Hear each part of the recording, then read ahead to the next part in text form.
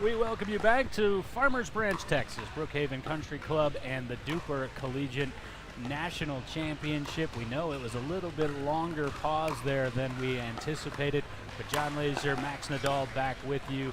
And to fill everyone in on what's happening, I mentioned this is all a part of the Propoplasty Pickleball World Championships. There is a huge festival. There is a competitive venue set up on the sprawling grounds here. And unfortunately, some of that is outside and uncovered, including the actual stadium court, which was housing the MLB playoffs. Well, wasn't in the forecast, Max, but it's been raining ever since about 3 a.m. this morning. Thought that may relent about 9. It unfortunately did not. That center court remains unplayable. MLP needed to shuffle some things around and move inside. They did that, took to what we had been coming to you as championship court. And let me tell you how impressed I am with our crew, headlined by Keaton Maynard. We moved our entire operation over. If the court you're looking at right now looks exactly like the court you were looking at when we left you, it is not. This is grandstand court as opposed to championship court. But man, I've never seen a production up and move, and we're going to get back on track here in just a couple of moments. That is actually the warm-up that you're watching of Utah State. The Aggies, we're going to have some Aggies on Aggies action here as we have moved into the round of 32. And when you host outdoor/indoor events, as anybody knows in that space, you got to be adaptable.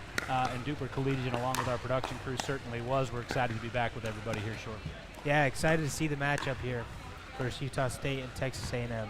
Well, and that's what we have on deck. We were going to have that is above this match in the schedule. The winner of the match we'll bring you would play the winner of that. Utah State, whom you'll see, defeated UMHB. Meanwhile, Texas A&M took out Southern Methodist University in the 4-13 matchup. Bottom end of that bracket, number 6 seeded Michigan will meet number 3 Clemson, and the University of Utah, the 7 seed, will take on Miami of Florida, the 2 seed. Samford, top seed, as we mentioned in the West. That's where we were coming to you before. Took out Arkansas in straight games. Drury, whom we live casted for you, will take on Samford. NC State and Miami of Ohio in the 5-4 matchup. The 11-seeded Iowa Hawkeyes, however, have sprung the surprise thus far of the day, and it was my fault. I gave kudos to the uniforms of Wisconsin. They were, in fact, the finest that I've seen, and unfortunately it was a short-lived appearance for the Badgers. In an all-Big Ten matchup, the Hawkeyes take out the 6th seed, and they'll meet TCU.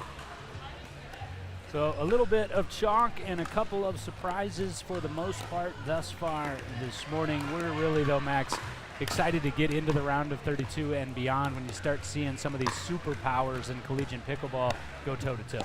Yeah, exactly. You start to see some of these matchups come together, like Utah State versus Texas A&M, both really talented teams. Utah State has played in a lot of these events. They've played in the last few college national championships. They play some of these super regionals, and they have a great record through some of those with great runs in deep tournaments. Texas A&M, they've been around as well. They have some strong players, but it's going to be I think they got some of their nerves out in their Olivia Phillips, Kristen Kopp, more than capable of making a run here today. And this is that rubber meets the road matchup right here, where waiting on deck more than likely the 1 seed, and this is when you really get tested to see if you got a run in you. Yeah, exactly. I think it gives you the game-like experience that you need, though, in this tournament. I think some of those early rounds you may not get the competition that you're going to see the rest of the tournament, but coming into the round of 32, I think these are going to be tough matches, getting you prepared. If you're going to go far, you're going to have to start winning these ones. And I think Utah State, they have some experience on their side. Olivia Phillips, her sister Allie Phillips, who's a pro player, they train together often in Utah. They also play some pro tournaments together and have seen some good results. So Olivia Phillips has some experience in some of these big tournaments, and we'll see if she's able to use that in the match today. Well, and speaking of the pros adding to the intensity in this environment today and the excitement level, the pros have moved inside as well. MLP action is just about to start over on our championship court as well. I just wandered past our old friend Judith Castillo. She and the Las Vegas team are about to be in action against DC. So again, the action doesn't stop at the Propoplasty Pickleball World Championships. It just adapts, and that's what we've done over to our grandstand court. We're going to take a couple of minute timeout as warm-ups conclude for Texas A&M and Utah State. Aggies and Aggies for a trip to the round of 16. Much more pickleball coming your way very, very shortly.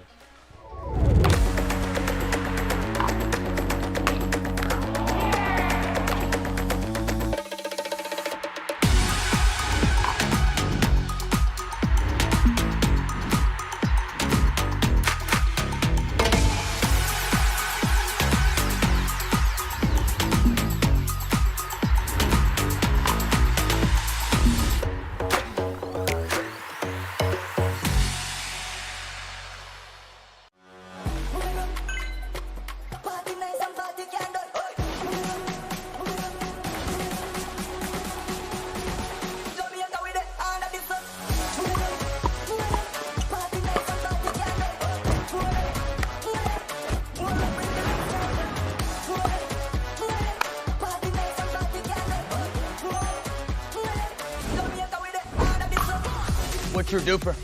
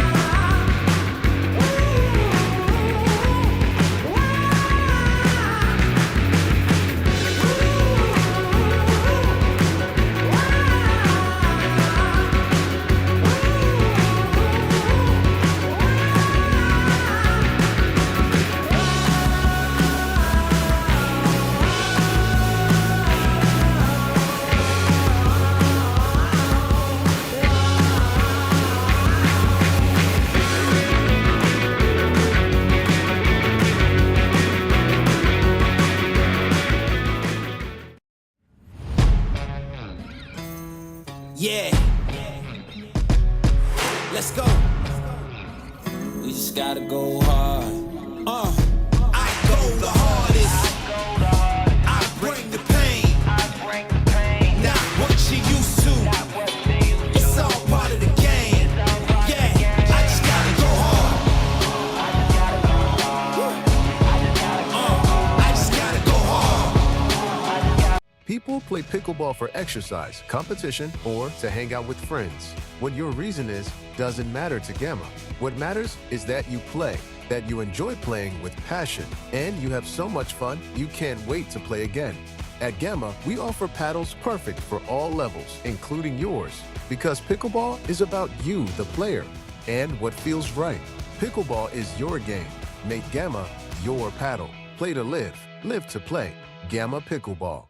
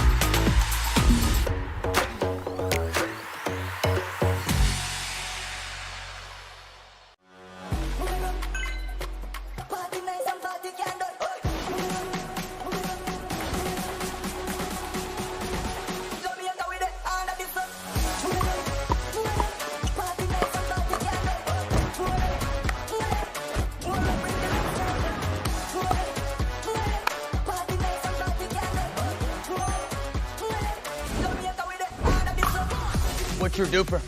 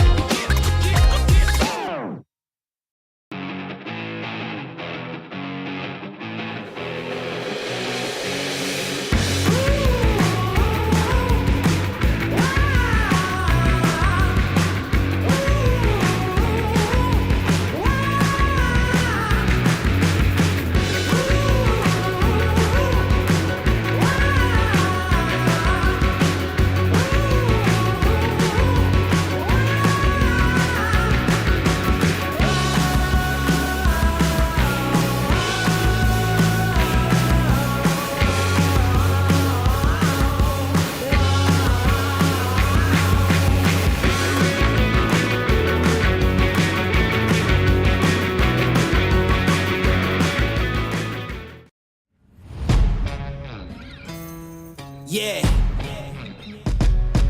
Let's go. We just gotta go hard. I go the hardest. I bring the pain. Not what you used to. It's all part of the game. Yeah, I just gotta go hard. I just gotta go hard. People play pickleball for exercise, competition, or to hang out with friends. What your reason is doesn't matter to Gamma. What matters is that you play, that you enjoy playing with passion, and you have so much fun you can't wait to play again. At Gamma, we offer paddles perfect for all levels, including yours, because pickleball is about you, the player, and what feels right. Pickleball is your game. Make Gamma your paddle. Play to live, live to play. Gamma Pickleball.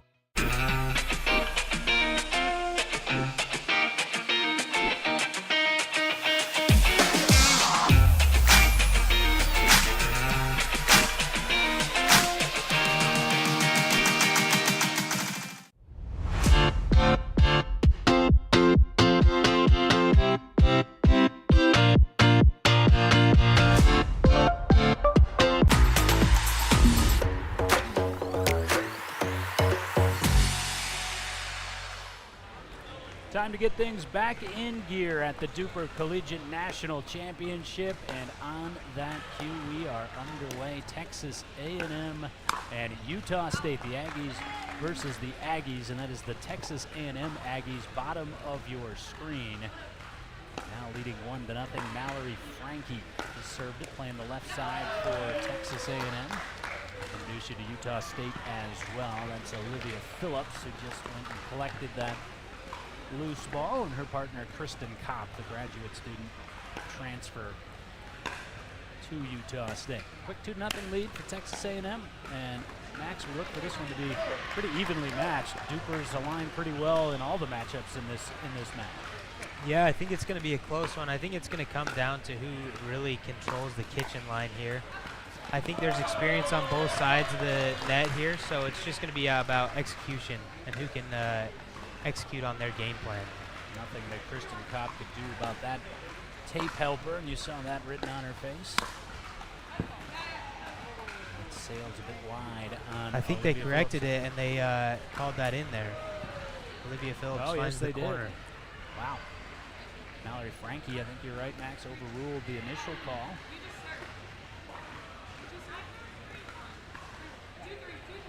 Now, a little bit of confusion over what the score is. Should be 2-3, and you saw the hand signals there from Anna Ferris.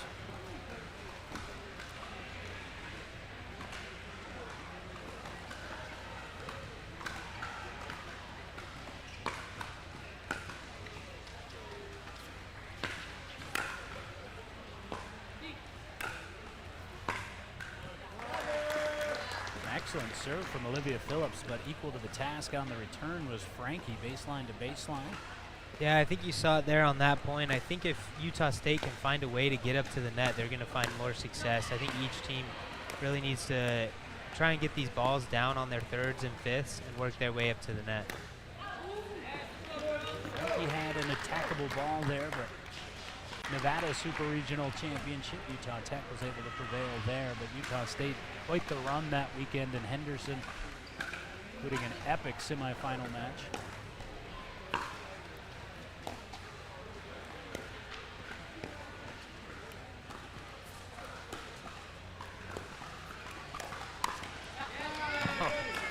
Right into the wheelhouse for Very Phillips. strong finish from Olivia Phillips there. I think that will be the key for Utah State, is being able to control that kitchen line. I think if once they all are at the kitchen line, I think Utah State has an advantage, but they got to be able to make those thirds and fifths to get there, which we haven't quite seen yet, so it's been pretty tight. Everything we've seen thus far this morning has been fairly tight. If you were with us earlier, you saw Drury advance over Wisconsin Whitewater. Shortly they'll be taking on Sanford.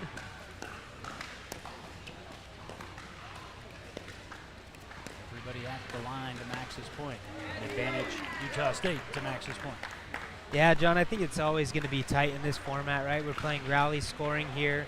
It's hard to really get a lot of momentum on the scoreboard just because every point counts as a point. So you got to really be on your game, and you can't let easy mistakes go. But Utah State there with Texas A&M with a missed return, giving Utah State the advantage of 9-5 here. That was a subtly excellent shot from Ferris there. You saw him get Kopp on the run.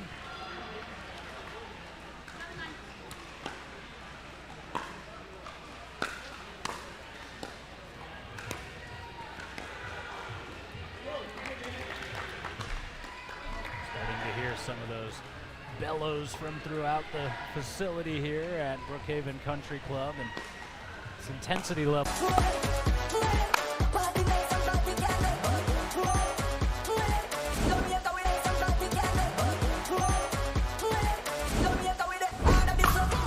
What's your DUPR?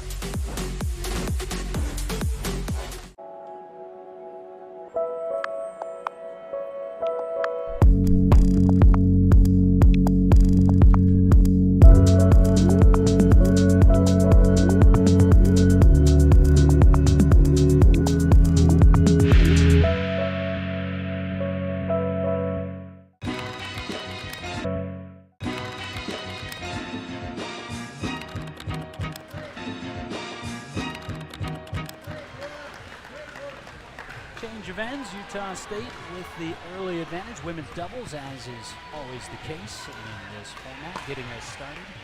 Grabbed a couple of points there as you were looking at the sights of Pickleball Boulevard. Just to give you an idea, Max and I are seated, what would you say, Max, about 20 feet off of Pickleball Boulevard, just outside of the indoor portion of this venue. We are, yeah. I think the excitement is starting to funnel in here. And see, I'm a child of the 90s. You are not, Max, but you know, East-West back then was quite the thing. And when you're from the Midwest like I am, you had to pick a side. I chose Yeah. West, so despite the fact that I reside in Virginia, it's good to see the West victory. There last you night. go. Yeah, they had a clean sweep, 4-0 sweep last night. Yeah, I was talking to Ryan Morneau, and again, it was made up of DUPR All-Americans last night, and what a collection of players that is. I was talking to Ryan Morneau from JMU. He said, yeah, you know, we lost 22-20, but it was awesome getting to play at that level. Just 4 players of that pedigree. And we'll see Monroe and the JMU Dukes here in just a little while. They're the match on deck against Virginia Tech, Hokies and Dukes. Big rivalry out my way. That's an exciting team to watch. They usually bring some energy. They usually have some of their students and other players from their club on the sidelines getting them hyped up, and so they're pretty fun to watch. 16-11, Utah State had the advantage at the end change, hold the advantage. Texas A&M trying to hold in there. Tell you, the men's match, I think, really gonna swing this. It'll be a must-have to victory for Texas A&M, in my opinion. I think so. I think Olivia Phillips is a strong mixed player. I think she plays the mixed game so well. She's experienced there. Timeout on the court, but we will keep it with you and again catch you up on where we are as part of the Lapiplasty Pickleball World Championship being contested here all along Pickleball Chip Court. You came away quite impressed. Yeah, I was impressed watching them warm up. They have 4 just very talented players. I think sometimes in this college pickleball, as it's still new, you have some of the weak links in some of these teams, but FAU really solid all the way around. I think they're going to be one of the teams to beat here today. I think by any measure, FAU one of the favorites, along with Utah Tech, Utah Valley, University of Virginia, Sanford, certainly in that conversation. Yeah, and I think you always got to include UNC, North Carolina. They've had some great runs in the past. They won the first national championship in 2022 and had a finals appearance in 2023. So you got to keep an eye out for those guys as well. North Carolina still strong despite the departure of Colin Schick. It was a fun moment at the Virginia Super Regional at Pickleball Virginia Beach. Colin Schick was there to play it go.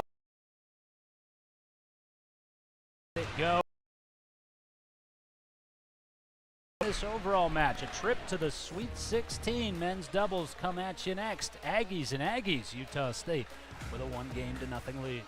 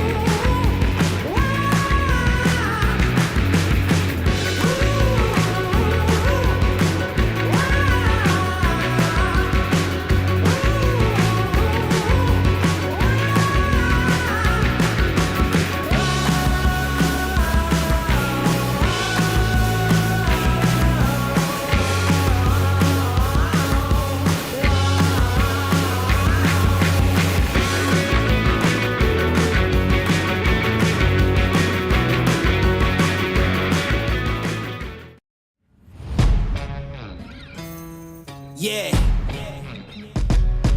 Let's go. We just gotta go hard. I go the hardest. I bring the pain. Not what you used to.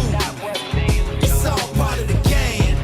Yeah, I just gotta go hard. I just gotta go hard. People play pickleball for exercise, competition, or to hang out with friends. What your reason is doesn't matter to Gamma.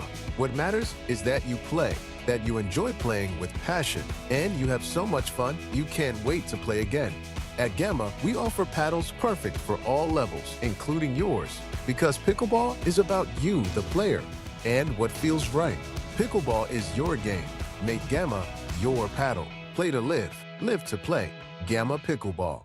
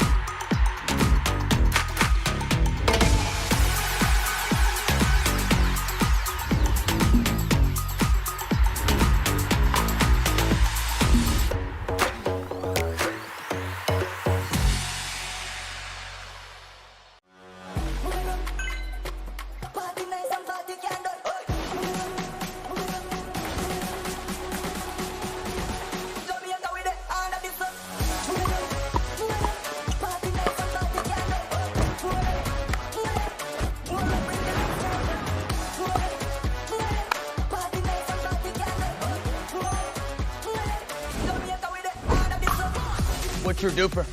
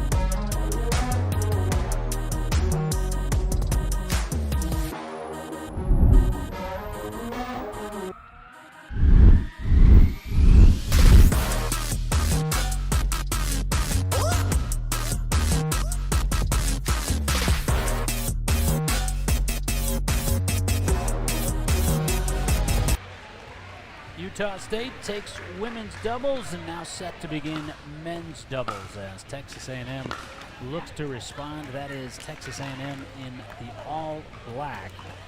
Introducing their pair, Blake Goodman was the first to serve there, playing the right side. His partner, Phil Rotz. Meanwhile, on the bottom of your screen for Utah State, that was Parker Egley, short on the drop. Gavin Fowler, his partner, playing the right. 1-1 is actually our score. Got to feel comfortable with Utah State's got to be in a good position here, feeling good after being up 1-0 coming out of women's doubles. I think the men can try and play loose here and stay aggressive.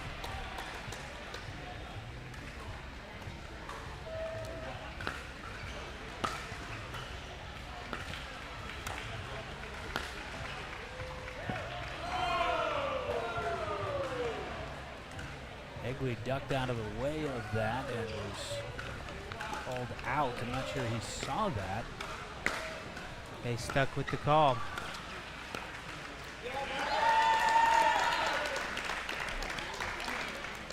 Again, here is Phil Krotz off the serve. Texas A&M with the advantage.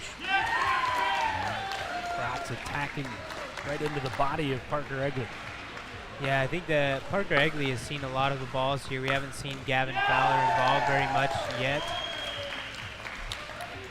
Well, the old adage is, of course, keep doing it until they show you they can stop it. Yep. However, Krotz deviated, got the pop-up, and then missed it. I Caught it with the change-up, but didn't work out.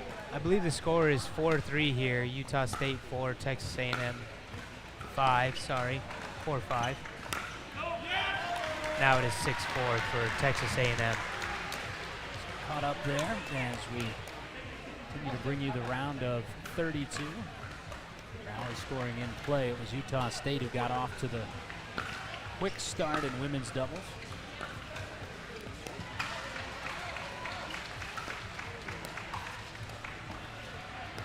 Gavin Fowler has a very strong two-hand backhand dink going cross court here. I think they're going to look to stay away from that and try to keep it over to Egley's backhand. It's been Egley who's been a little timid thus far, and that's not usually his game, Max. Yeah, I think at the start you're trying to get a feel for the players. We've talked about nerves so far today, and I think there's still nerves coming into this first game of his men's doubles in this match here, and I think he's starting to see those nerves, and I think he can overcome those as this match goes on, but they're still looking to attack him. That was an interesting maneuver there by Blake Goodman. He kind of double cocked that forehand and it threw Egley off.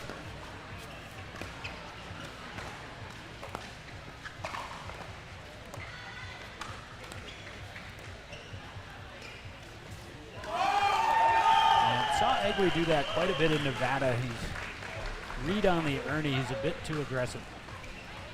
Yeah, I think he just needs to allow himself to stay in some of these points right now and get himself into rhythm. And once he finds that rhythm, then you can really start getting into the game here and making something happen. But until then, you just got to allow yourself to get into this match. Loose on that flip shot, and because of it, Texas A&M widens the lead.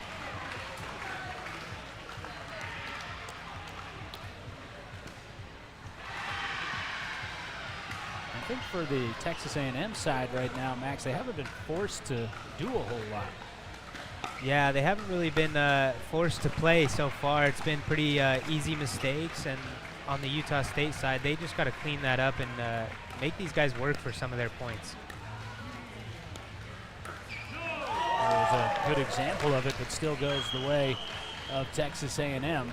And that will lead to the change of sides. So Texas A&M trying to level the ledger after Utah State took women's doubles.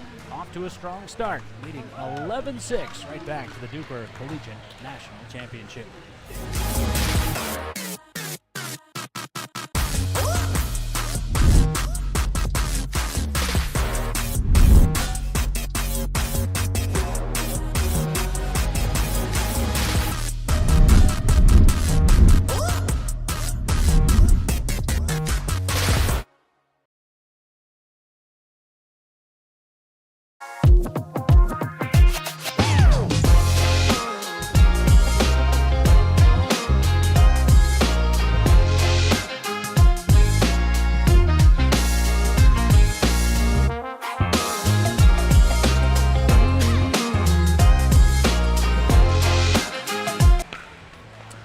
Party continues here inside at Brookhaven Country Club. We got the tunes cranking, MLP's about to get going a few feet from here, and we are already well into our bracket.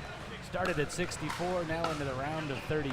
Texas A&M and Utah State going at it. Men's doubles at the Texas A&M squad holding a 12-7 lead, and Utah State in that changeover trying to get Parker Egley going on the left side. I think so. I think they're just looking to clean up some of the easy mistakes, and I know that Texas A&M has a little bit of a lead here, but I think that's come from just simple, easy mistakes. So if Utah State's able to clean that up, I think they can tighten up this match here and create a little bit of scoreboard pressure.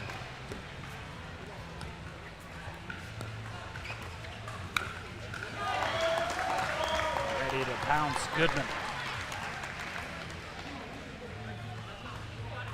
You've seen the backhand flick really develop all throughout college pickleball. People watch Ben Johns and some of these pros and how they've really developed that backhand flick, and some of these college players are beginning to emulate that and bring that a part of their game. And so you see high-level backhand flicks here.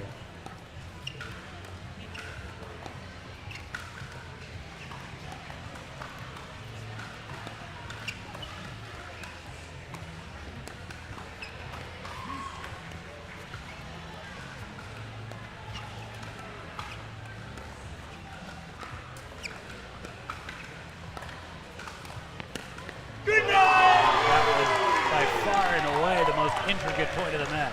Yeah, great point. I think Utah State did a great job in that point of moving the ball around, but eventually it just comes down to Texas A&M making a great play around the net there. Blake Goodman showcasing that right side ability and had the read on the ATP.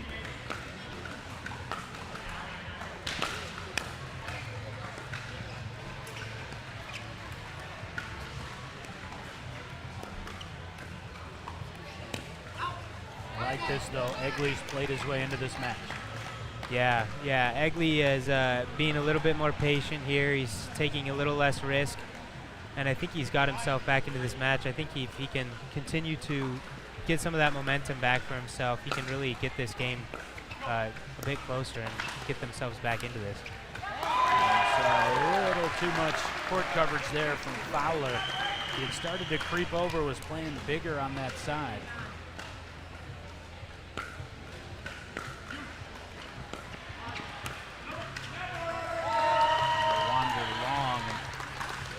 To seeing this from Parker Egley.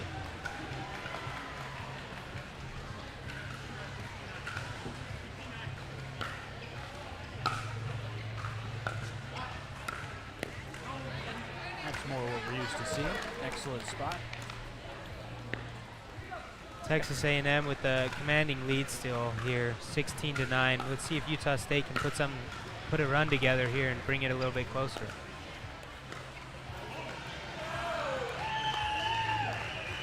Again, Kratz, he's a sensational player. He really hasn't had to do a whole lot thus far in this game. Yeah, he's been solid though. He's played the right balls. He's made great decisions, and so I think that's led to some of the errors, is that they know that there's not errors coming from them.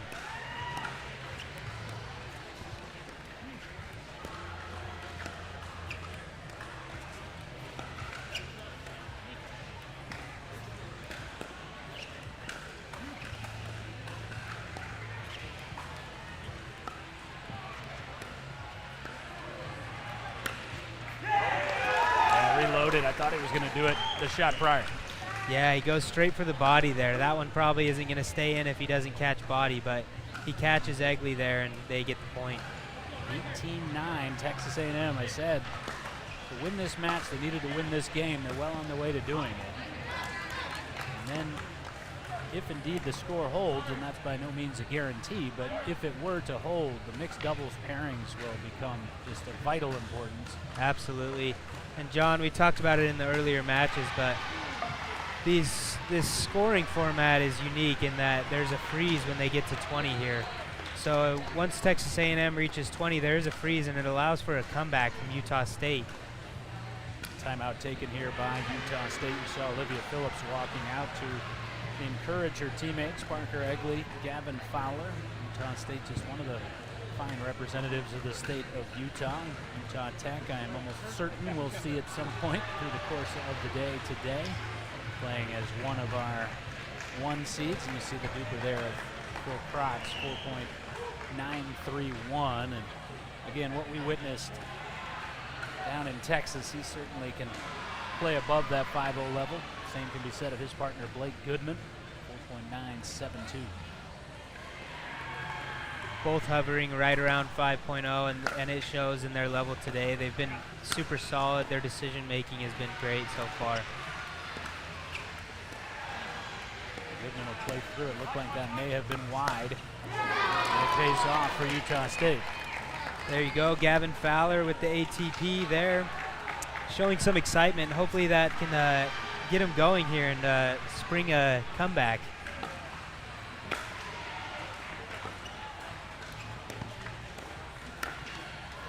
And again, gets it high up into the body, a ball that would not have stayed in, but nonetheless, it's 19-11.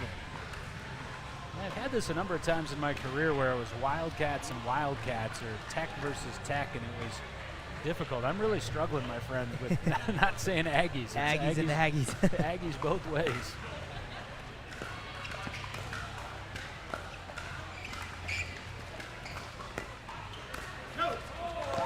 Bagley again is having some difficulty harnessing that backhand.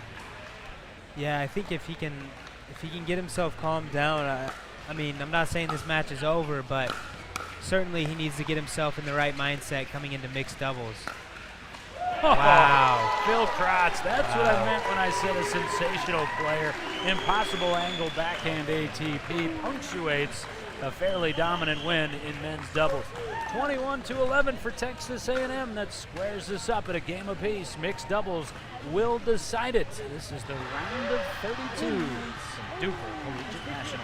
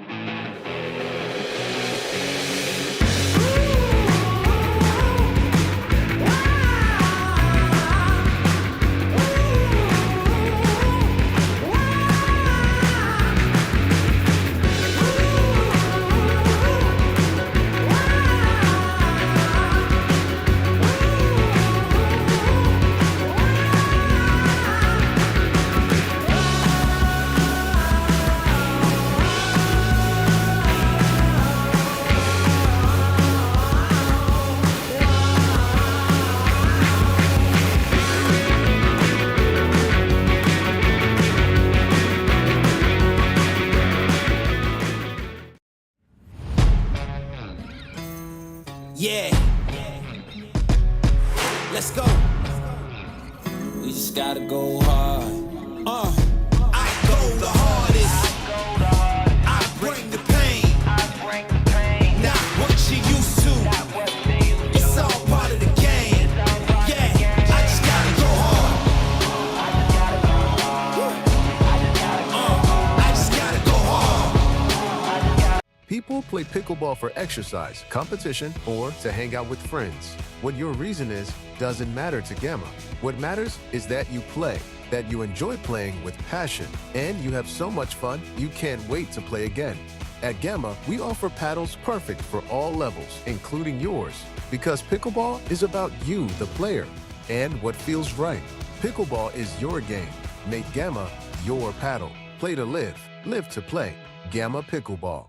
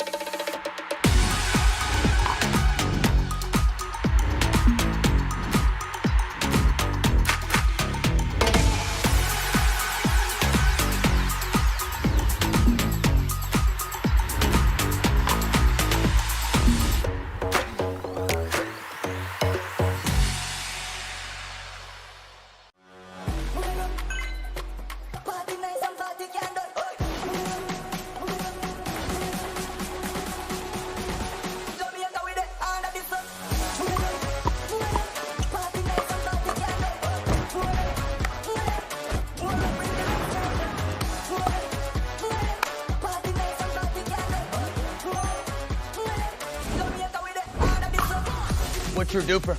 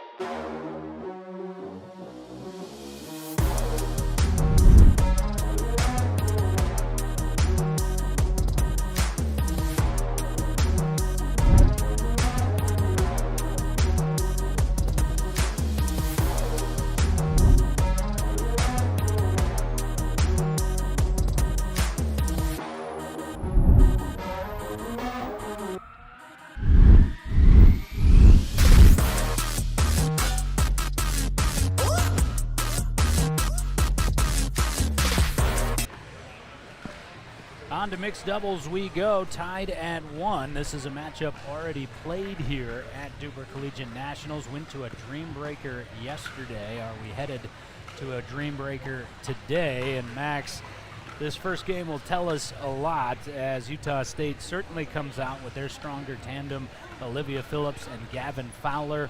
And in my estimation, likewise, just because Phil Krotz can be such a dominant force on the other side for Texas A&M.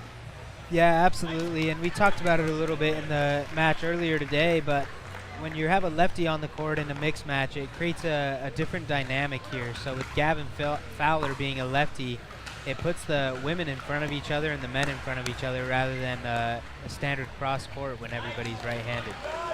Quick start for Texas A&M, and see Krotz there on the left in the 6.0. Black shirt, his partner Mallory Frankie. She does move from left to right. She plays left for women's and right with Phil for mixed. Meanwhile, Phillips stays on the same side. Great attack from Mallory there, really putting pressure right into Gavin Fowler's body.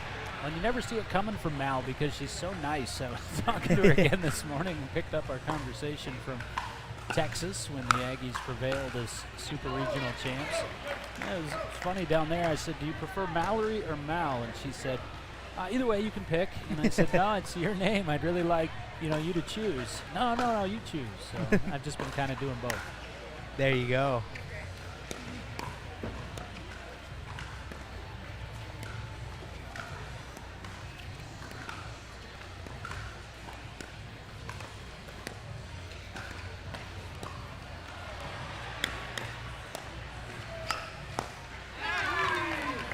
Excellent defense on the block from Olivia Phillips gives Fowler the opportunity.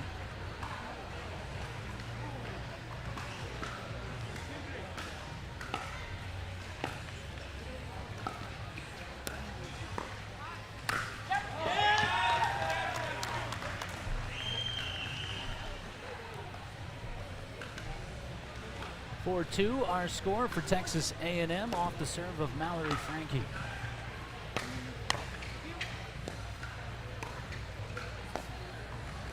Quick feet of Krotz.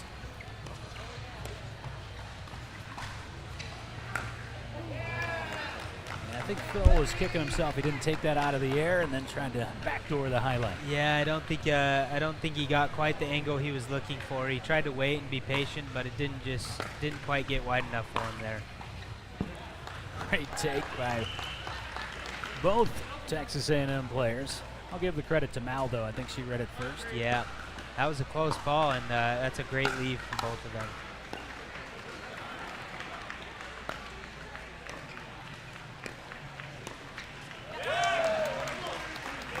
Subtle shots, those subtle points, and Frankie doing an exceptional job of them thus far early going mixed doubles game 1.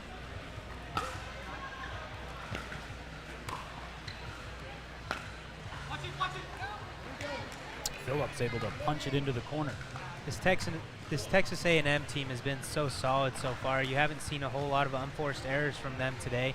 You really saw it in men's doubles. They didn't really make any unforced errors, and Utah State was trying to do a little bit too much, and they had quite a few unforced errors in that match. Brock set himself up with that beautiful flick and then severe angle on the put away. Yeah, he had a great lean into the kitchen there.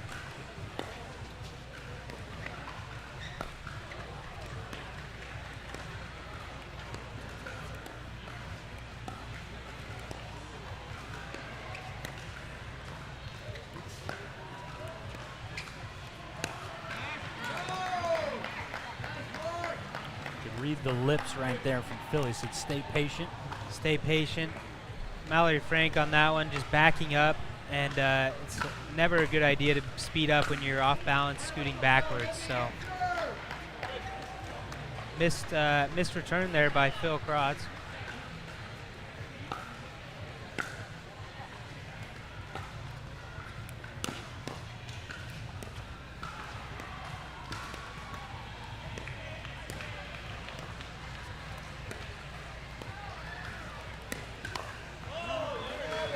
He picked the right time for the speed up, but more importantly, the right location. Yeah.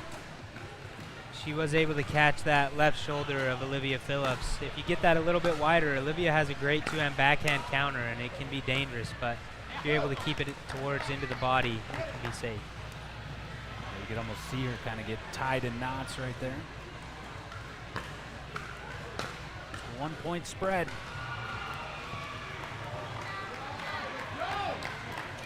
Took the eye off the ball there. Frankie looking at the paddle. Good carpenter never blames their tools. Yeah.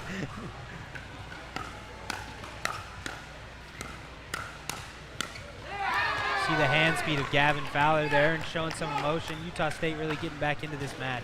I like to see that from Gavin Fowler, showing some emotion.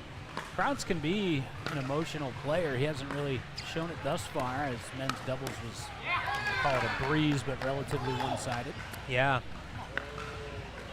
You see the momentum has really shifted, and that's what's unique about this rally scoring is the momentum can shift multiple times throughout the match, just back and forth, and Utah State certainly has that momentum at the moment.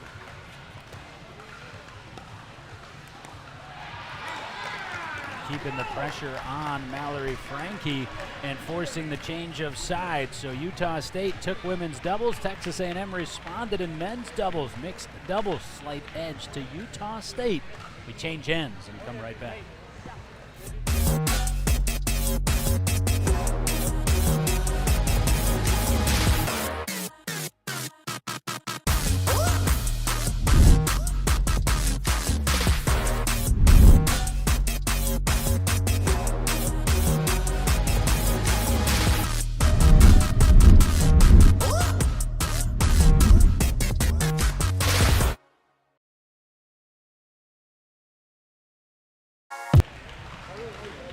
Back at Championship Court inside the Brookhaven Country Club, reimagined for this more than week-long celebration of pickleball that is the Lapiplasty Pickleball World Championship, DUPR Collegiate National Championship. Getting the festivities started, will go from 64 teams to 4 by night's end tonight. And by early afternoon tomorrow, we will have a national champion to join the ranks of North Carolina and Virginia, the last two national champions. John Laser, Max Nadal will be with you for all that progression. This is the round of 32, and Utah State had that slight edge when they changed ends. Now reclaim that three-point advantage. Yeah, well, we'll see if Utah State can keep that momentum going, or if Texas A&M has an answer for the momentum at the moment, but certainly it's looking like Utah State has all the momentum. They have all the emotion with them as well. They are getting each other pumped up, and you see the body language from Texas A&M is lacking at the moment. Utah State doing a really good job of pinching the court to the right side, Max. Yeah, it certainly helps, and Gavin Fowler is really has a strong court presence. He's standing close to that middle line, creating a lot of pressure for Mallory, who just doesn't quite know where to go at the moment. You can see kind of straight ahead into peril with Phillips standing right in front of her and then being forced to involve Fowler. This time Fowler comes up short on the drop. Texas A&M needs that door and needs to find a way to widen the court, get Krotz more involved. Don't have to here, a couple freebies. A little late on that forehand there and just puts it a little bit long.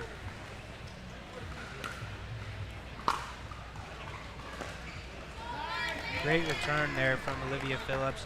She puts it deep back into the court. And the second mixed doubles game will be Kristen Kopp and Parker Egley against Goodman and Anna Ferris. I mentioned for Egley, trying to take something out of the tail end of that men's doubles game probably didn't happen, as that one ended 21-11. It's going to be interesting to see where he is in that mixed doubles matchup. Yeah, I think hopefully he was able to compose himself off the court a little bit and comes back strong in mixed doubles and is able to clean up some of those unforced errors that he had in men's doubles. 16-12 for Utah State.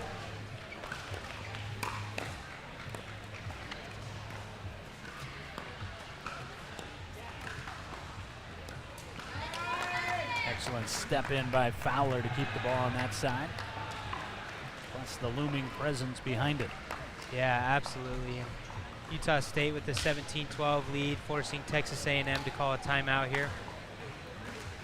Utah State forces that timeout from Texas A&M, and we remind you that DUPR Collegiate Pickleball, powered by Yola. You see there, top middle of your screen, all the phenomenal partners that have allowed for the expansion of collegiate pickleball. We are located just off the Osaka tent. They've been with us every stop of the tour.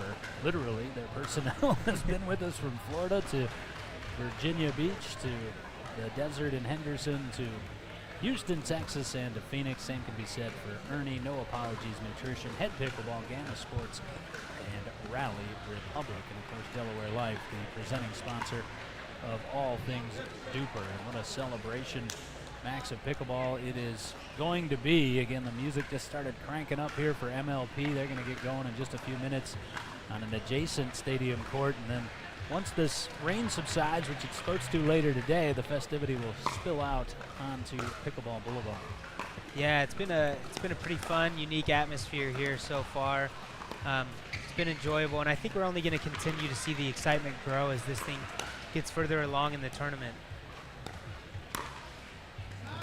A little tape help, and see Frankie frustrated by that, and also by Texas A&M standing here in this game down 18-12. Yeah, we saw the use of the timeout, but Utah State comes out firing right after the timeout and is able to keep that momentum with them.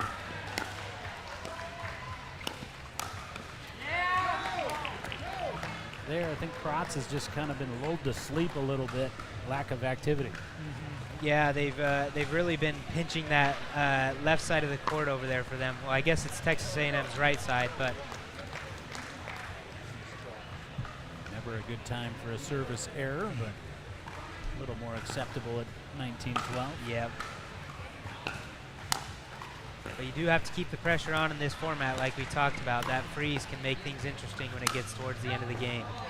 Can't have easy mistakes like that from Gavin Fowler on that one. And Fowler, you can see, giving all the clear-cut indicators that the paddle slipped in his hand. Yeah.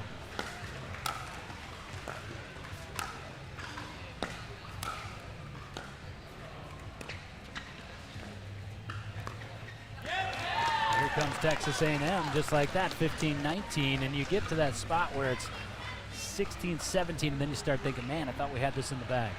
Yeah, if Texas A&M can continue this run here, I think they create a little bit of scoreboard pressure. You get in the heads of Gavin Fowler and Olivia Phillips. They have to think about that scoreboard, and you might see some mistakes coming from them.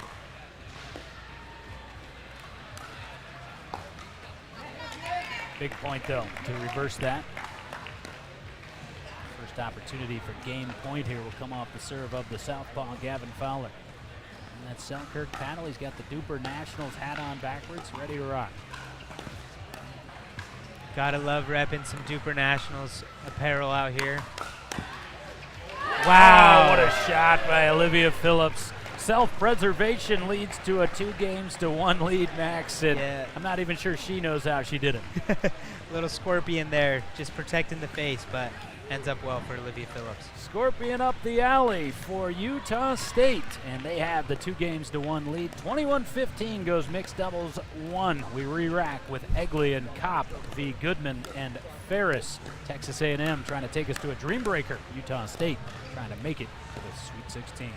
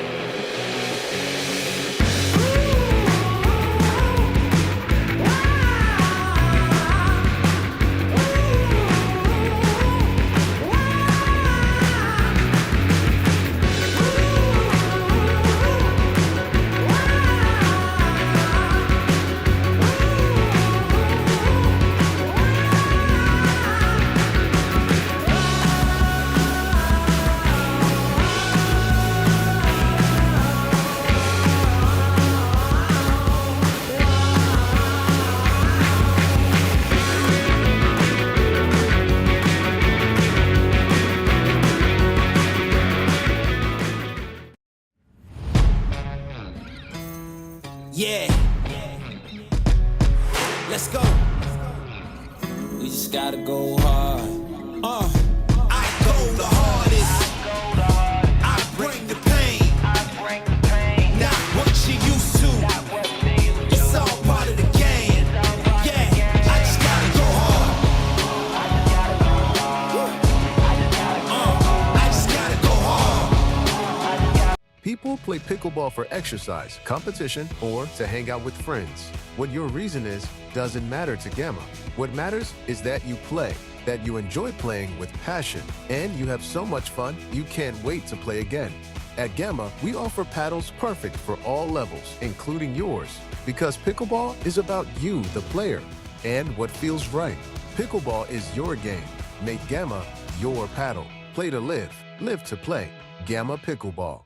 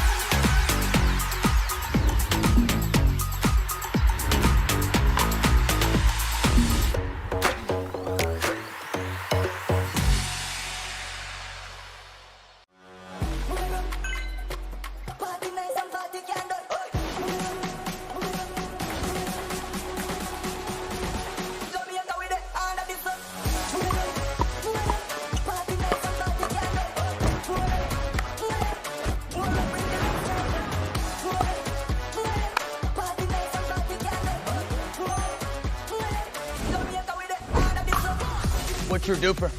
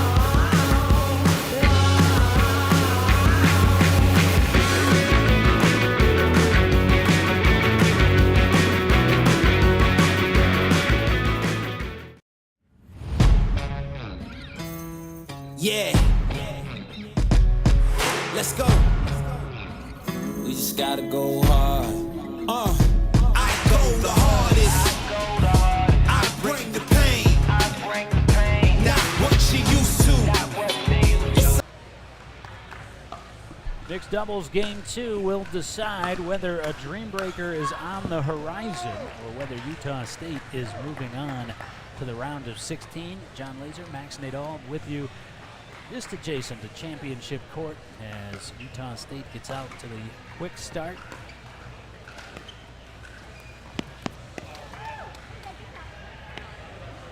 See Parker Egley right there in the pink Skechers and the backwards white hat.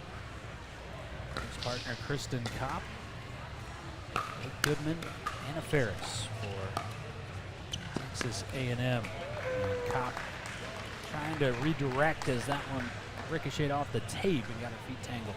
2 net cords in a row for Kopp to try and deal with on that side coming across court.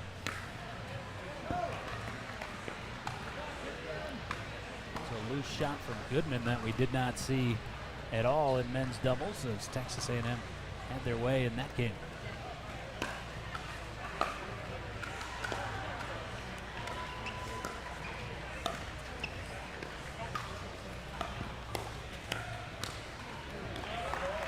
Excellent step in by Blake Goodman.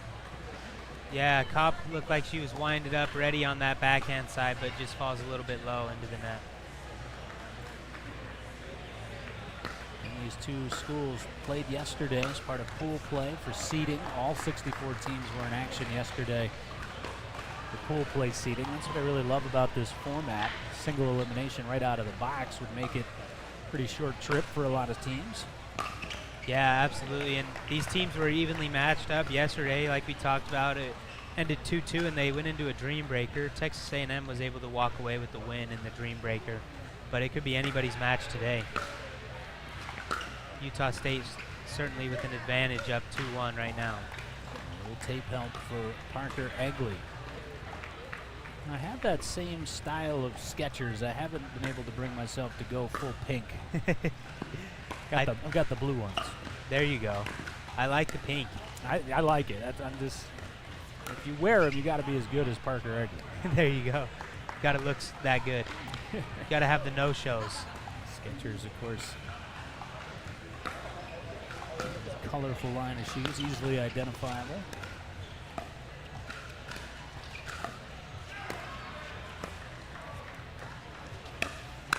Oh, what a shot what by a Kristen counter Kopp. there. Tight coil. She shows some emotion there. Hopefully she can get this energy going for the Utah State side of things. They're tied 5-5 at the moment. Blake Goodman trying to fire up his teammate Anna Ferris.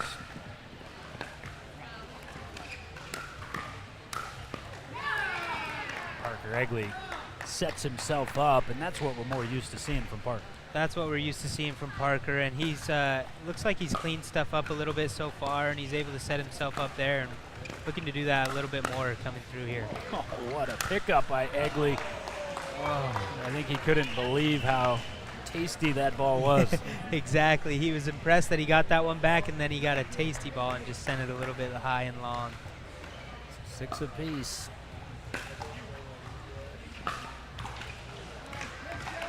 Ferris couldn't believe that didn't creep over. Right at the top of the tape there.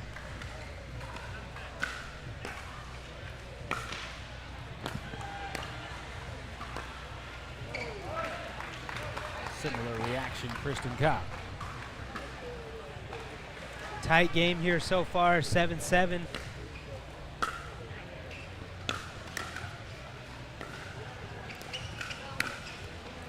Goodman makes that shot 99 out of 100 times. Yep, he practices it there after you see, but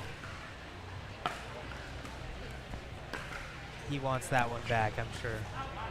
Oh, Egley nearly got caught poaching. Just goes a little bit wide there. Saved by an inch. I was about to comment earlier that Egley really aggressively playing to the middle. It'd be interesting to see if Ferris tried to catch him.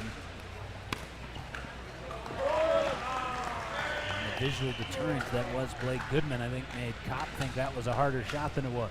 Yeah, and I think she was second guessing if that ball was in or not. It was very close. Looked like it could have caught the line there. Goodman, good disguise there on that drive.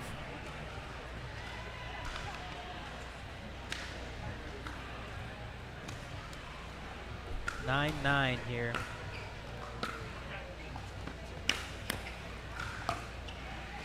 Oh, Egley's had a couple of phenomenal defensive plays. Yeah, he looked like he was going to be a little bit late to that one, but he's able to catch it and keep it in there on the right side of that court.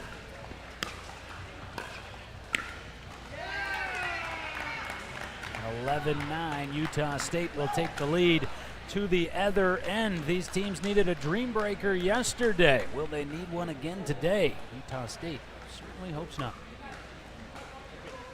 Part of the game. Yeah, I just gotta go hard.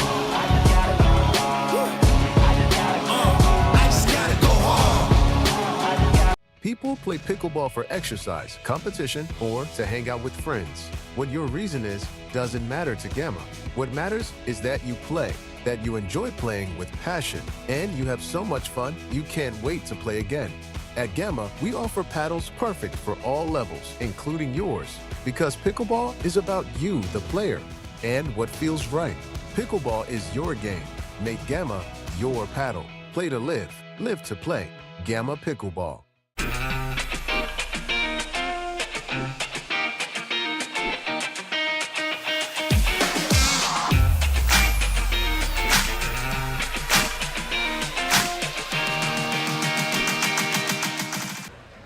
John Laser, Max Nadald with you courtside of our championship court inside Brookhaven Country Club, host site of not only the DUPR Collegiate National Championship, but the Lapiplasty Pickleball World Championship. Major League Pickleball also in action within this facility. We're in the round of 32, and Utah State plays just like that from Parker Egley, trying to punch their ticket to the Sweet 16.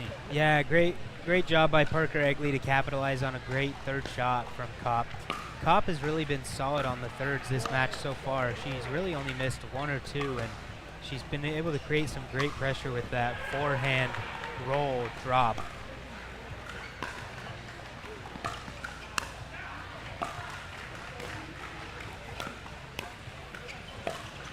And the same concept into the transition zone for Ferris. Utah State opens a 13-9 lead. And we've got a clear picture now of the bottom side of our round of 32. Kopp sold out trying to keep that point alive and couldn't. Looks like it's 11-13 here. Texas A&M trying to get back into this game. And we'll get a fresh pickleball. Blake Goodman deemed that one's service is no longer necessary. Coming up here on championship court, bottom half of the bracket, we'll have another 4-5 matchup, as this one is. Virginia Tech, James Madison University, Hokies, Dukes. Going to be an exciting match there. Mentioned the prowess of the state of Utah and all their talent. Virginia certainly has plenty here as well, along with the Virginia Cavaliers. A chance to look at Ryan Morneau, one of the top men's players in the country.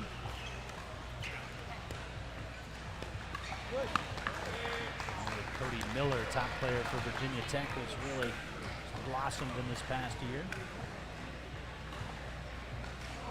But first, we determine the outcome here. Utah State with the 2 games to 1 edge, and a slight edge here in the second mixed game.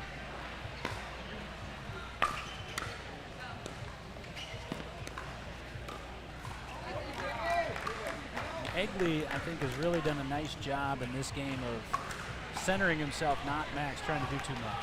Yeah, absolutely. And I think Kristen's really been so solid on the dinking and the dropping. You see another unbelievable third shot drop there by Kristen Kopp. And and Parker Egley's done a great job of just allowing her to play her game, keeping her in the dinking battles, and she's really been able to be successful in dinking and dropping. And that roll drop puts you in such a predicament, but Ferris solves the riddle there. That one was inside, and that allowed her to come back cross court. The one before that, what are you going to do? You're either going to pop it up right into the wheelhouse for Egley, or you're going to net it like she did.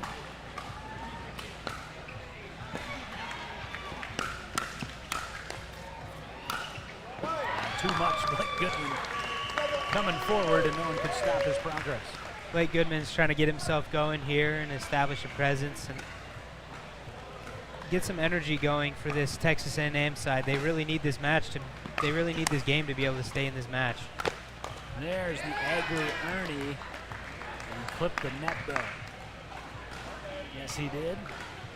Called it on himself. That's why Goodman gave him the thumbs up. Made the right read, but caught the net with his paddle. 1 point game. Just wide. Comp, I think, moments hesitation, but ultimately knew she felt it. A few mistakes here from Utah State allows Texas A&M back into this 16-all.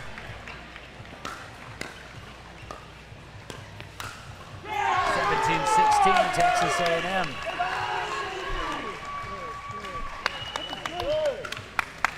Goodman really making his presence known the last few points here. Utah State takes a timeout. Timeout on the court. We'll keep it here. And again, we're looking ahead to James Madison and Virginia Tech. That will also be a round of 32 matchup elsewhere in the bracket at the moment. All these matches are currently being contested on courts throughout this expansive facility. Florida Atlantic University has actually already defeated Texas Arlington. Florida Atlantic, who did not drop a game in winning the Florida Super Regional, has not dropped a game thus far this weekend either. They will play the winner of this match. Utah State, Texas A&M, bottom side of that region. The North region, Michigan and Clemson, 6-3 matchup. University of Utah and Miami of Florida. Utah the 7-2, and here come the Texas A&M Aggies, and their cheering section finally awakens. Yeah, Texas A&M really has the momentum right now. They're on a 4-point run, and they take the lead 18-16. Let's see if Utah State's able to shut this down somehow. The serve was good. Kopp sent the return wide. 19-16. A bit of a steamroller here until then. Haven't seen a whole lot of in-game drama thus far in this match. Yeah, there's really been, the momentum has kind of been shifting back and forth here. Utah State seemed to have it for a long time, but Texas A&M gets it back. Texas A&M has game points, and should they secure it, a dream breaker awaits. What I meant by that, really not blowouts in the games, but not the tension of a 19-19 or a 19-18. That's what Utah State's hoping for. Now will not get it as Texas A&M splits mixed doubles to take us to a dream breaker. Deja vu all over again, as Yogi Berra said, and none of our viewers know who that is anymore as I age myself, but nonetheless, these two teams for the second time down here just outside of Dallas will need singles to decide it.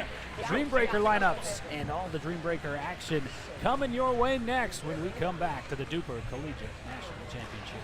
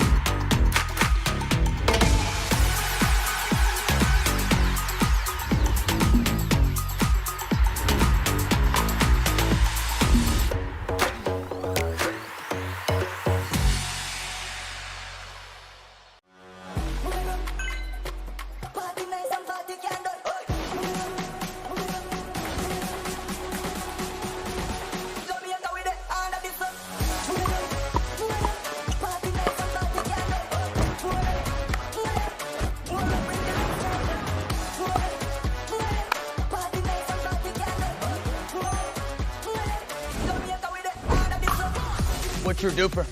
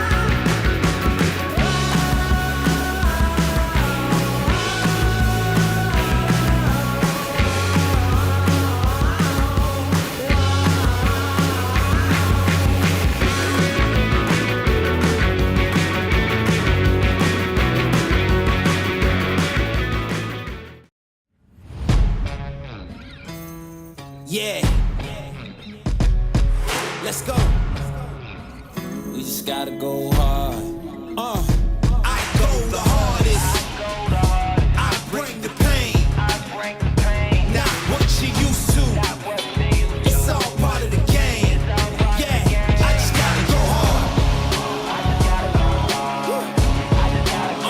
I just gotta go hard. People play pickleball for exercise, competition, or to hang out with friends. What your reason is doesn't matter to Gamma.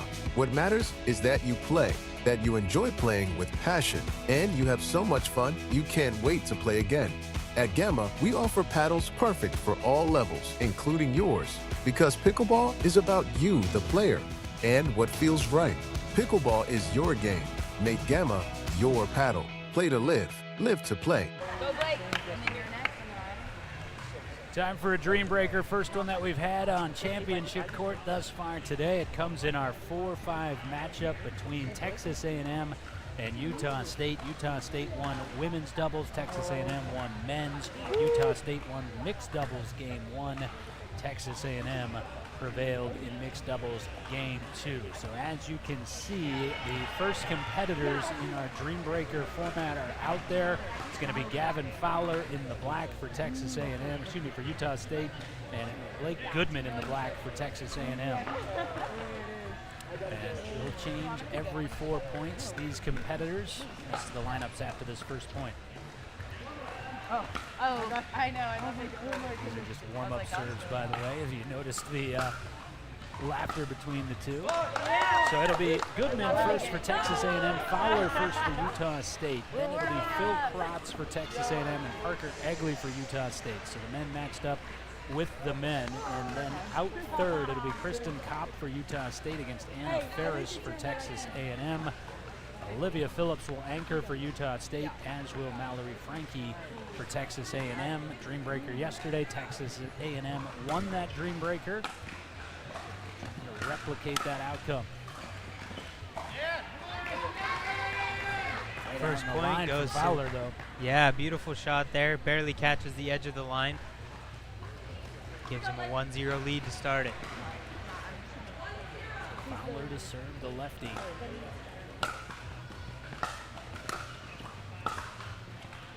Wow, what a beauty down the alley from Gavin.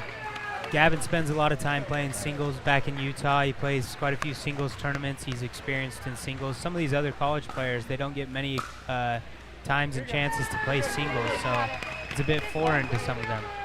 He's grabbed all three, has Fowler, and Utah State reacted to the lineups. Sent out potentially the trump card first, and he responds. Fowler hyping up Utah State, a quick 4-0 lead. Phil Krotz now will take on Parker Egley, and again, rally scoring. It goes this way and that so quickly, but even more so in a Dream Break. Yeah, it can be moving around so quickly. The score is 4-0 right now for Utah State. Now 5-0 for Utah State. Egley absolutely needs at least two here, you'd think. Sprays one a little wide there on the backhand side. And watch this Utah State team in a Dream Breaker against Utah Tech's second team. There really is no second team at Utah Tech. Still one of the best in the country. Utah State was able to win it 22-20.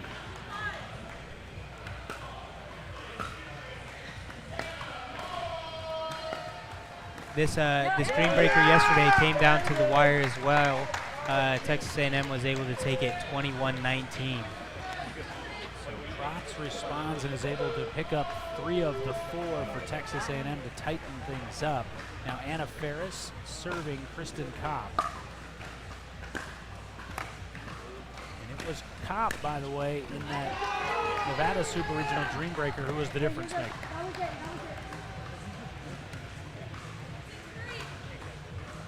The most seasoned of the Utah State Aggies.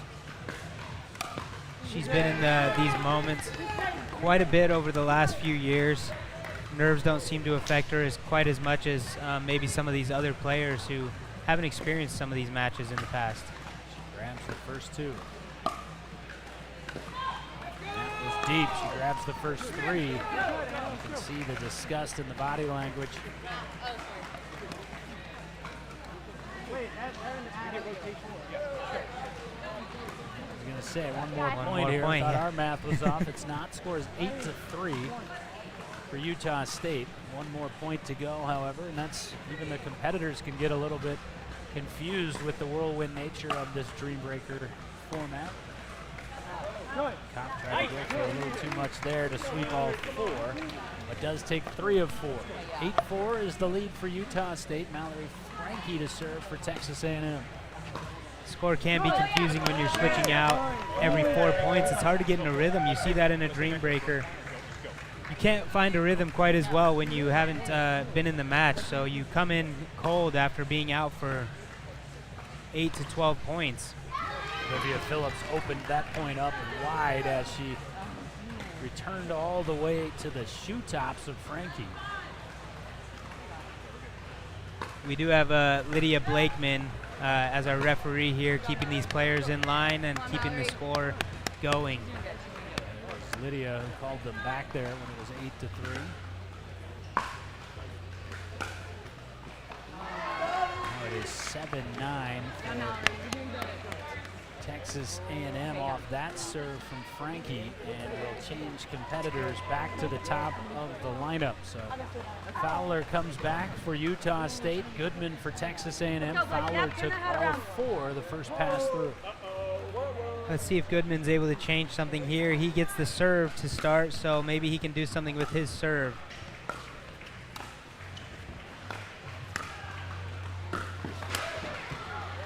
Fowler at Goodman on the run, and off camera Goodman slipped. You can hear him crash into one of the barricades across from us, and that's why Fowler was checking on him. Fowler was able to move him around the court there and keep him on the run.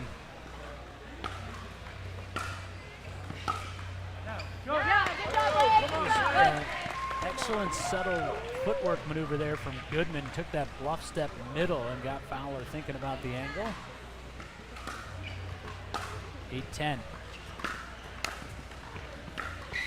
Shot by Goodman in the reaction to Matt.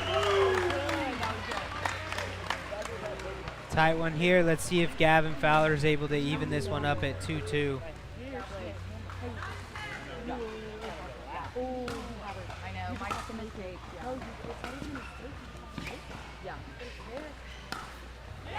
Goodman was so good until right there. He had a wide berth. Threw it in at Fowler, and Fowler able to break even there, which is somewhat miraculous with how many solid shots Goodman hit. Yeah, great anticipation there by Gavin Fowler to move line and block off that passing shot.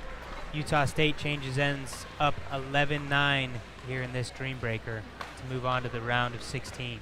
Bill Krotz in the black top of the screen for the Texas A&M Aggies. Parker Egley, Utah State, back to you. Have the serve. Trailing 9-11. Lydia Blakeman gets them situated.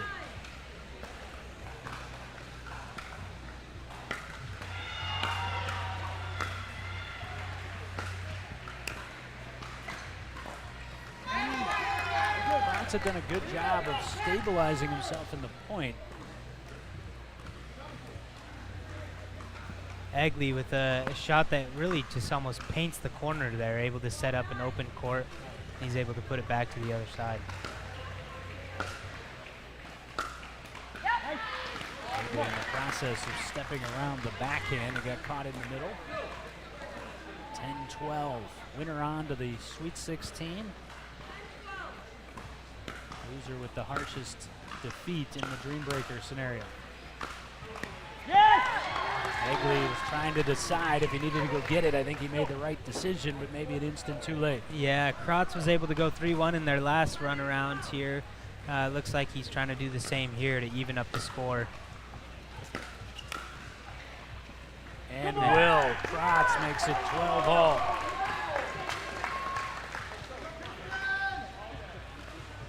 Kristen Kopp for Utah State. Anna Ferris for Texas A&M. Ferris to serve.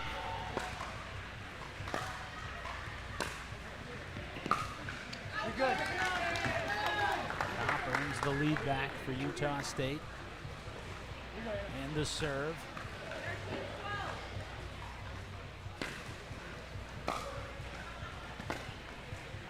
Good. Nice. Excellent return from Ferris. You see the emotion on both teams. They're just standing as they wait, and patiently and nervously waiting for their turn to come in. It's hard to come in after being out for a few points. You're out of rhythm, and the nerves are starting to get to you on the sides as this comes to a close. It's really ride or die to see who will make it through to the Sweet 16. Well, there's a big difference between playing in a dream breaker in pool play, round robin play, and one that has your season on the line. And Cobb able to earn 3 of 4 to give Utah State the 2-point lead back. Olivia Phillips comes in to serve 15-13. Oh, what a shot by Olivia Phillips. As they did in doubles, the women for Utah State have had the advantage here in singles as well. Yankee gets one back.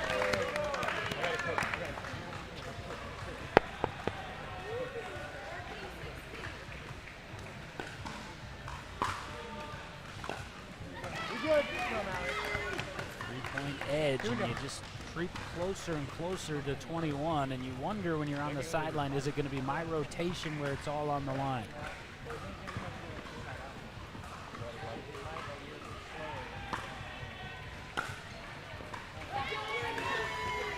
It just might be for Utah State and Gavin Fowler, as Olivia Phillips makes it a 4-point deficit for Texas A&M, make it 5. 18-14 here, Utah State. Gavin Fowler comes in to try and close this out with the 4-0. Phenomenal Gets the shot first. from Gavin Fowler. Everyone, and most specifically Blake Goodman, thought he was going to rip that the other way.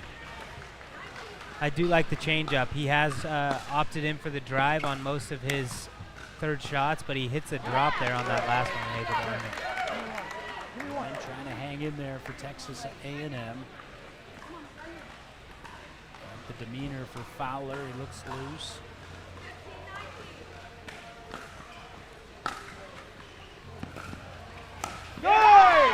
Tremendous shot from Goodman. Can't roll. 16-19, just trying to push it to his teammate Kratz, which he will have successfully done.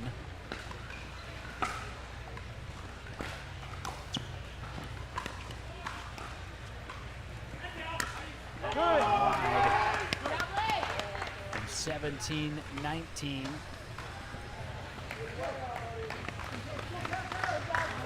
Goodman does his job, keeps the game alive for Kratz to come back in here. Hopefully he can get him back into this match.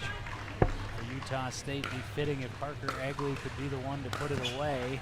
On my watch, says Phil Kratz. A little tape help there, bounces it over to the paddle.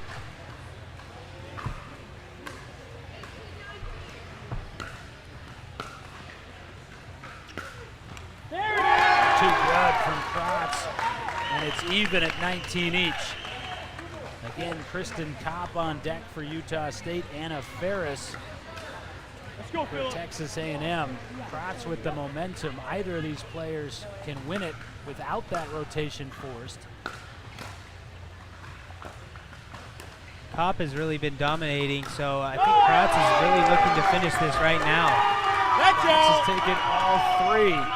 And it is match point at 20-19. Egley trying to gather himself.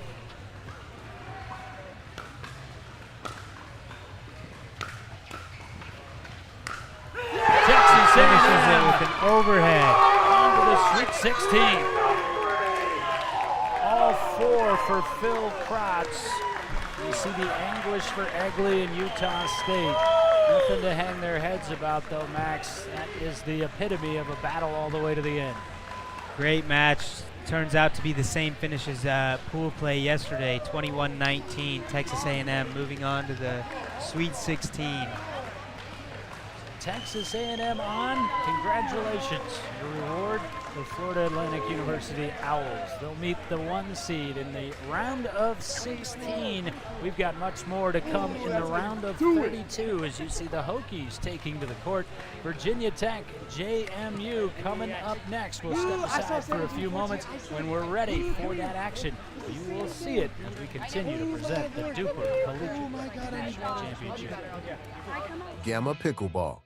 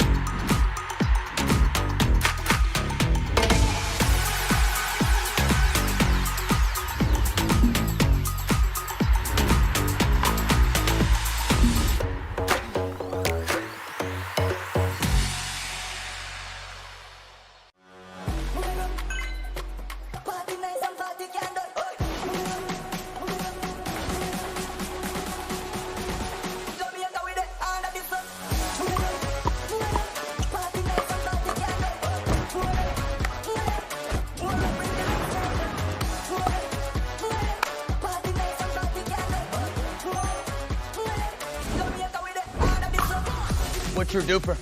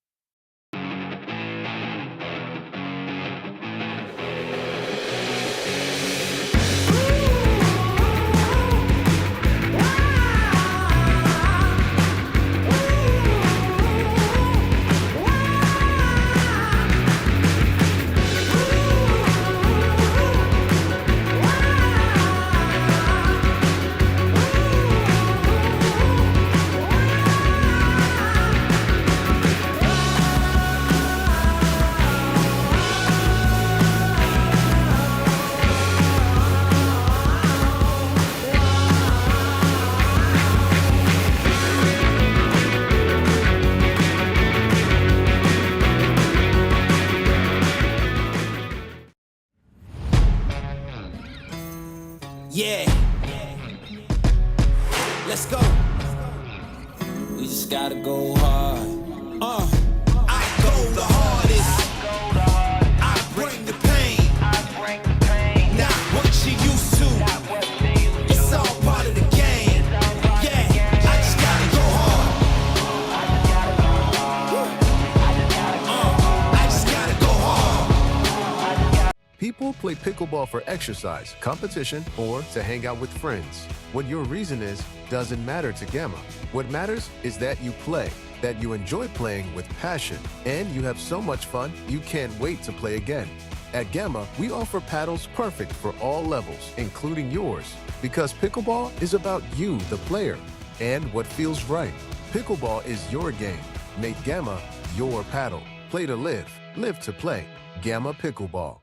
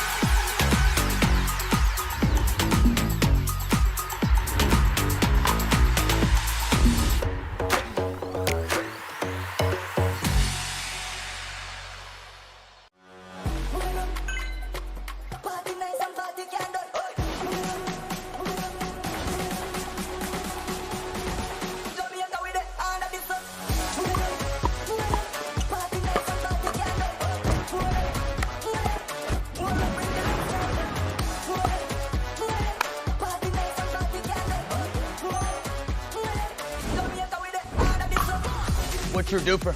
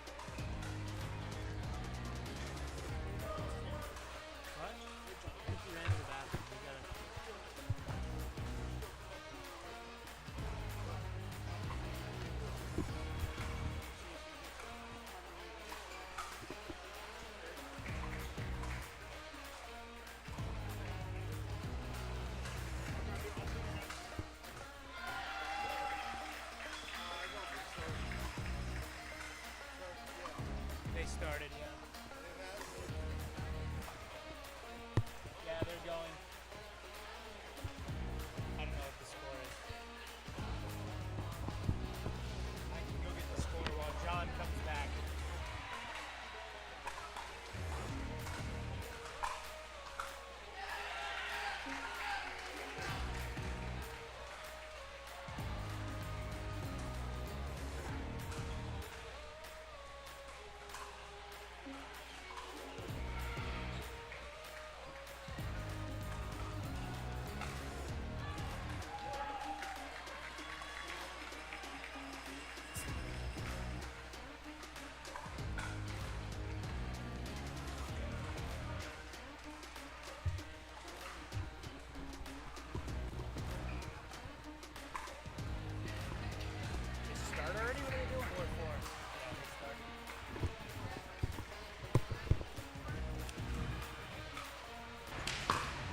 Action hot and heavy at the DUPR Collegiate National Championship. JMU and Virginia Tech already in progress in the round of 32. And you can see the score 5-4 for Virginia Tech.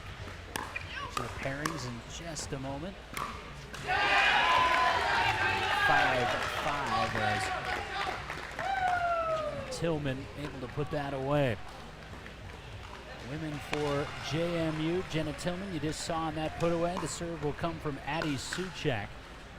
Meanwhile, on the other side, Milium Gaze and Heather Murphy.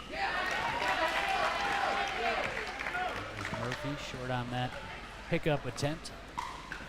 Get the schedule going a bit after a few weather-related bumps this morning. So these two teams in a hurry to get started. I was walking behind Ryan Morneau, who's the men's double star JMU team outside, and figured if he wasn't here yet, we hadn't started, but that's not the case. No Ryan, no problem, I guess. JMU is a exciting team to watch. They usually have quite a few fans traveling with them, and excitement that goes along with their team. They get excited for each other, they cheer loud, and they bring some energy to the court. And JMU definitely has a strong contingent. The team playing in the challenger bracket, and then quite a few parents and fans in tow from Harrisonburg, Virginia.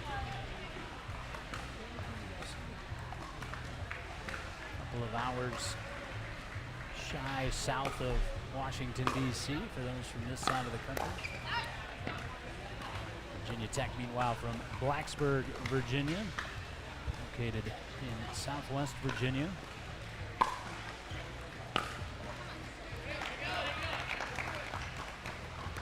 JMU pulls back within 8-9. This is a rematch of the championship match of the Performance College Cup that we actually hosted at our facility in Richmond. Of course, these two teams both hailing from the state of Virginia. That was settled in a dream breaker. Looks like the score is 11-8 for Virginia Tech. They get to 11 first and create the side change. Create the side change at 11-8 indeed. And I mentioned that went to a dream breaker. Virginia Tech won the women's match in that matchup. JMU then won men's. I've mentioned Ryan Morneau, his partner Carter Work should have the advantage here as well. And then split mixed to that dream breaker scenario. Morneau's mixed team was able to prevail, and you can see that's Ryan Morneau right there, a DUPR Collegiate All-American, competed last night in that East-West showcase. He is the president of this JMU pickleball club, but also by far the best player and leader of this group. Yeah, one of the best players in all of college pickleball, and he's really showing his leadership right now, right? He's talking through strategy with his team, trying to get them ready to go and get back into this game. They're down 3 at the side change, but in rally scoring, that's really never too far off. Now this JMU team actually is producing a documentary of their trip here to DUPR Collegiate Nationals, and I think that's going to be a fun look for people from the outside of college pickleball. Of course, Max, you had the inside view for quite some time as to what it's like to compete and be a part of one of these teams. Looking forward to that content. That's more what Ryan Morneau had in mind. Jenna Tillman.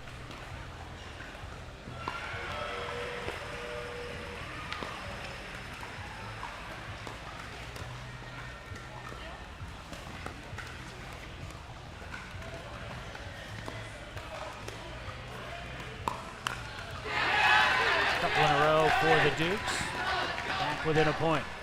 Certainly this match is important for both teams with these women, but I think really for Virginia Tech it's almost a must-win when you have Ryan, who's going to come in this next game, who has such a strong presence on the court. I think this is such an important game for these Virginia Tech women's team. Yeah, I think that is absolutely the way you'd look at it. Of course, on the other side for Virginia Tech, you've got Cody Miller and Evan Bernstein. That's a capable tandem, but as you mentioned, Morneau, one of the better players in the country, and actually has graduated himself to some pro-level events and some open division Moneyball type scenarios regionally.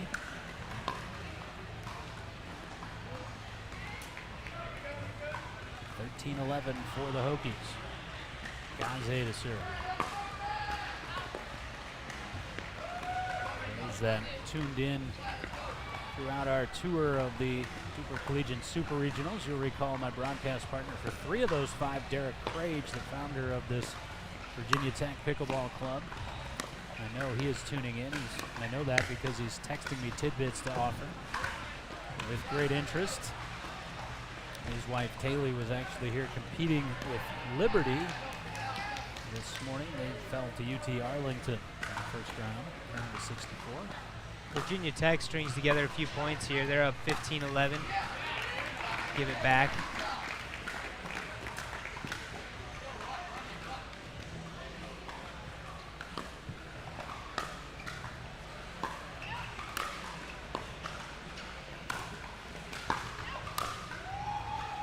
JMU, Max, really not able to move off that baseline whatsoever. We haven't seen a whole lot of dinking patterns or finesse in this game thus far.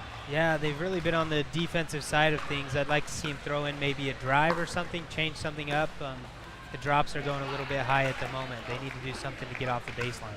Feels like Virginia Tech's been in control of this game, but there's the beauty and the curse of rally scoring, still just the 3-point margin.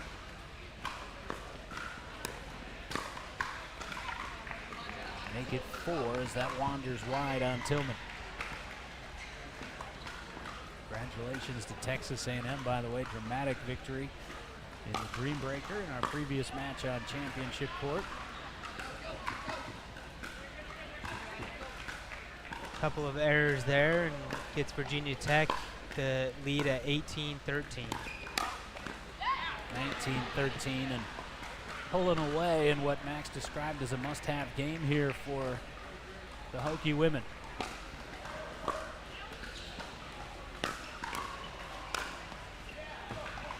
Murphy probably could have let that go wide, but 99.9%. That's never quite as fun, John. That's never quite as fun. No, it is not, particularly with the big lead. Game point, 20-13.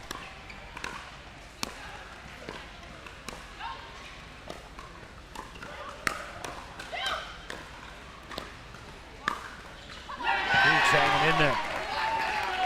See Gaze smiling. She had an opportunity to end that point. Shot she wanted to do a little more with. Absolutely. She leaves it a little bit high, giving them a chance to return that. And now the freeze is on. This is really a chance for JMU to put together some points and try to initiate a comeback here.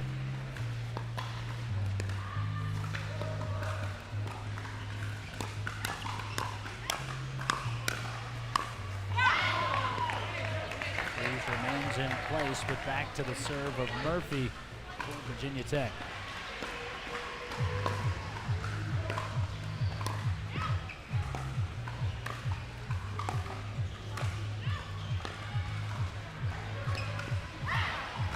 And off the tape will do it as Virginia Tech claims women's doubles. 21-14 is the final. Morneau and Work quickly to the court. They've got work to do to try to even us up. Round of 32, Hokies the one-game edge.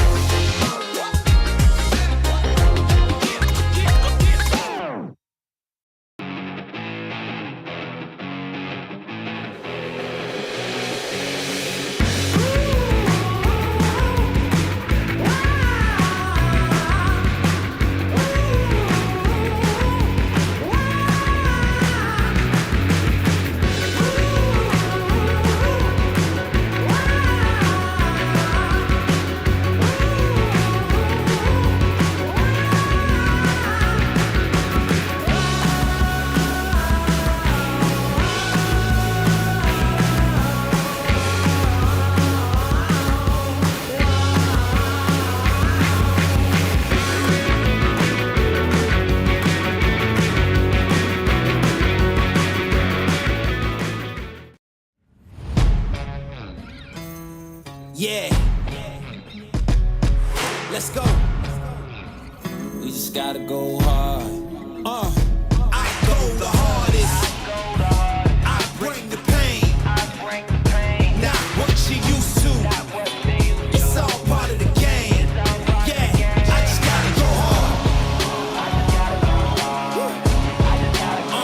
I just gotta go hard. People play pickleball for exercise, competition, or to hang out with friends. What your reason is doesn't matter to Gamma. What matters is that you play, that you enjoy playing with passion, and you have so much fun you can't wait to play again. At Gamma, we offer paddles perfect for all levels, including yours, because pickleball is about you, the player, and what feels right. Pickleball is your game. Make Gamma your paddle. Play to live, live to play. Gamma Pickleball.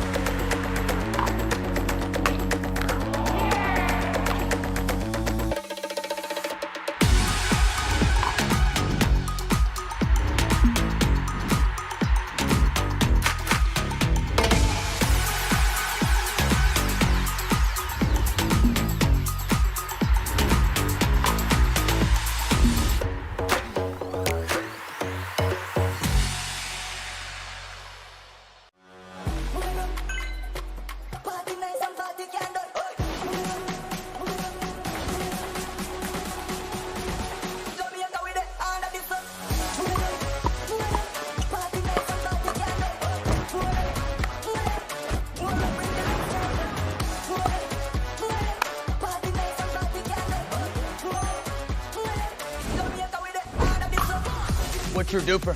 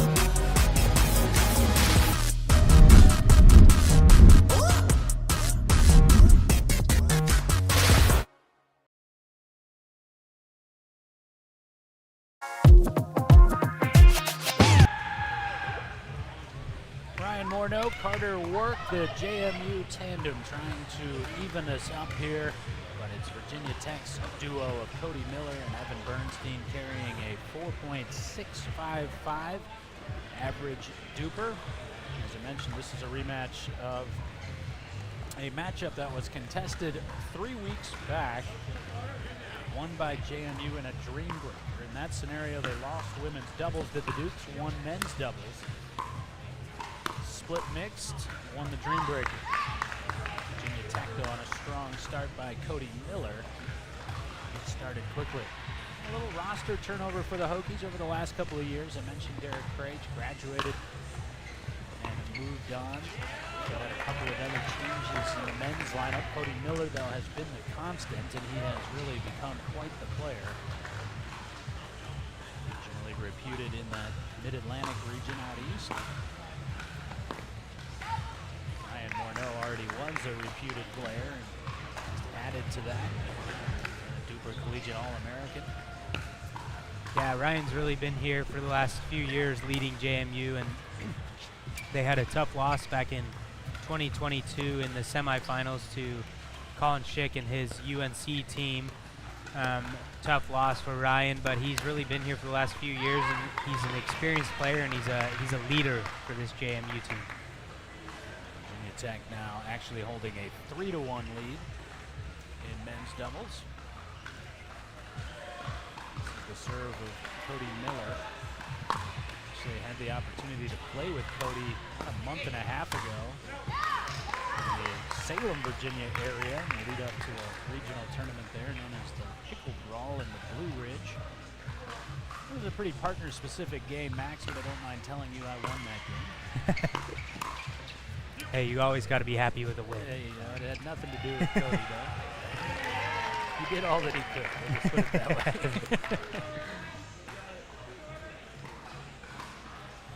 He's a fun guy, definitely good-spirited, capable of dishing it out, taking it as well. I'd love to see a little bit more of that in this college pickleball. I think as we get down to it a little bit further into the tournament, there might be some talking going back and forth. I know when I was playing, I might have been the instigator in that, but I was always trying to get these guys talking and the chatter going back and forth between the teams. I heard that about you. That shot from Morneau, you could see that he was starting to get a bit frustrated prior to that point. That's generally when he tries to start taking over. Work got away with one there, and JMU needed it to 3-5. You'll see a lot of self-talk from Morneau. You'll also see a lot of talk between he and work. He essentially is kind of orating the entire match while he's out there. You see the positioning there with Morneau all the way over to the middle of the court. Sometimes it works out for him. Sometimes it does his partner a disservice. He doesn't know if he's taking that ball or leaving that ball, and he's just not quite ready for that next ball. Score is 6-3 for Virginia Tech. 7-3 for the Hokies. Some early emotion from Ryan here. He seems a bit flustered and frustrated. I think he gets himself into a lot of spots where the margin for error is so thin, because I think he recognizes that JMU is not a team that's going to sweep opponents of this caliber. He's got to win for them to win. Absolutely, yeah, and I think he tries to take over some of these matches and make something happen. Sometimes it'd be nice to have him look for some patience and let his partner go to work as well, like he does there. Yeah, absolutely. We saw Carter Work play really well in the Virginia Super Regional. JMU made a good run in that tournament as well.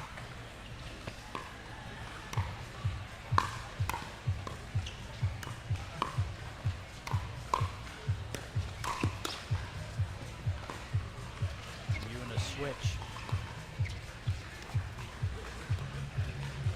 Morneau somehow switches him back. You see some emotion there from the JMU side. Their whole crowd base is up on their feet, clapping, getting them going, bringing the energy to the court right now. You'll see quite a few switches. Rarely will you see a team able to switch back mid-point and win that point. A little more conventional here as Tech maintains the lead. Cody Miller has a strong presence at the kitchen line. He's able to lean in there with that backhand and produce a pretty nice roll off that backhand side. Yeah, he's definitely out in front of his feet player. There's no doubt about that. 8-6 for the Hokies.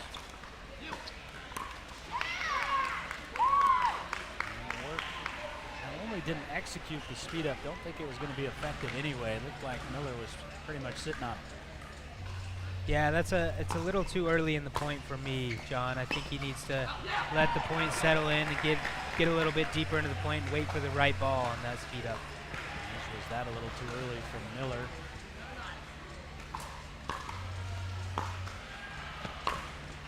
And back from Morneau. So trading some unforced errors here in the last 3 points.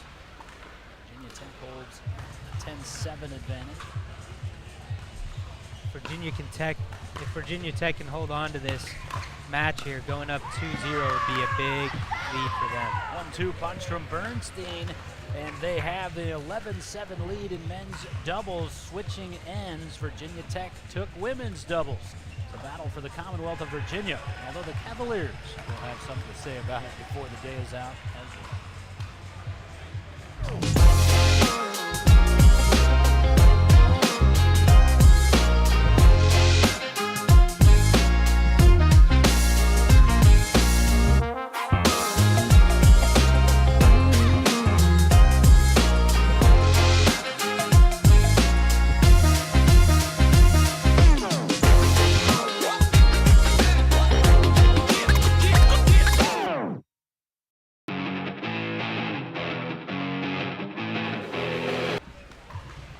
Some of the sights and sounds from the Lapoplasty Pickleball World Championship here all across Pickleball Boulevard inside Brookhaven Country Club, Farmers Branch, Texas, and all the way down here in the great state of Texas.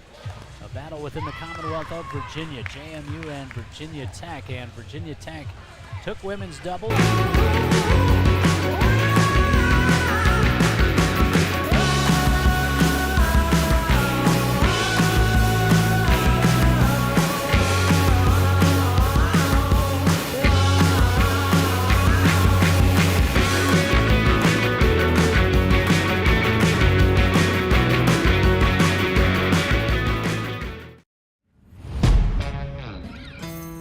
Yeah,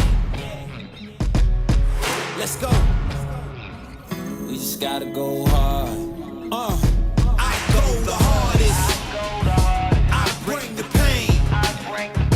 Not what you used to. It's all part of the game. Yeah, I just gotta go hard. I just gotta go hard. People play pickleball for exercise, competition, or to hang out with friends. What your reason is doesn't matter to Gamma. What matters is that you play, that you enjoy playing with passion, and you have so much fun you can't wait to play again. At Gamma, we offer paddles perfect for all levels, including yours, because pickleball is about you, the player, and what feels right. Pickleball is your game. Make Gamma your paddle. Play to live, live to play. Gamma Pickleball.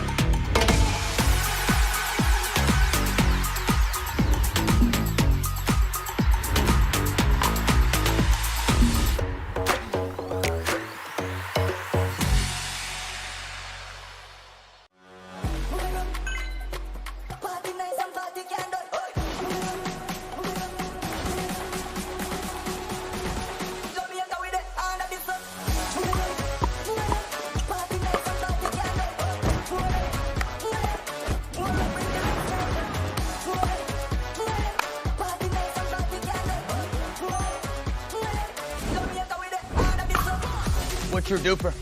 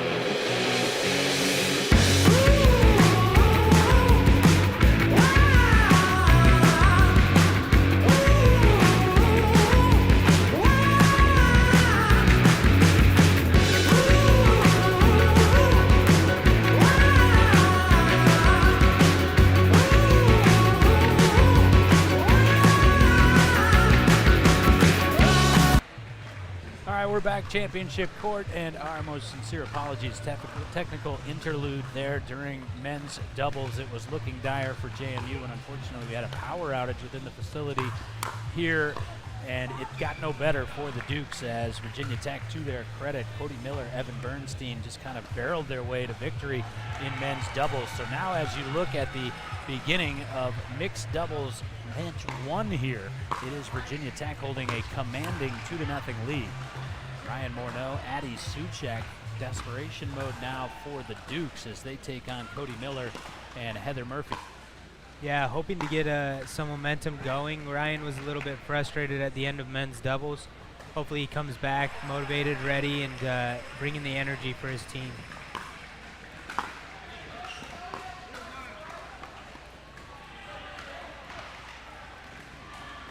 So 3-1 now for Virginia Tech. Virginia Tech got the first couple of points there right as we came back from those technical troubles. And a service error from Cody Miller. Well, we've got the big surprise thus far of the day, and it came courtesy of the Drury Panthers, who we saw impressively sweep their way into the round of 32. They just took out our first 1 seed, Max, as Samford has gone down. Drury's run continues into the Sweet 16. Yeah, Samford has a strong team. They have Jake Wilson, who played in that All-American game last night. He's a strong player with a great backhand. He has the 5.75 DUPR, and just looks like he wasn't able to get it done for his Samford team today. But Drury able to create the upset and move on. Into a dream breaker, and Drury won that dream breaker 21-13. Ryan Morneau trying to get himself going here. JMU's going to have to win it in a dream breaker if they are to prevail here in the round of 32. Yeah, you love to see the energy from Ryan trying to get his team back in this.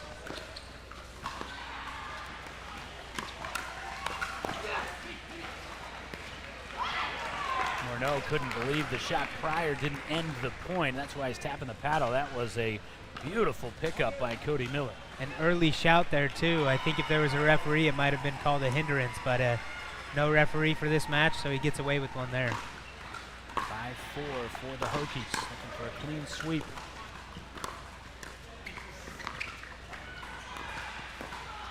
Morneau playing literally the entire court. Yeah, he's taking about 99.9% of that court, leaving her a .1, but he gets it done on that point. It's the Riley Lindsay Newman strategy. Lindsay with us for an exhibition a few months back. She joked, he said, I have no problem standing out of bounds. If it wins, it wins. Meanwhile, JMU has grabbed the lead slightly, 6-5, and it was short-lived, 6-6. Back to the serve of Virginia Tech. And the brackets will start tightening as we get into that round of 16. Monroe got that all the way to the feet of Cody Miller. Going to start to see some of these 1-4, 1-5 matchups, 2-3 matchups. We're going to have Clemson and Miami a little bit later on today, an all-ACC matchup.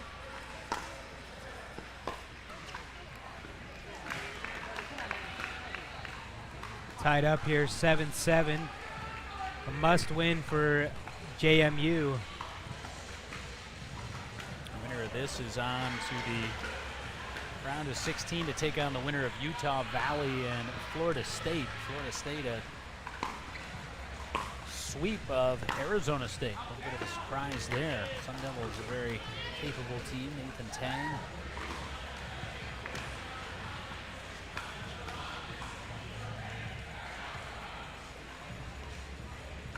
All off the serve of Addie Suchek. Morneau rips the drive and is able to take it to a 9-8 lead and having a conversation with some of his teammates and backers. Great drive down the line. He hasn't really gone there yet. He's mostly been going to the middle like he did there, but he's mixing it up, and it's causing some confusion on the side of Miller. Trying to get himself going, but trying to get Suchek going as well. He told me back at the Virginia Super Regional that was Suchek had only had a paddle in her hands for a few weeks at that point, making the transition from tennis straight into the limelight here on championship court.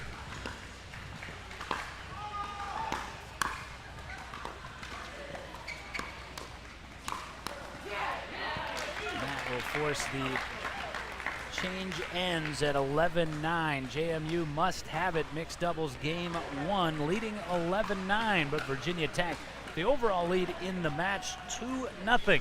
Winner on to the Sweet 16.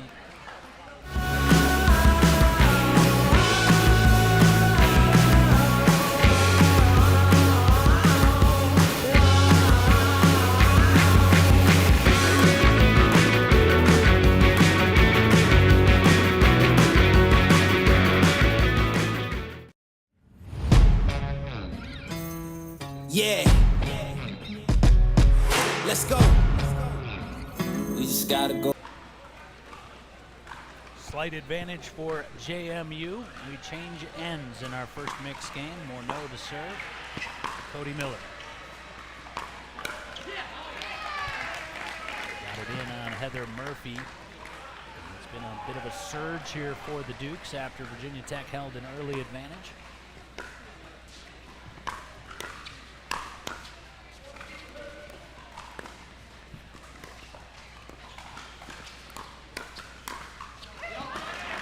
Ryan Morneau really looking to play quick here. You haven't seen him hit really any dinks at all. He's driving from the baseline, speeding up from the kitchen line, really trying to force the issue in this match right now.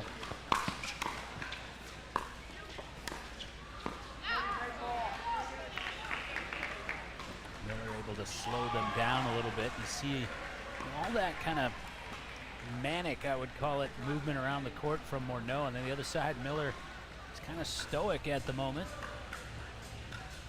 Yeah, he hasn't really found a way to get himself involved quite yet in this match. Morneau doing a good job of keeping him out of it, though, just playing fast and strong.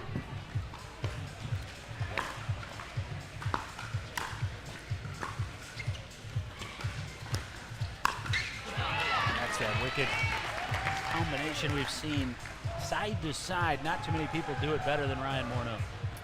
Yeah, a strong two-hand backhand, which you don't see often on the men's side of pickleball. A lot of the women have that great, powerful two-hand backhand. A lot of men usually only use the one-handed backhand, but Ryan has a strong two-hand backhand. 14-11. Murphy, there was a hole in her pedal.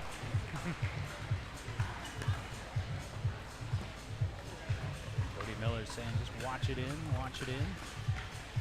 Well, a lot of the things that say to each other on the court are fairly redundant, but they're worth saying nonetheless. Yep. Try to just get something going for his team right now and spark a little bit of a comeback right here. 12-15.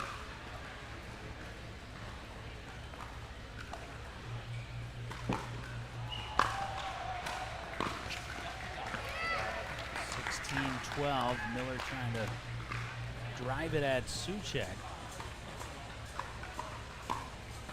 It's really hard to isolate Renault's partner.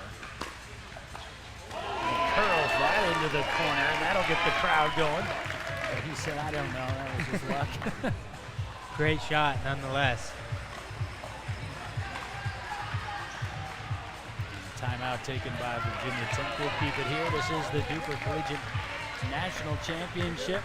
Long journey in the road to the Final Four here on this Saturday. Play started promptly this morning at 8 o'clock with the round of 64. We started it in 2 waves as 8 and then 9:30, pared down to 32. Also off in 2 waves. Into the round of 16. We'll be with you all the way through. We'll have a couple of round of 16 matchups, then a pair of round of 8 or quarterfinal matchups for you. Semifinals tomorrow. We'll have it all starting at 8 o'clock, 8 a.m., 9:30 tomorrow morning, and then at 11 a.m. our championship match. We will crown the 3rd ever DUPR Collegiate National Champion to go along with North Carolina and the University of Virginia. March Madness format here in November. Worth noting that collegiate pickleball making that change as well. The national championships will come back at you this spring as they'll play the academic year rather than the calendar year. I really like that change, Max. It allows for teams to remain whole without so many graduations. Yep, absolutely. And it'll be a nice change for the students this year. They get to play twice in the same school year, so it'll be a fun spring tournament coming up in 2025. Here's the 5 super regionals already contested. Only 4 coming up in the spring. Determine the field there. And tilt that calendar. And you look at a University of Virginia, for example, in this current format, the defending national champion. During the spring semester, they had David Beeger, Lorelei Sing-Sang. Rifles across the court, inching closer to forcing mixed doubles. 2 do not have Beeger, Sing-Sang. They're not the only program. You see Ryan's partner fan him off there, saying he's getting a little too hot. He is heating up. Got it to 20-13. Problem for JMU is that Morneau will not play mixed doubles 2. Short serve from Maddie Suchek. And that'll do it, as indeed JMU will force the second mixed doubles game and have an opportunity to force a dream breaker. You see Suchek hopping happy as JMU on the board, but it's still the Virginia Tech Hokies in the lead. I go the hardest. I bring the pain. Not what you used to. It's all part of the game. Yeah, I just gotta go hard. I just gotta go hard. People play pickleball for exercise, competition, or to hang out with friends. What your reason is doesn't matter to Gamma. What matters is that you play, that you enjoy playing with passion, and you have so much fun you can't wait to play again. At Gamma, we offer paddles perfect for all levels, including yours, because pickleball is about you, the player, and what feels right. Pickleball is your game. Make Gamma your paddle. Play to live, live to play. Gamma Pickleball.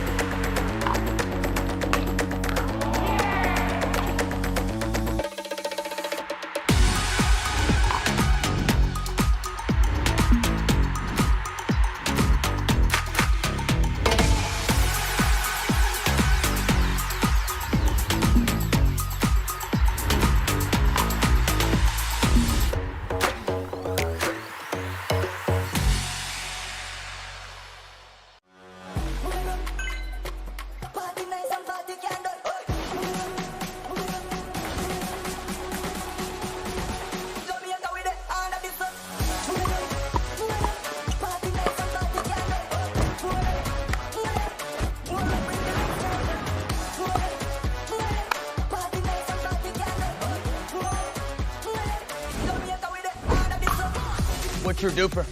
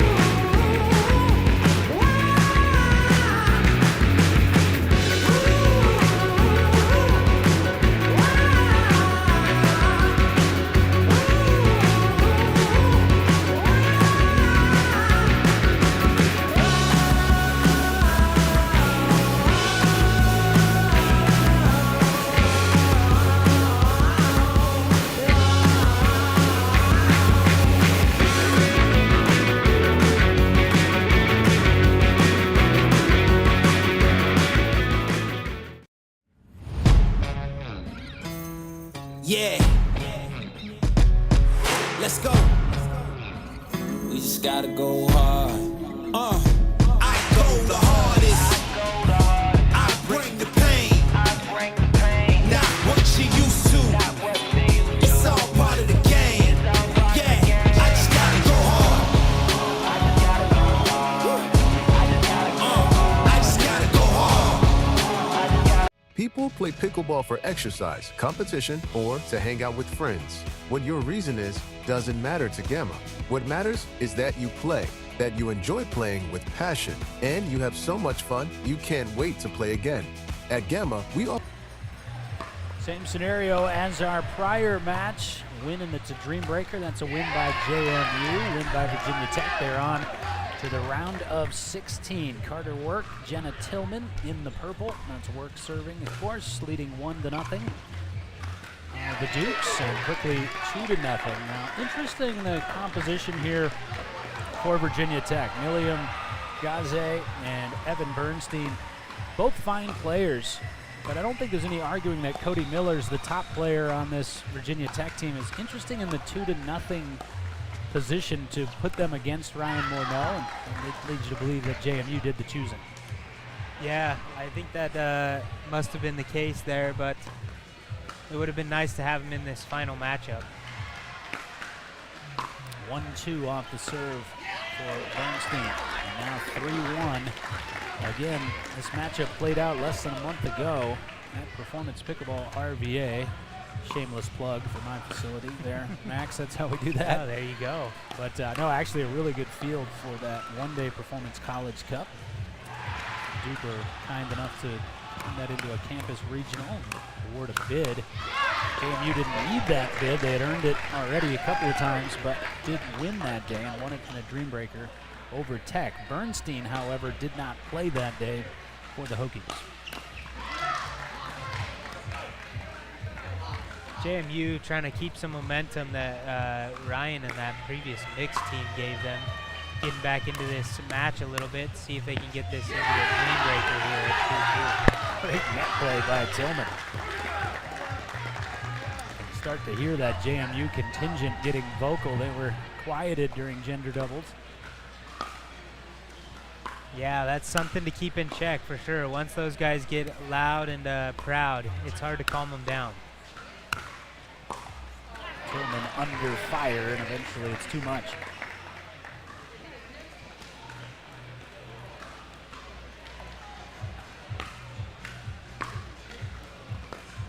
"4-4" is our score, and now 5-4 for Virginia Tech.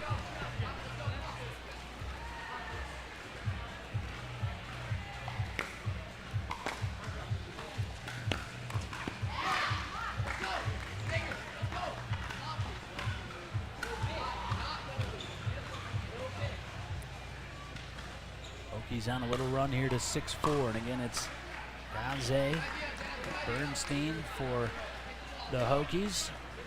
Few loose errors here for JMU. Need to clean it up quick, otherwise could be going home for them. Not sure Bernstein needed to play that, but yet again, as you said, a lot more fun, and when you're pretty darn sure you're not going to miss it, might as well. It's a little risky on the backhand side, but he seemed to handle that pretty well with the backhand there. Not a shot I would choose to take out of the air.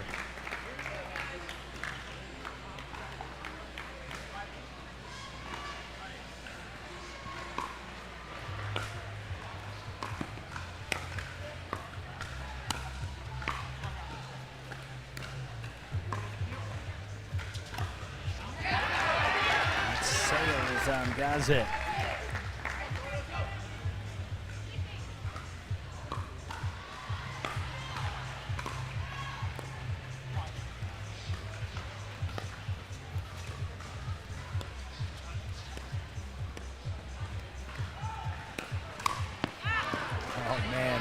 Bernstein left way too early. A shot prior, Tillman didn't see it and then tried to overcompensate. He got away with one there, I think, and Virginia Tech leads this 9-6. Now 10-6 here. Virginia Tech with the lead in the overall match and this game. Wow. What a rip by Gaze. Gotta love a two-hand backhand down the line. He catches Carter Work. She catches Carter Work off guard there to get the side change. You can see it in the slumped shoulders for Carter Work. It's desperate times for JMU. They trail 11-6. Hokies trying to make their way to the round of 16. For paddles perfect for all levels, including yours. Because pickleball is about you, the player, and what feels right. Pickleball is your game. Make Gamma your paddle. Play to live, live to play. Gamma Pickleball.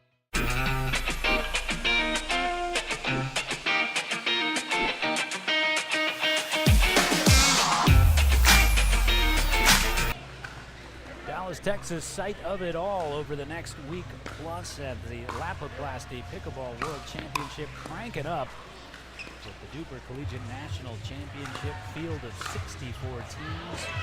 We're into the round of 32, and Virginia Tech trying to advance to the round of 16. JMU trying to hang in there and force a dream breaker with the Hokies leading 2-1. Oh. Cheeky little shot there. I was trying to decide which word to use. Cheeky's perfect. I was going to go with dainty, but effective.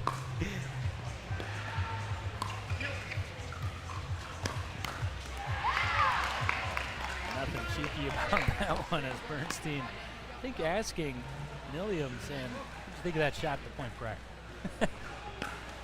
Bernstein really controlling this game right now, and it's showing in the scoreboard as well. 14-7 for Virginia Tech. Pulling away, and again, we kind of alluded to it back during men's doubles. Felt like JMU's got to win that game in this format, just the way these rosters are constructed, and that's coming to fruition here. The winner is on to the round of 16 in the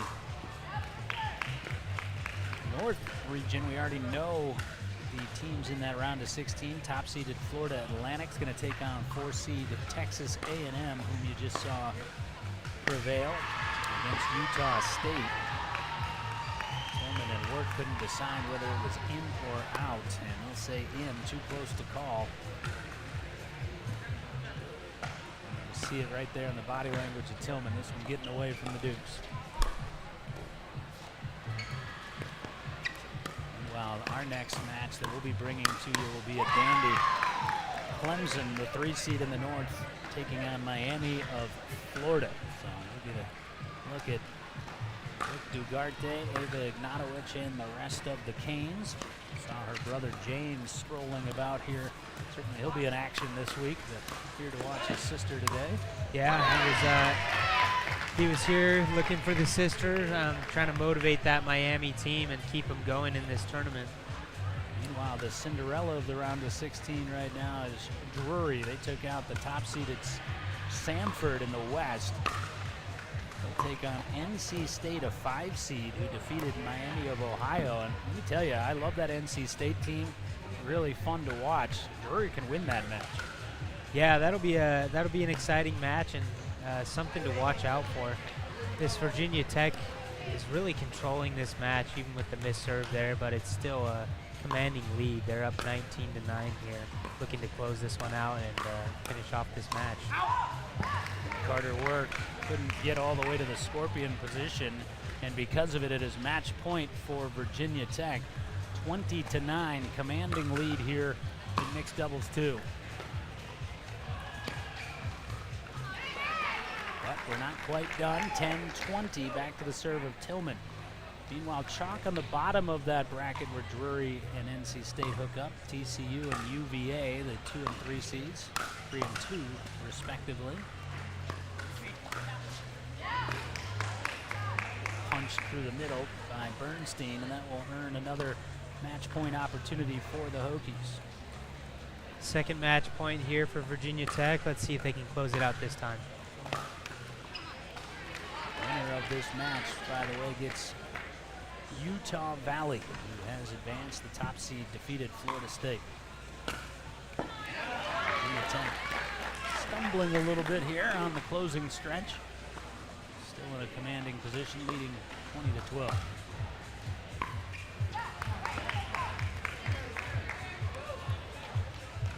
Third match point.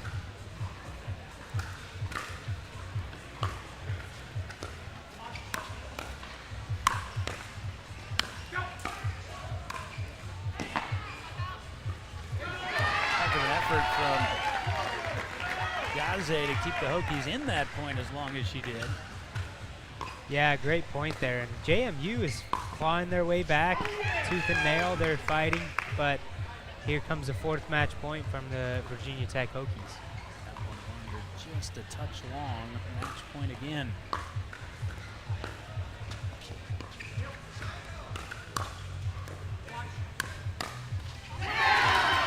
Still in it though. Here's that score freeze again. Unable to score as the returning team. JMU scoring as the returning team, leading 20-14. They get 15, and do you ponder a timeout here if you're Virginia Tech? Yeah, and it looks like they are with Ryan coming onto the court. Must be a Virginia Tech timeout on their side. Well, Virginia Tech takes the timeout, and then you see kind of that defeated posture going away, despite the fact that the Hokies have really dominated this game in a variety of ways. What do they need to get back to here? First, they need to get the side out, of course. Yeah, I think it's just tough when you feel the pressure of only being able to score on your serve, but you still got to play your game. You got to keep the aggression there. and not let them have easy points. You can't give up easy things. You got to make them earn each point. Again, like it is in traditional scoring, even in rally with the score freeze, can't score if you don't hit an effective third generally. Here will come another opportunity as Gaze splits the middle.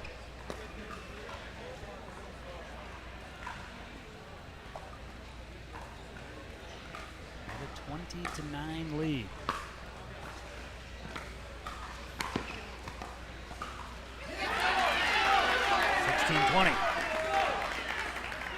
This is when you start to feel the pressure a little bit when, as Virginia Tech, right? The score is getting a little bit closer. It's in the back of your head. They're coming back, and you got to make something happen right now if you're Virginia Tech and shut this comeback down. That's the same thing Carter Works telling himself right there. He had an easy flick there. Instead, another match point.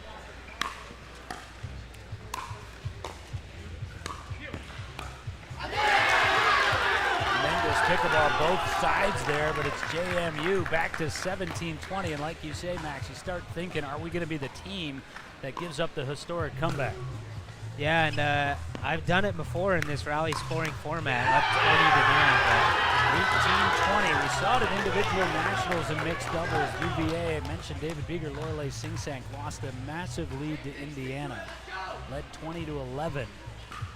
Yeah, and you see JMU's bench coming out, getting excited, bringing some energy, and that also plays into this momentum that they have right now, and Virginia Tech is surely thinking about that.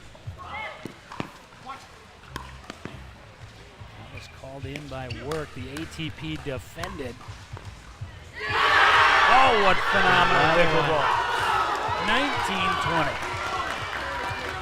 Now you start to get those ripples through the facility. What's happening? Why is everyone yelling so much? People making their way over to our championship court. 19-20. And a service error from Carter Work. And really, if you're Virginia Tech, this has got to be the time that you close it out, because if you let them back in 2020 with all the momentum, it starts to get a little bit dangerous.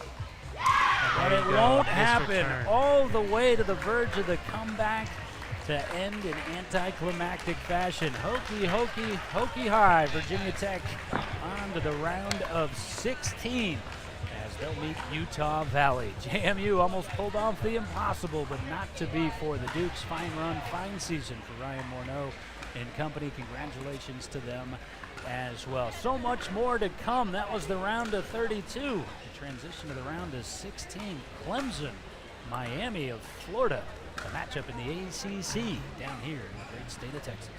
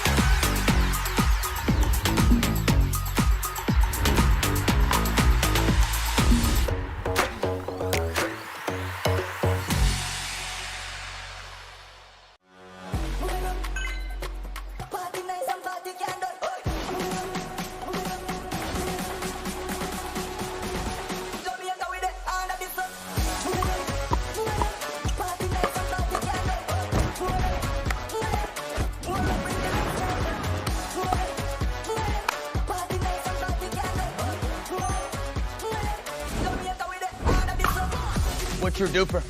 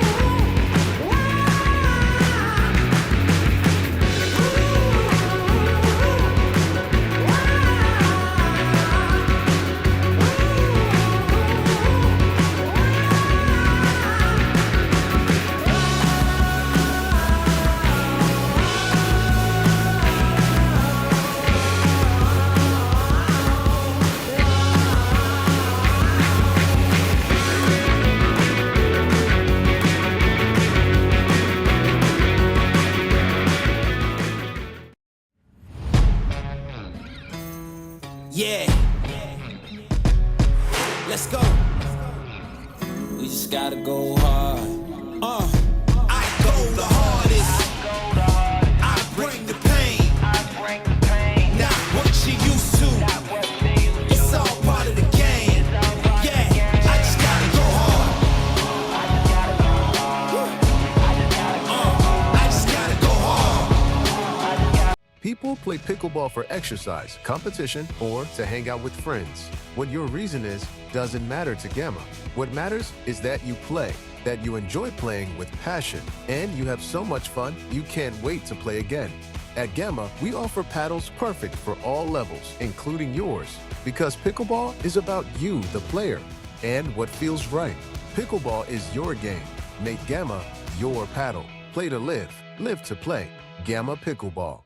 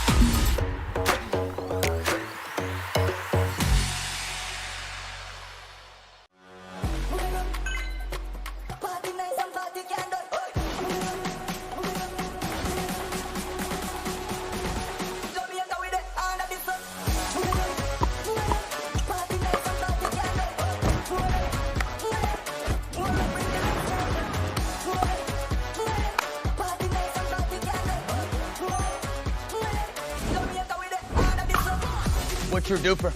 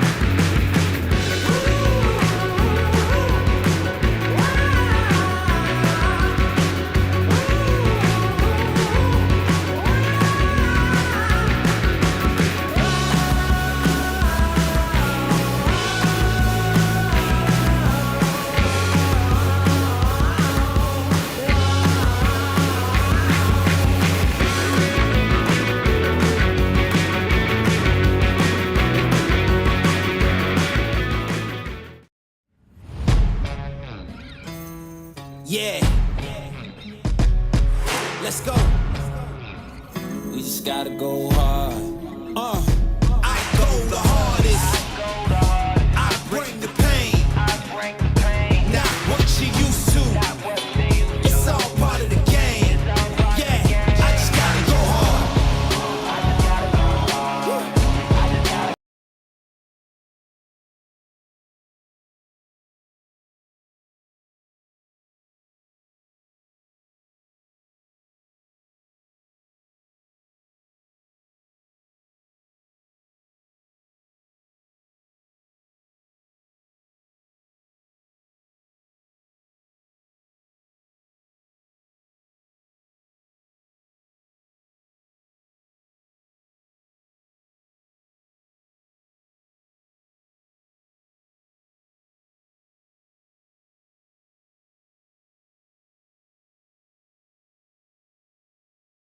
Game.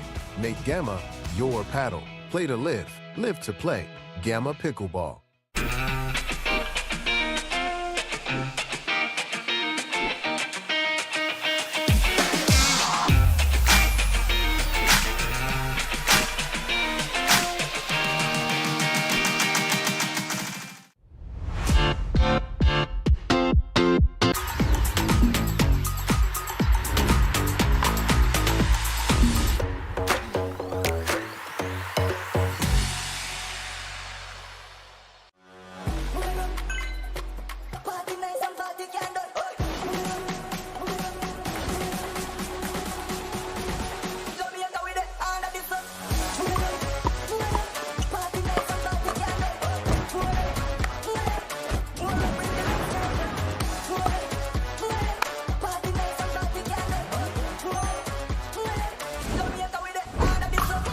What's your duper?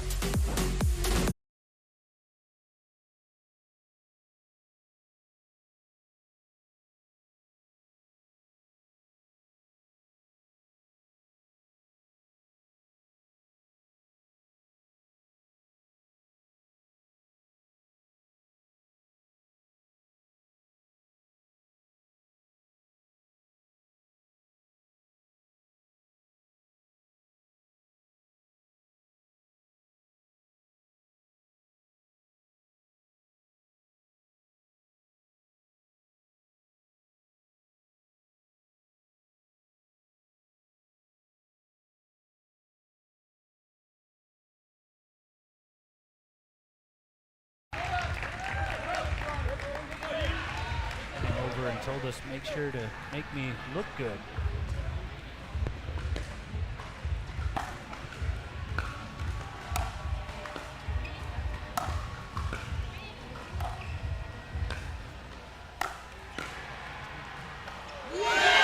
That'll find the corner. Actually, now it's 13-14. Miami trailing Clemson.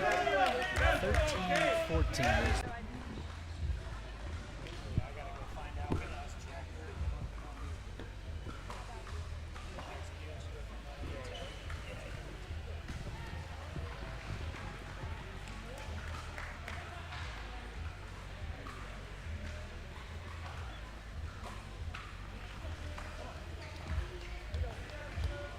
Clemson and Miami, round of 16. John Laser with you all throughout the course of the day. Ball princess. So that's entirely up to you. Bottom line is she is good, but this tandem from Miami again has played together so much talent. They're a lot to handle. Yeah, Miami is coming out strong in this match here. They lead 18-14 at the moment. Zeta lets that travel long. Couple of new players for this Clemson team. Again, we were talking about that. Nationals in the fall. And changed to Nationals in the spring. Miami inching closer now at 19-14. Will take that extra point. But now it's game point for the Hurricanes. Will take that extra point. But now it's game point for the Hurricanes. If Miami can close this out, it's a big advantage.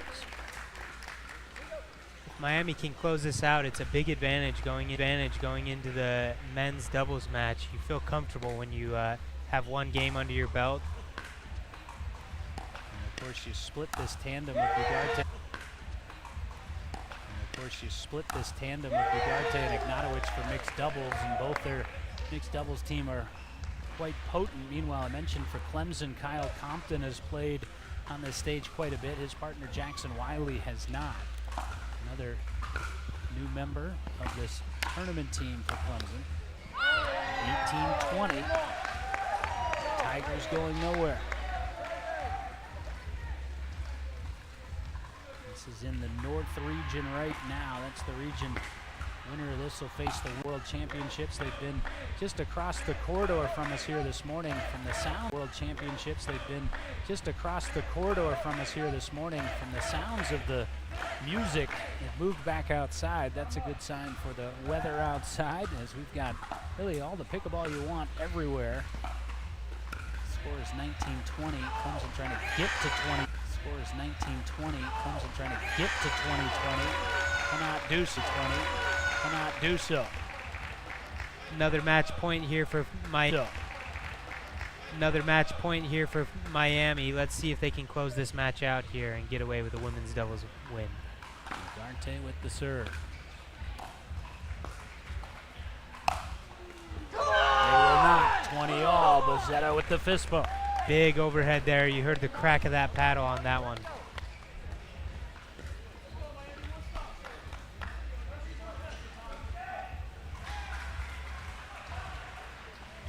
Apiece, freeze off.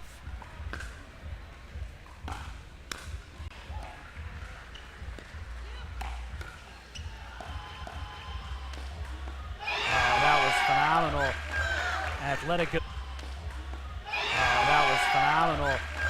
Athletic ability from Ignatowicz. The shot prior to putting it away to get it off the body and earn another game point.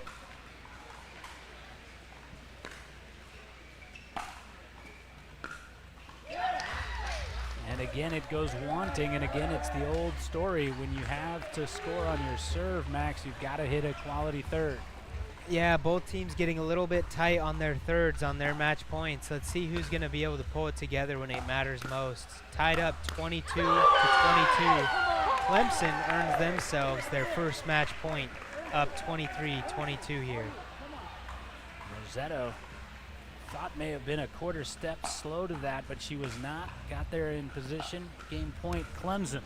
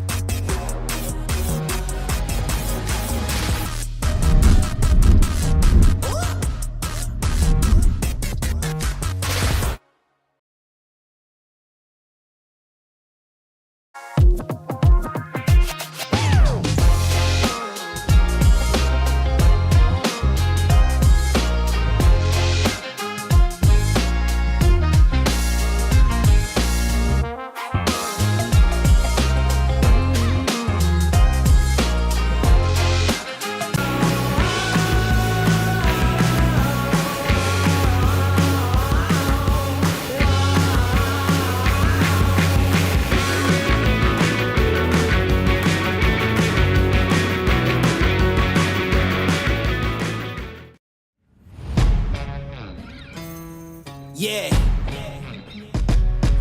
Let's go. We just gotta go hard.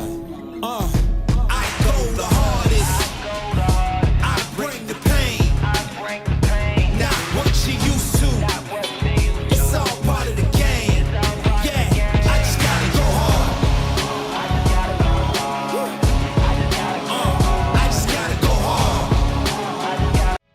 play pickleball for exercise, competition, or to hang out with friends. What your reason is doesn't matter to Gamma. What matters is that you play, that you enjoy playing with passion, and you have so much fun you can't wait to play again. At Gamma, we offer paddles perfect for all levels, including yours, because pickleball is about you, the player, and what feels right. Pickleball is your game.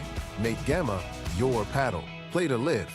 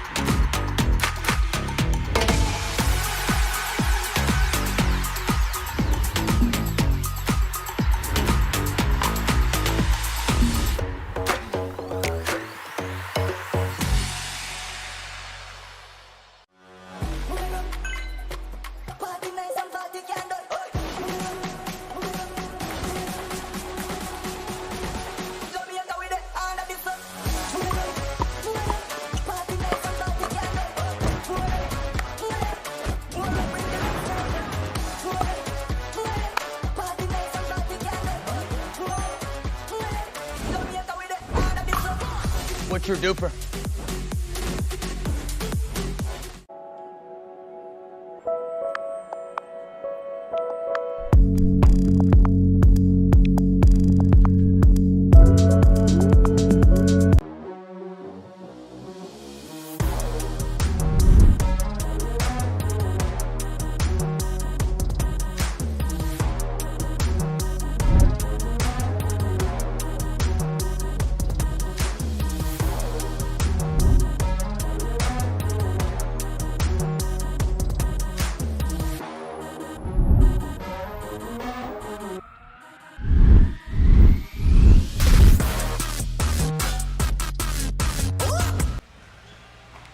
Clemson able to come from behind and take women's doubles, and therefore the Tigers hold a 1-0 lead as we transition to men's doubles.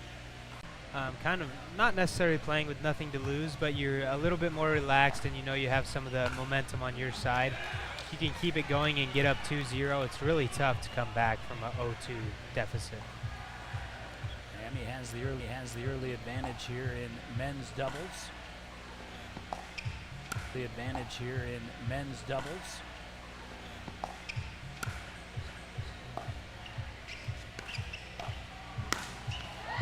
And Jackson Wiley steps out to hammer that home. Big forehand there from Jackson Wiley. If we take a look at Clemson's run to this Sweet 16, they took down the 14th seed Villanova in the first round, and then they beat Michigan, the 6th seed, in the round of Texas A&M. Florida Atlantic, that is. Meanwhile, coming up here on championship court next, and we got a long way to go in this round of 16 matchup. We've got another doozy for you. The Purdue Boilermakers set to take on the North Carolina Tar Heels. National champions 2 years ago, national runner-up a year ago are the Tar Heels. Purdue, the upstart out of the Big Ten. 5-all Compton. Blasting the middle, Araujo equal to the task.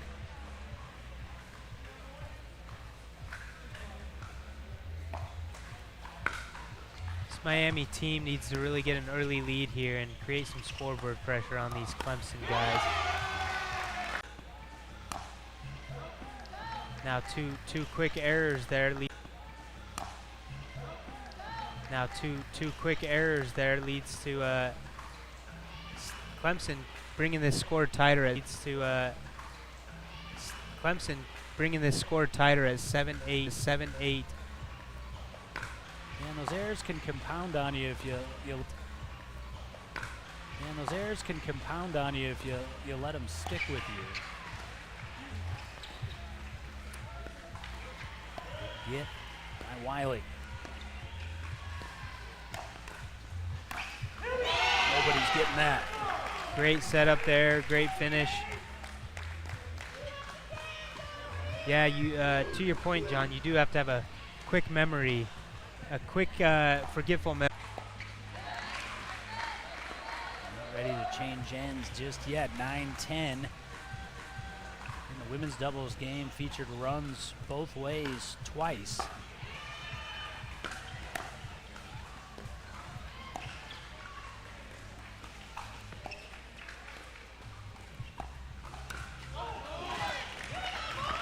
I was just about to compliment his footwork, and then he kind of stayed flat-footed there to send that long, and it'll send us to a change of ends. Miami, Florida with an 11-9 lead in men's doubles. Clemson, though, clutching their game lead earned in women's doubles. Back in a moment to the round of 16.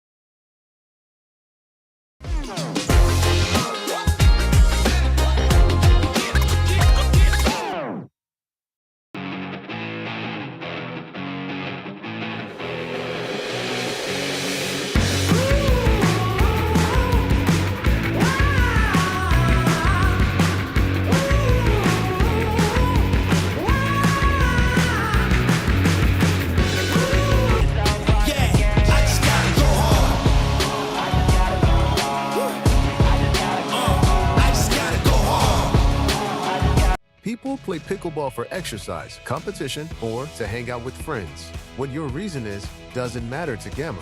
What matters is that you play, that you enjoy playing with passion, and you have so much fun you can't wait to play again. At Gamma, we offer paddles perfect for all levels, including yours, because pickleball is about you, the player, and what feels right. Pickleball is your game. Make Gamma your paddle. Play to live, live to play. Gamma Pickleball.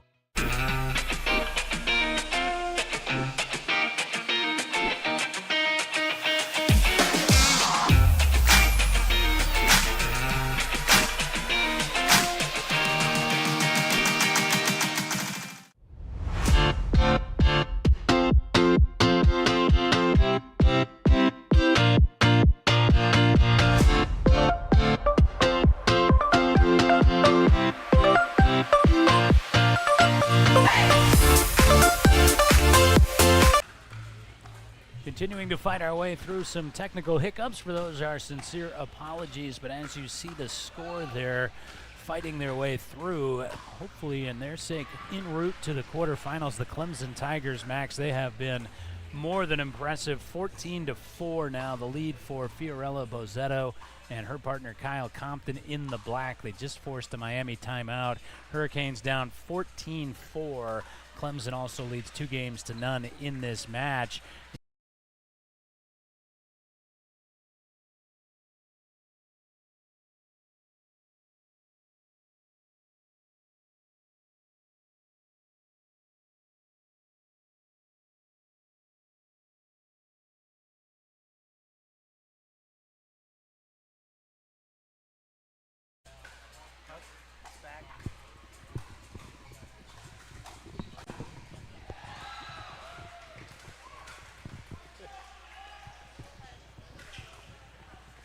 I mentioned some hiccups, right? Well, there was another one, but we are indeed still here. And again, our apologies. There's been some shuffling today due to some inclement weather outside and some moving of some really immovable production equipment.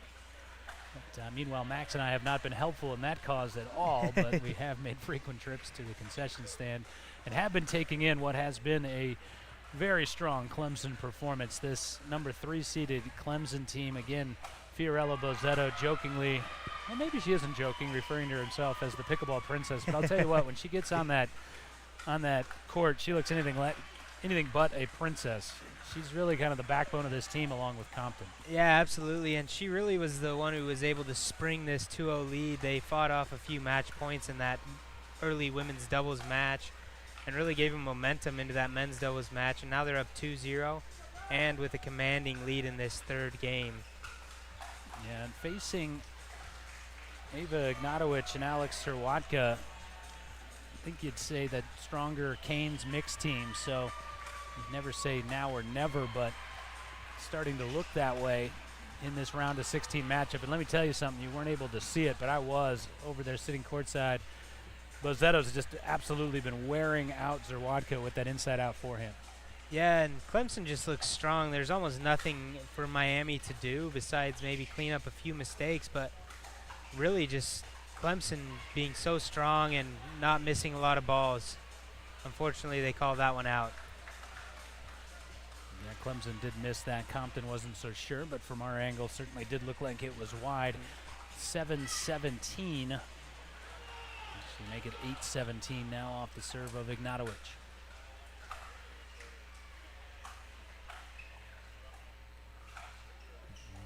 Go into that inside-out forehand once, twice, and then changing direction on Ignatowicz. Yeah, and Clemson really not afraid of tacking the guy on Miami's team over here. They're just going straight at him and not really worried about where to position the ball, just playing it straight up. And Bozzetto, yeah, apologies in order there. That was certainly Kyle's ball. She knew it, but when you're feeling it, you're feeling it. Yep.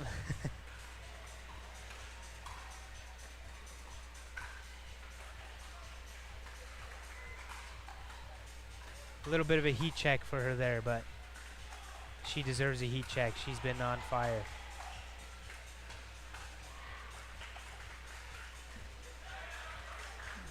And there's an inside-out forehand of her own from Ava Ignatowicz. And I'll tell you, it's fun to see shots gain favor. The two-hand backhand roll dink, of course, has been the rage of late, but I love that inside-out forehand. I don't honestly think it's nearly as difficult to execute as people make it seem. Yeah, and she was able to use it so effectively there. And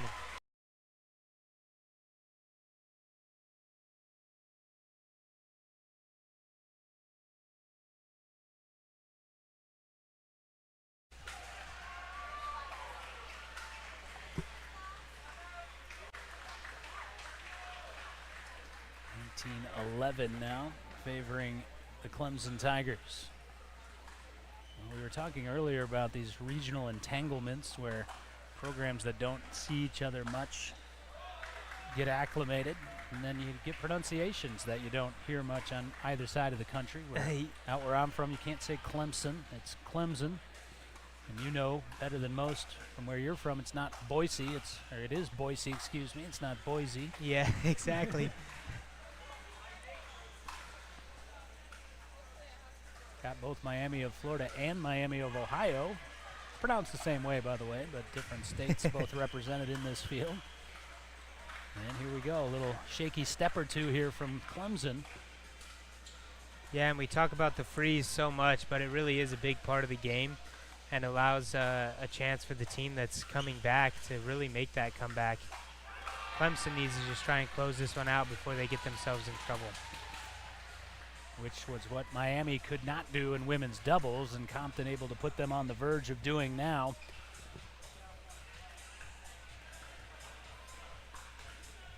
As Bozzetto will serve, it's actually 20-13, so match point here for the Clemson Tigers.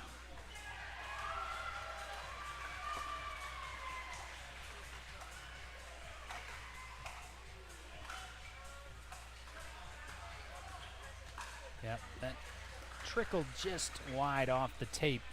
14-20. You saw Sirwatka, and I think sometimes players do this. He ernied late, and it really doesn't give you the advantage. It doesn't give you the element of surprise that the true ernie is intended to do. Wound up not hitting a winner, and then you're totally out of position. Out of position, and then leaving your partner to try and cover the whole court there. Watch Top Gun in the hotel room. You can't leave your wingman, or wingwoman in this case, Ava Ignatowicz. That's exactly right there.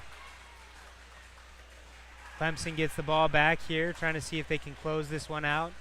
Game point and match point for the clean sweep, 3-0. Let's see if Clemson can do it.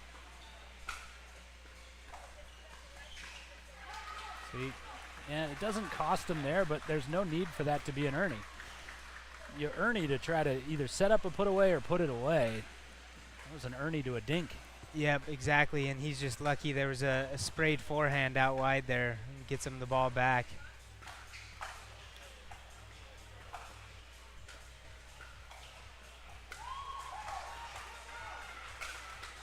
Yeah, Bozzetto again in on the body of Zerwatka. Gets the pop-up for Compton, and another opportunity for the Clemson Tigers. This is their fourth opportunity at match point.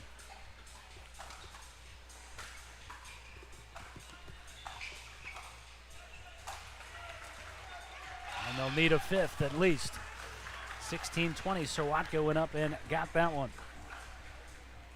Looks like they're debating maybe calling a timeout there. They opt not to. Winner of this matchup takes on the winner of Florida Atlantic and Texas A&M, going on simultaneously. And chance 6, and Bozzetto still smiling, saying, all right, for real this time, I mean it. 2016, they call an offensive timeout, it looks like here. Well, I like this because this gives you the opportunity, Max, as you know, to kind of script your third. They hit it to you, I'm going to do this. So they hit it to me, you're going to do that. Exactly, yeah. They haven't been able to get it to work the last 5 or 6 match points, so they really got to put something together here and stop this comeback that's happening from Miami at the moment. Miami of Florida hanging in there. Again, FAU, Texas A&M taking place simultaneously on court 20. Yes, we have that many courts here inside the Brookhaven Country Club, transformed for the Lapiplasty Pickleball World Championship, the DUPR Collegiate National Championship, getting things started on the front.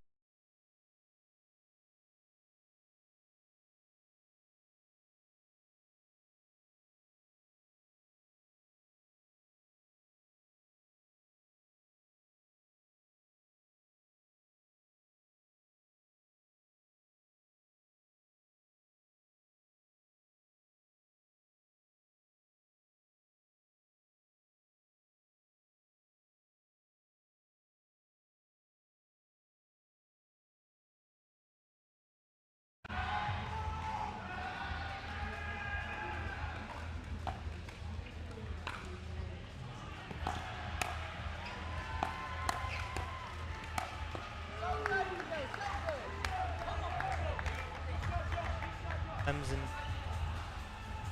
Another match point here. Well, one school of thought is, hey, she keeps beating him with the inside-out forehand. The other school of thought is, man, she's getting a lot of high forehands. Yep, that's exactly right. And I think both teams at the moment are struggling to score points on their side. You see Clemson's getting stops, Miami, Florida's getting stops, and it's creating a comeback here because of that freeze.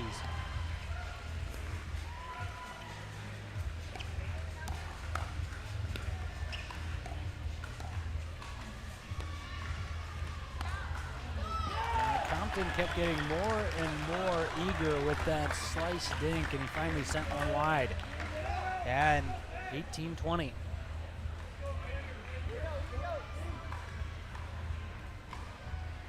As we mentioned in women's doubles, this is where you start going, oh, don't let us be the ones that trigger a historic comeback when you have the 2-0 lead. Although their teammates love pickleball, on the other side, Jackson Wiley and Lucy Palbus are thinking to themselves, we don't need to play. exactly, that's right. Clemson here with another chance. They've had about 8 or 9 match points. Can they close this one out? Yeah, this is match point number 8. And it is lucky number 8, as Clemson does indeed sweep the Miami Hurricanes, the ACC foes. One will go on, and that is the Tigers into the quarterfinals, where they'll meet either Texas A&M or the top seed, Florida Atlantic.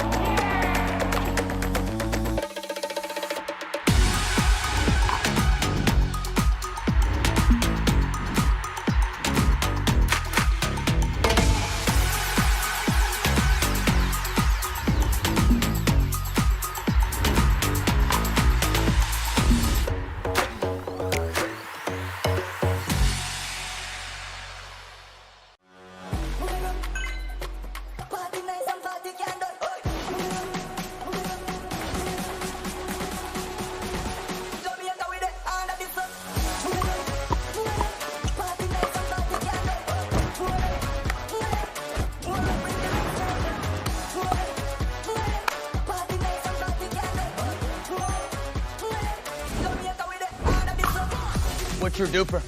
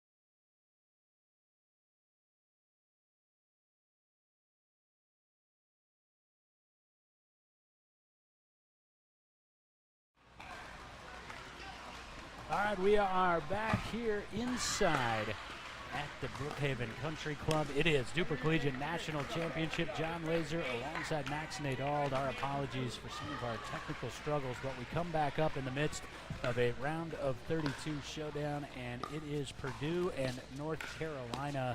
And we look at mixed doubles to get us, women's doubles to get us started, Max. And when we left you, Clemson was in the midst of closing out a 3-0 sweep of the Miami Hurricanes. We don't necessarily expect that here, as pedigreed as North Carolina is.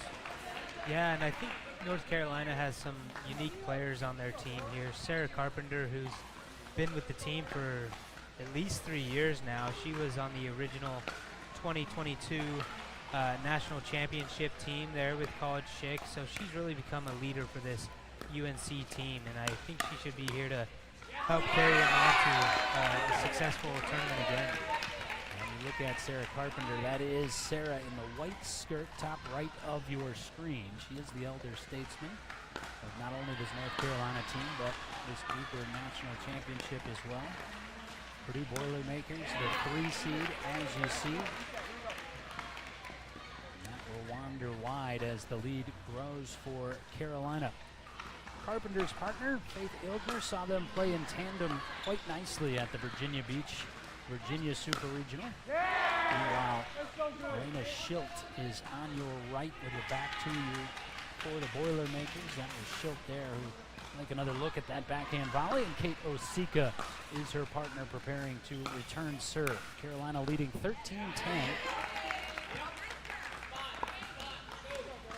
I tell you, the Tar Heels, the national champions a couple of years ago, national runner-up last year. The reigning national champion UVA Cavaliers just got themselves a scare from TCU, but they survived. What a scene it was over on the grandstand court. You're looking at the championship court. All the way to a dream breaker. UVA needed to win second mixed and did, and then prevailed in the dream breaker 22-20. So the reigning national champion still alive, as is the original national champion. Yeah, I think we're moving further along in the tournament, and I think we're going to start to see some of those dream breakers start to happen here in some closer matches. And the pressure is really starting to pick up here at the Collegiate National Championship. Carpenter sends that long. Purdue creeping back in. This is the 2-3 matchup, round of 16. Winner on to the quarterfinals. We've got some other good ones going on throughout this facility as well. A number of people stampeding over to watch Utah Tech taking on Jack Monroe in Texas. Yeah, that should be an interesting matchup. Jack, who's one of the, well, probably the best player in this collegiate tournament here. He's also here for the MLP tournament that's going on this weekend as well. His team was able to earn a bye, so he's able to play some of this college events. Again has the better of it. 15-11, I believe, is the score at the moment.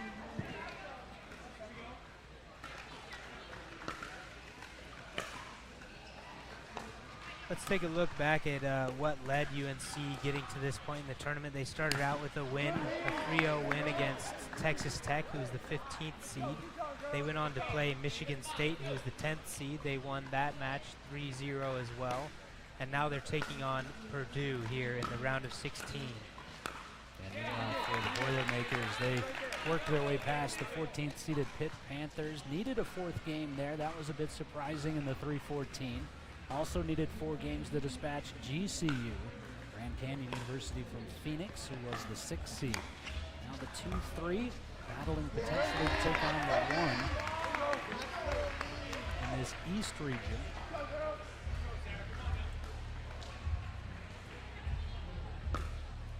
Ilgner with the serve for North Carolina.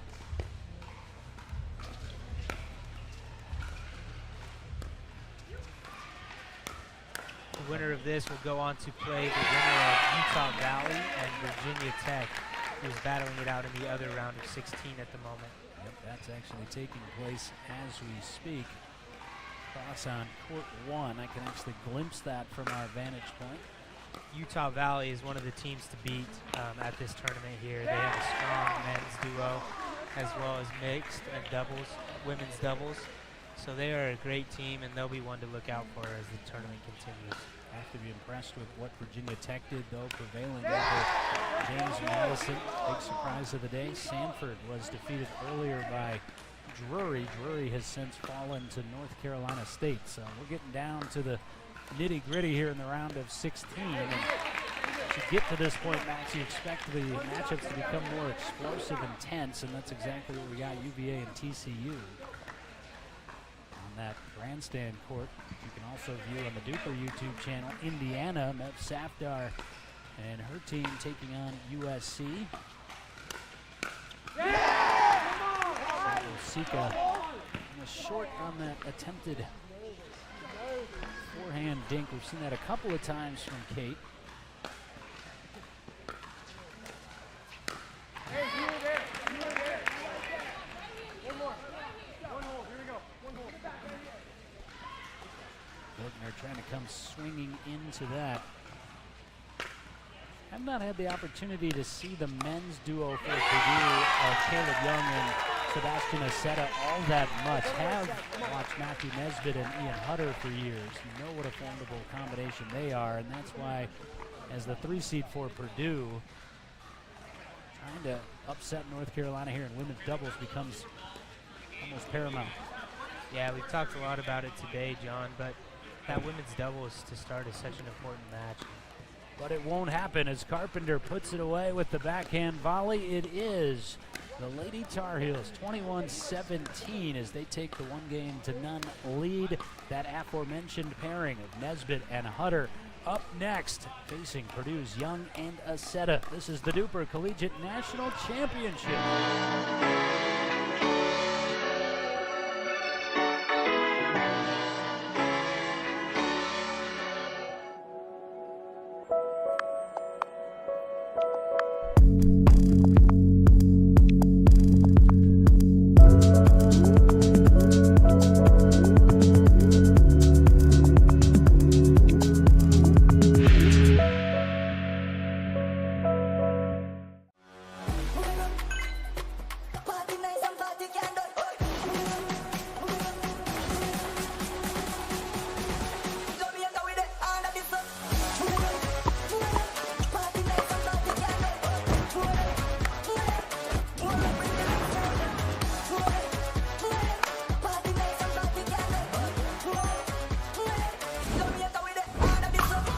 What's your DUPR?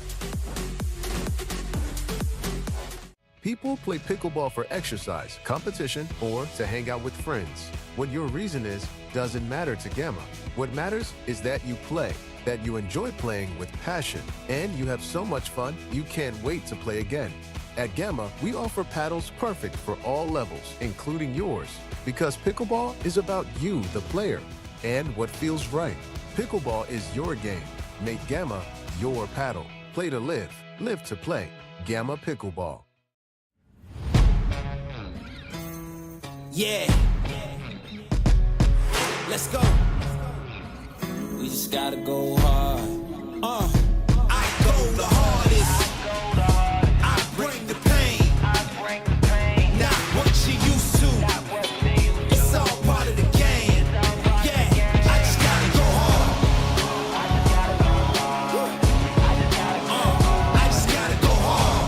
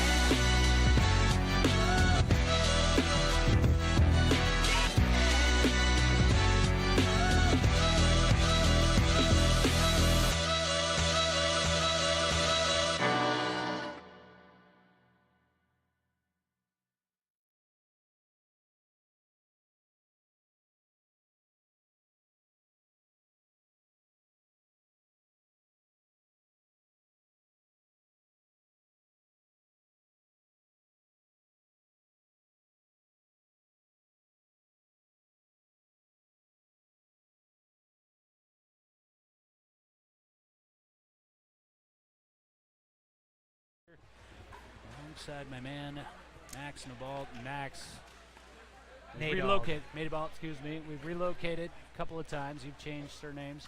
And we are back for a round of 16 matchup featuring North Carolina and Purdue. This has been very tense, and it stands at 2-1 for the Tar Heels at the moment as you look at the pregame rules conversation between Ian Hutter, Sarah Carpenter for North Carolina, as they will take on Sebastian Aceta and Elena Schilt for Purdue. In mix one, very tightly contested. Purdue had their opportunities, but ultimately Matthew Nesbitt and Faith Ilgner were able to prevail. North Carolina, the 2 seed, trying to make their way into the quarterfinals, which we will have for you here through the course of the night. And we've kind of gotten to that point where there are no gimmies. We just saw Utah Tech tested a little bit by Texas of Austin, the Longhorns. We saw UVA in a battle in the round of 16. I was just talking to Connor Burns, the UVA captain, and he said, man, that was quite the round of 16 opponent. No easy ones from this way forward. Yeah, you're exactly right, John. I think as we get further into the tournament, the level just continues to increase. The pressures get harder and more important for these teams to continue to try and win. So I think everybody's starting to feel the pressure as the tournament goes on and trying to make their run last. Just talking to, again, Connor Burns, and he was previewing their matchup. They have NC State in the next round of the quarterfinals. We'll have that match for you. Those two opponents know each other very well. These two do not. North Carolina out of the ACC, and of course hailing from Chapel Hill, North Carolina. Meanwhile, Purdue out of the Big Ten and West Lafayette, Indiana.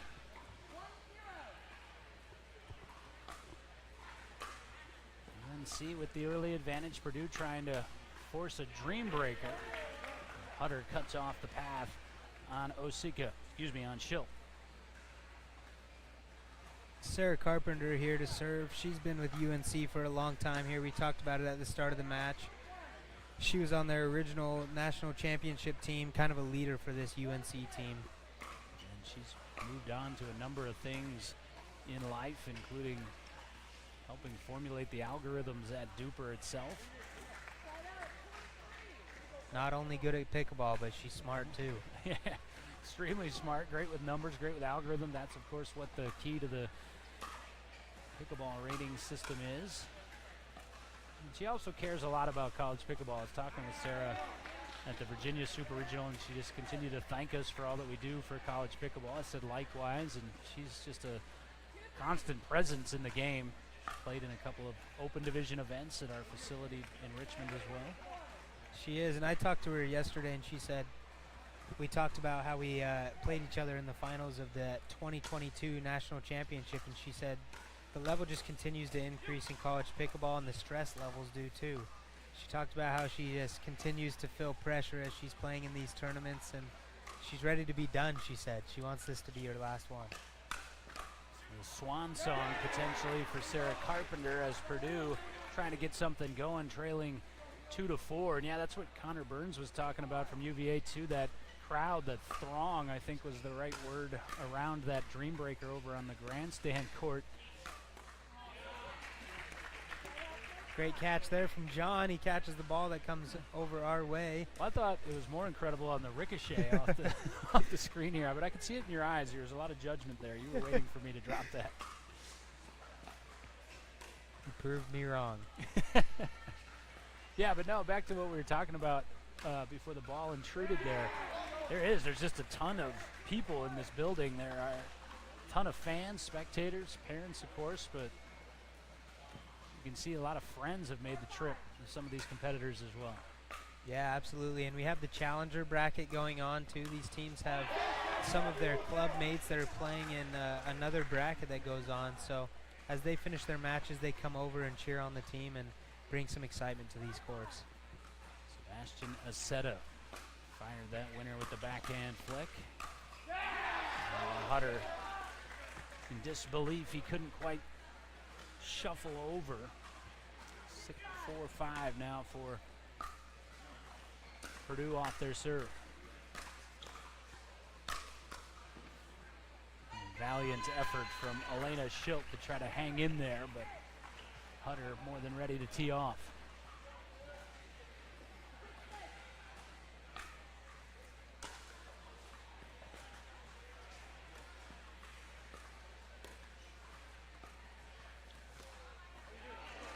great point construction there from UNC. They take their time, they're patient getting into the net, and put together some great shots. Mentioned that NC State UVA quarterfinal. That's in the West region. North region, Florida Atlantic will be taking on Clemson. That's the 1-3 matchup for a trip to tomorrow's Final Four, the semifinals.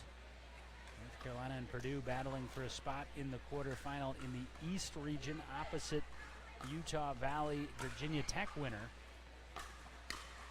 And as we mentioned, Utah Tech just was able to mosey past University of Texas, USC, and Indiana currently going at it on the grandstand court. They will oppose, the winner will, Utah Tech.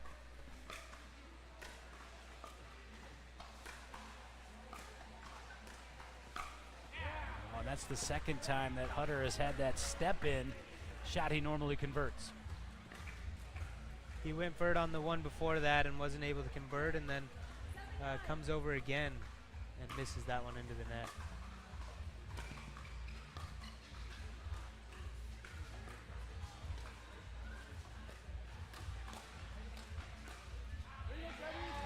Excellently done by Aceta. Set that up beautifully.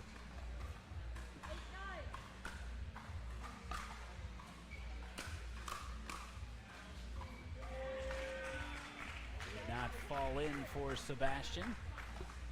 UNC holding a 10-8 lead and a 2-1 game lead.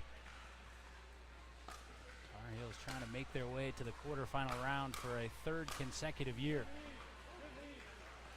And beyond, if they were being truthful about it in terms of their aspirations today and tomorrow.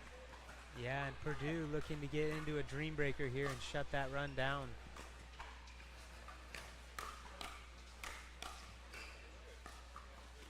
That one just slipped off the end of that carbon paddle for Aceta and will prompt the change of sides. 11-9 North Carolina. Tar Heels trying to make their way into the quarterfinals. Purdue trying to force a dream breaker in order to get there. What's your DUPR? People play pickleball for exercise, competition, or to hang out with friends. What your reason is doesn't matter to Gamma. What matters is that you play, that you enjoy playing with passion, and you have so much fun you can't wait to play again. At Gamma, we offer paddles perfect for all levels, including yours, because pickleball is about you, the player, and what feels right. Pickleball is your game. Make Gamma your paddle. Play to live, live to play. Gamma Pickleball. Slight advantage for North Carolina in our second mixed game. Again, we split women's and men's doubles. Carolina took women's doubles. Purdue responded in men's doubles. That was a tense affair. Excellent pickleball on display. Boilermakers, though, able to level it up. However, it was Matthew Nesbitt and Faith Ilgner that prevailed in mixed doubles one. That's where we are on our match summary as Ian Hutter to serve with the 11-9 lead.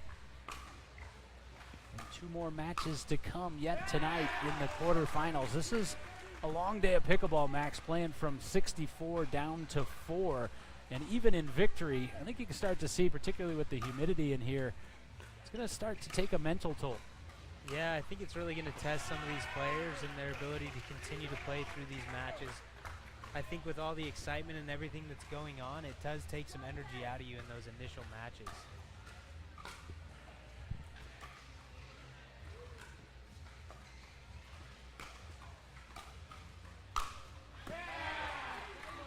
Felt like we were in the line of fire there for Aceta as he wound up for the put away.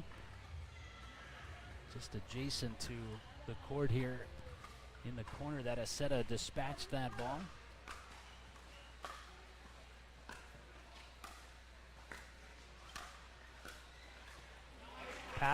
Paddles is often a topic of conversation, but as these paddles continue to get hotter and hotter, these balls and overheads are harder to get back, and you just see the power that Aceta is able to put on that overhead.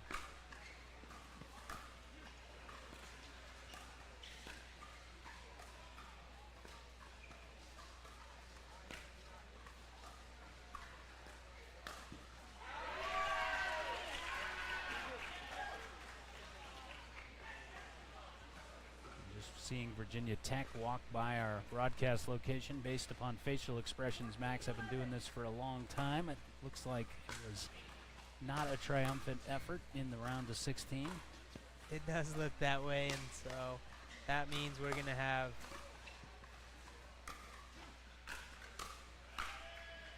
Utah Valley moving on and then into the quarterfinals. Quite a run, though, for the Hokies, including an impressive win over JMU in the round of 32. Utah Valley, though, an expected quarterfinalist. Yeah, and that's who Purdue and North Carolina have to look forward to if they're able to win this match. They take on that #1 seed from that East region, which is Utah Valley. Saw Utah State earlier bow out of the field, not without a big fight from the Aggies. Texas A&M was victorious over Utah State, but then Texas A&M was defeated. That's how it goes in this March Madness formula. You're on top of the world, and about an hour and a half later, you've got that sullen look on your face sometimes. Winner take all, essentially. Competing for $30,000 worth of overall scholarship money. Largest prize pool in the history of collegiate pickleball. Yeah, and that's something to get excited about. I remember the first year we came out here for that. North Carolina has built the lead to 16-11. Again, a Tar Heel victory in this game would advance them to the quarterfinals. And you start to see people making their way over to this championship court. Some of the teams that have been eliminated, some of the teams that are scouting. We've got NC State, you can see, along with UVA, both looking on as spectators right now, Max. They'll take each other on next. Yeah, that should be an exciting match coming up. I do like the timeout here by Purdue. Try to slow down North Carolina a little bit, bring the momentum back to their side. Let's see if they're able to utilize this timeout. Saw Matthew Nesbitt kind of saunter out there during the timeout. He and Faith Ilgner having already won their mixed doubles game, and saw him say, just keep doing what you're doing, to Ian Hutter and Sarah Carpenter. And they will, to a 17-11 lead.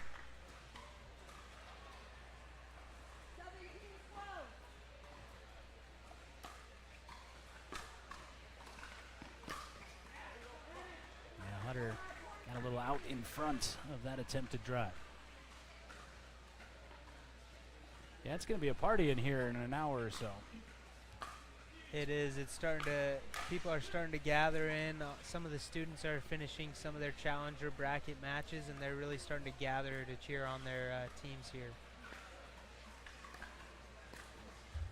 It's kind of like starting a big party with 44,000 square feet and then telling everybody to squeeze into 5,000 square feet.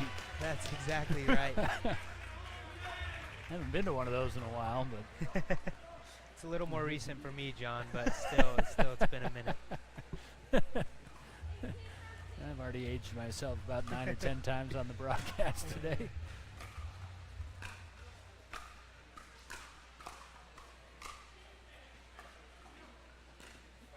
Oh, what a beautiful sequence from Hutter, and the athleticism to pull it off, maybe the most impressive aspect. Yeah, you saw a little bit of the level of play from Ian Hutter right there, able to put together a few great resets and then come across the middle for a nice finish with that forehand. You always hear players complain in rec play, oh, I hit a good drop and I didn't follow it for whatever reason. Hutter hit that gorgeous slice drop and he was already in motion. UNC knocking on the door of the quarterfinals. Couple points to go. 1 point to go.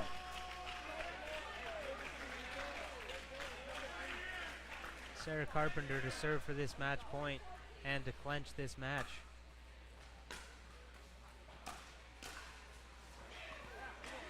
Saw Hutter earlier in this match hit an Ernie and then it came back out of bounds and he acrobatically somehow twisted himself out of the way. I was a little worried there for his knee construction as he slipped on that point.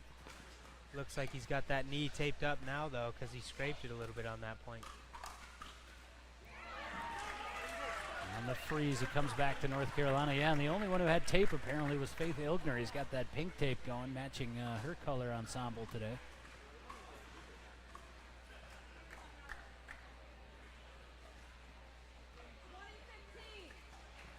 2015.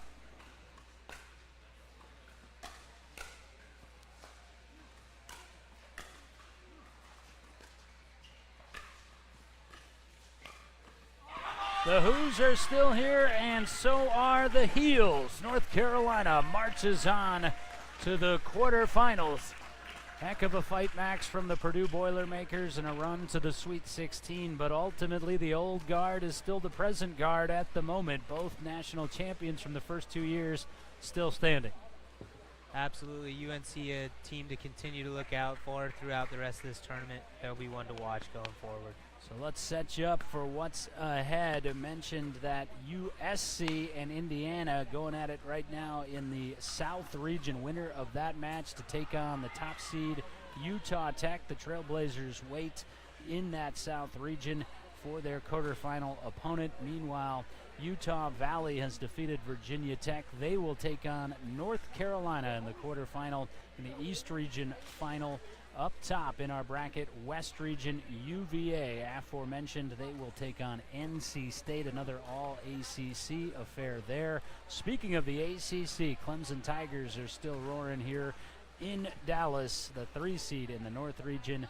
They've got Florida Atlantic, the top-seeded Owls. That is quite the 8 that we have. I hazard to call it elite. And we will play to the Final 4 here tonight. For now, though, Max and I step aside for a few moments. We'll be back, and we will be back with the quarterfinal action. This is the DUPR Collegiate National Championship in Farmers Branch, Texas. Yeah. Let's go. We just gotta go hard. I go the hardest. I bring the pain. Not what you used to. It's all part of the game. Yeah, I just gotta go hard. I just gotta go hard.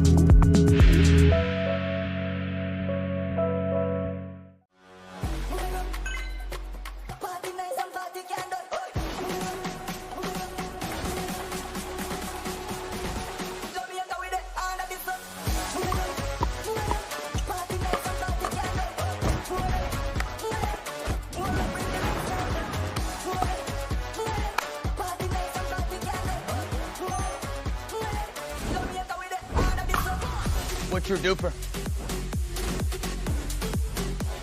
People play pickleball for exercise, competition, or to hang out with friends. What your reason is doesn't matter to Gamma.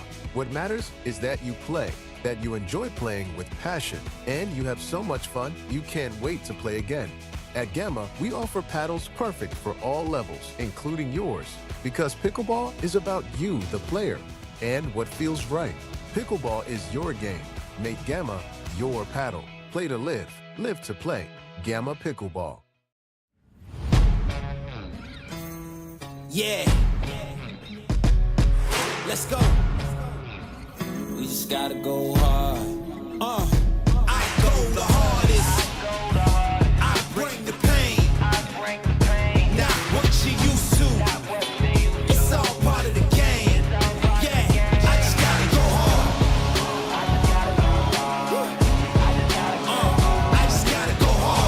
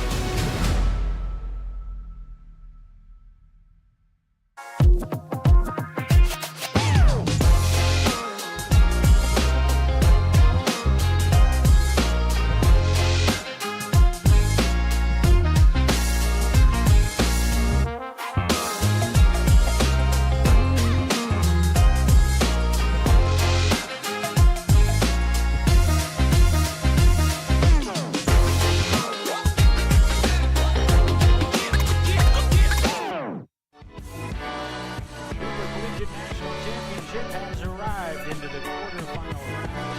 Families are back with the championship court here in Farmers Branch, Texas, on the site of Brookhaven Country Club, which is housing this pickleball world championship throughout the course of this weekend and on through the coming weekend. It's been a long day for these players, but as the crowds have grown and the excitement has grown, Max, you can see that they have been rejuvenated, I should say, despite all the pickleball that they're playing. And as you just said, now we're kind of getting into familiar territory as the first quarterfinal that we bring you features a pair of ACC foes, Virginia, NC State. There's no secrets here. Yeah, if you guys could see the stands right now, you'd see students full of NC State fans and UVA fans. They have a bunch of students gathered for each of the teams. I expect a lot of excitement and cheering from each of their student sections here. Yeah, we definitely saw that from the UVA contingent while they were prevailing very dramatically, I may add, in a dream breaker in the round of 16. They narrowly slipped past TCU. How narrowly? 22-20 in that dream breaker, and they also needed to win the second mixed game to force that dream breaker, but the defending champions are still standing. Meanwhile, for NC State, what a run it has been for the Wolfpack. We saw this potential from NC State in the Virginia Super Regional. There were moments where I thought that they were going to win that Super Regional. They are that talented, but ultimately fell a little short. But you look at this quartet of players: Evie Kenna, Lauren Hutchinson on the women's side, Chase Brotman, Peter Glass on the men's side. Biggest thing you need at this stage is belief. On top of that ability, this is an NC State team that believes they can win this match. Yeah, exactly, and I think it's going to come down to execution. We talk a lot about this rally scoring in the format. I think something that's so important in this format is coming out strong, ready to play, and getting some of that scoreboard pressure. If you're able to get on top early, you put a lot of pressure on the opposing team. Underway in the match and in women's doubles. And that was Lauren Hutchinson serving first for NC State and getting a quick return error to a 1-0 lead, and that's a gifted 2-0 start as Alexandra McDonald doubles up the mistake that her teammate Vivian No made. Rapidly 2-0 for the Pack.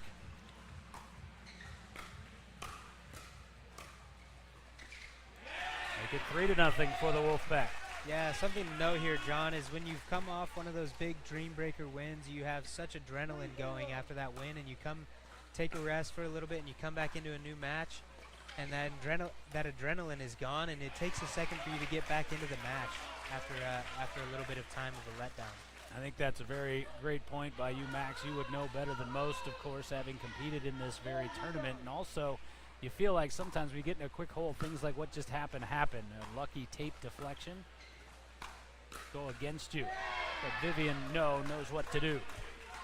Yeah, strong backhand counter there. Let's see if UVA can put together a little run of their own.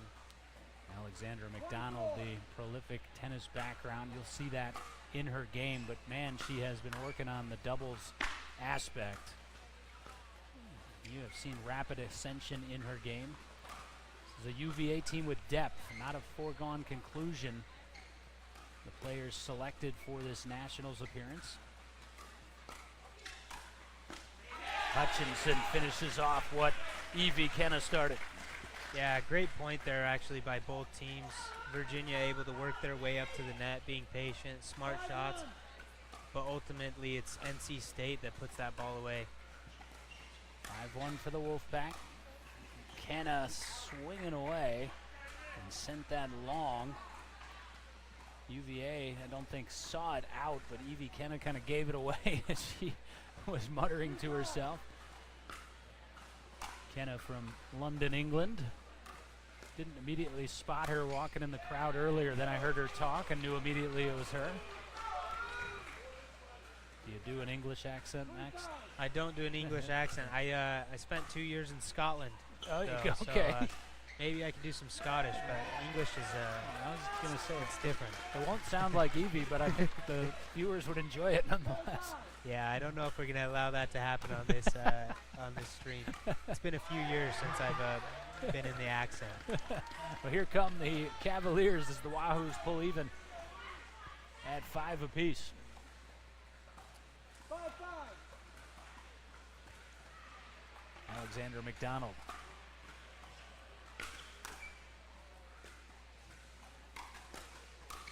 Oh, and Vivian No is sitting on that middle speed from Hutchinson.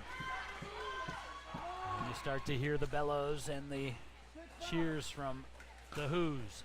Yeah, we saw an early start from NC State, but UVA has really been able to put together a streak of points here, get themselves back in this, and actually even regather the lead.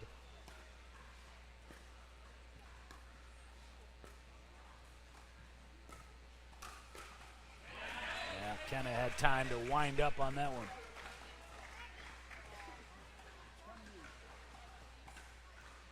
UVA has a team competing in the challenger bracket as well. Just saw them make their way by on their way to the stands surrounding this championship court. And that was the third service return error for UVA. Yeah, those are the errors that really kill you in this rally format scoring. You have to limit easy mistakes. You got to make the team work for each point. And Kenna earns that one off the net with that forehand overhead. And that's the second that has turned into an NC State point with a little assistance from the tape. So if you're scoring at home, and you should be, that's 5 of the 8 points off return errors or tape help.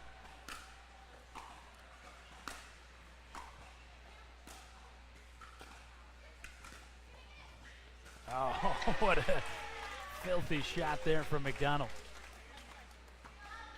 Yeah, it looked like they were having a little bit of a miscommunication there in the middle, but they were able to handle it both times, and then she comes in with a great little drop shot. Goes for the big tennis-style pass winner. McDonald thought it was in. Kenna did not. UVA is going to ask Ron Ponder here, who's reffing this match. Your old friend, Ron Ponder. Yeah, I've had some history with Ron Ponder back at different events in the past. He seemed to remember it as you did. Yeah, He was over here. He remembers it, I'm sure. I probably gave him an earful after some of those calls. Hasn't been that long. I'm sure you recall. But me and Ron get along great outside of the matches. Yeah, he seems to be well liked and well respected by the players as a whole, well known as well. Absolutely. He's been doing many events for all different things. He works with the MLP, the PPA, and as well as this college pickleball. 10-7 for the Wolfpack. Nice reset by Kenna.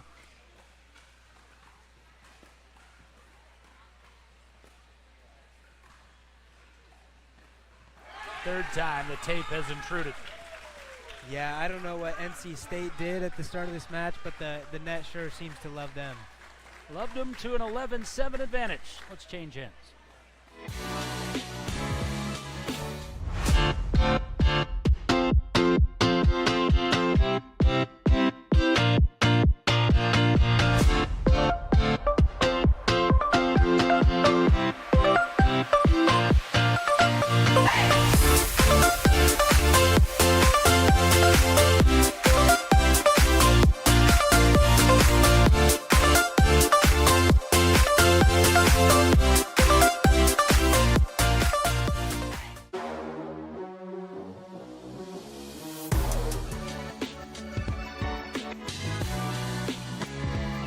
Quarterfinal action from Championship Court at the DUPR Collegiate National Championships. NC State with a very early lead in this opening game. This match between the Cavaliers of Virginia and the Wolfpack of NC State. And that lead widens by a point, 12-7. Yeah, I think there's a strategy here from NC State. They have a clear focus of going to Vivian No at the moment, and she's been able to handle some of those shots, but they've been heavily focused that way. Trying to send it over in No's direction again was Hutchinson, but short-sided it.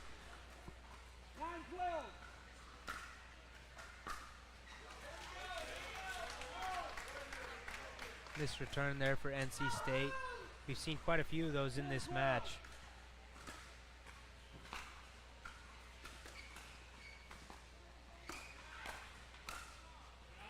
Great read by Hutchinson. And if there is one occasion that McDonald gets a little too zesty, it's on that backhand swing. Sometimes, John, when you get a high ball, you just want to crush it and prove a point, but it's not always the best strategy. I don't know about you, but take the sometimes out of it every time. That's exactly right. NC State now with a 14-10 lead.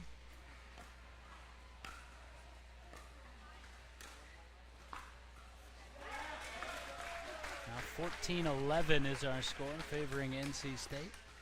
As you see this match get closer and closer to the end of this game here, you're going to see involvement from both of these crowds. I think as we get closer to the end of here, you're going to see both of these students on the side up and at it and getting some energy for their team.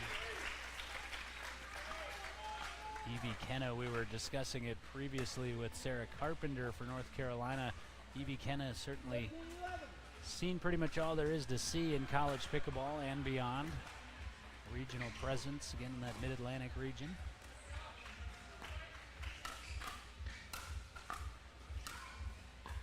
NC State playing off the defensive posture.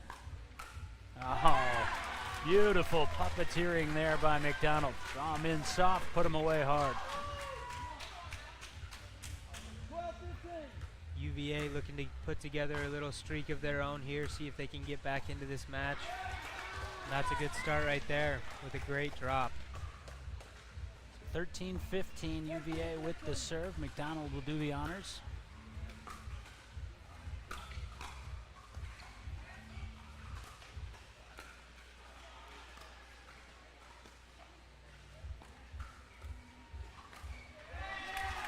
And finally the tape tilts the other way as we changed ends for UVA. It must be the side here, John.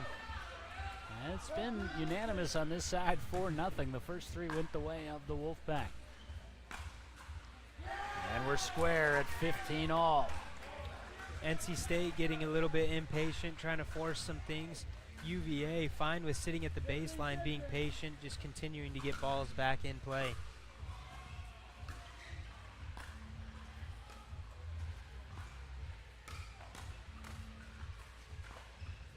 Wonderful sneaky shot from McDonald there. Forces a timeout by NC State here. Virginia on a roll to gain the lead again. I like the team timeout here for NC State. They had the best of it, had a 4-point advantage. Last five, though, for the Cavaliers at this DUPR Collegiate National Championship, powered by Yola.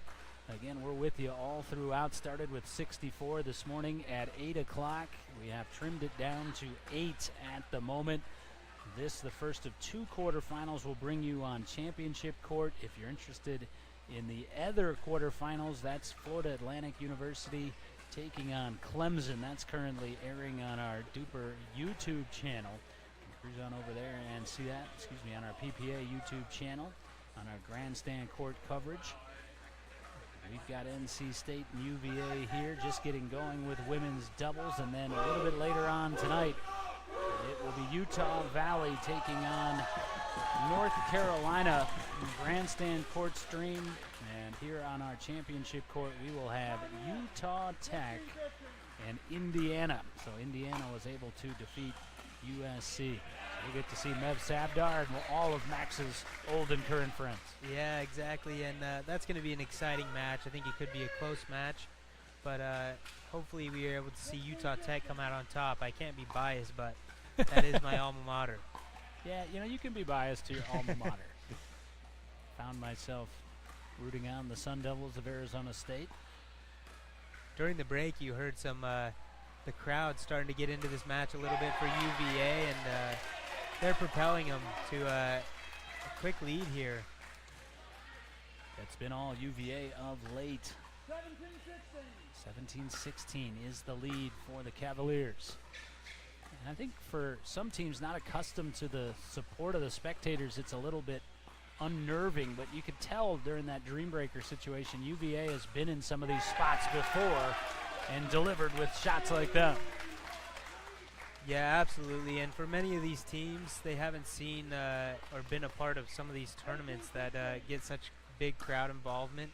And UVA is one of the teams that really brings a lot of students and fans, and they get loud and proud for their team.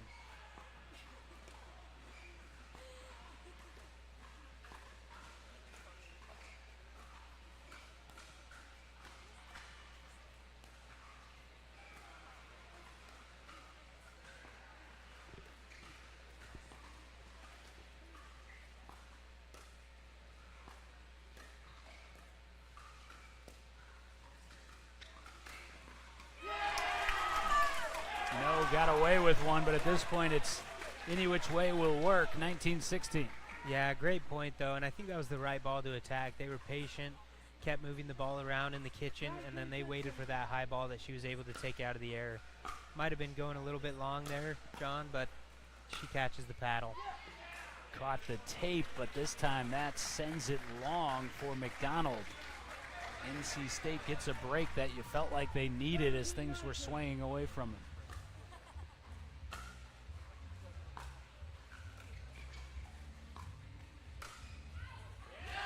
Gets another one. 18-19. Yeah, you start to feel the tension in the air now as it gets really close here, and the players are feeling that as well. You can see it in their body language, maybe a little bit of tension. Let's see who's able to play loose here in these final points and pull off this first women's double match.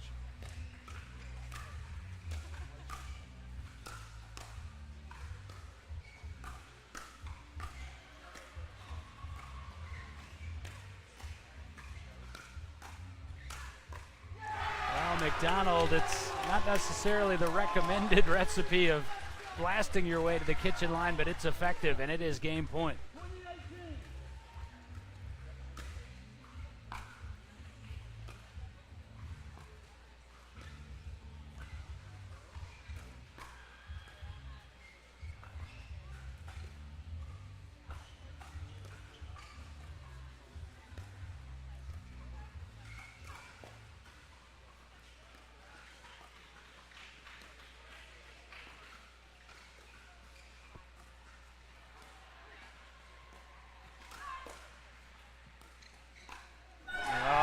Took everything they had, but UVA on the point of the game claims the game, Max. Yeah, what an important point that was for UVA. I think women's doubles is, in my opinion, John, probably the biggest match of the game, of the series for them. And I think when you come out with a 1-0 lead, the men's doubles team is able to feel confident and a little bit relaxed. And that men's team of Connor Burns and Eli Mottner has taken to the court. They take on Chase Brotman and Peter Glass. UVA versus NC State, favoring UVA after winning double.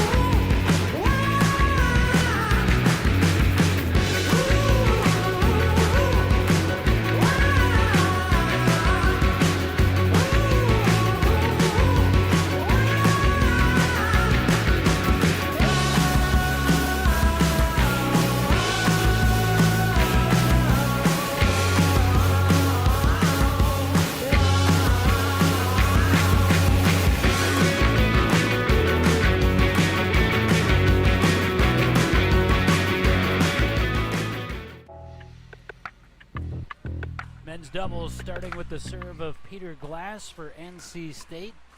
Glass and his partner Chase Brotman. Great chemistry with that tandem. Same can be said of their opponents, Connor Burns, Eli Mottner. Yeah, look to see some energy and emotion from Connor and Eli early. They do like to show some emotion. Connor really gets into these matches and he puts his heart on his sleeve as he's playing. Came up to me just before this match started. He said, "Were you over at the Dream Breaker? That was something." And like you said, I think the adrenaline was still coursing. 1-1 off the serve of Brotman. Brotman is an artist on the court. If you haven't watched him on our live cast at the Virginia Super Regional or anywhere else, he's a shot maker. But elects not to take a shot here, and that was the right call as that sails wide on Connor Burns. Meanwhile, Burns, the president of this UVA club, and UVA, one of the most established clubs nationally. They've done a great job acquiring partnerships, sponsors, and funding for their program. Yeah, and they arguably have some of the cleanest jerseys out here as well.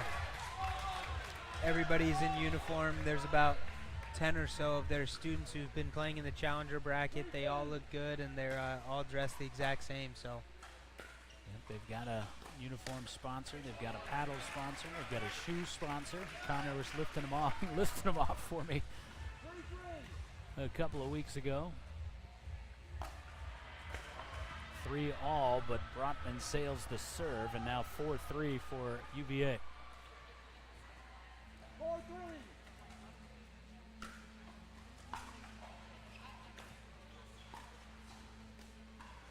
it's really been all back and forth here to start this match. No one really able to find a rhythm quite yet and get some points on the offensive side of things. Let's see if NC State's able to put something together.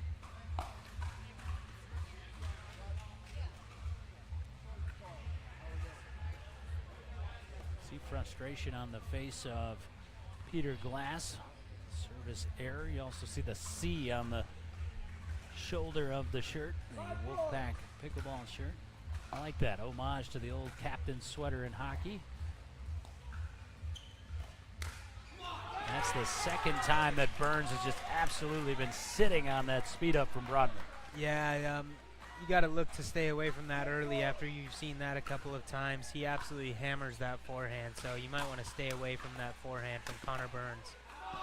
But again, they're unable to do so, and he comes all the way across the whole court for that one. Yeah, you see the length of Connor Burns on display there. The UVA chant erupts from the crowd.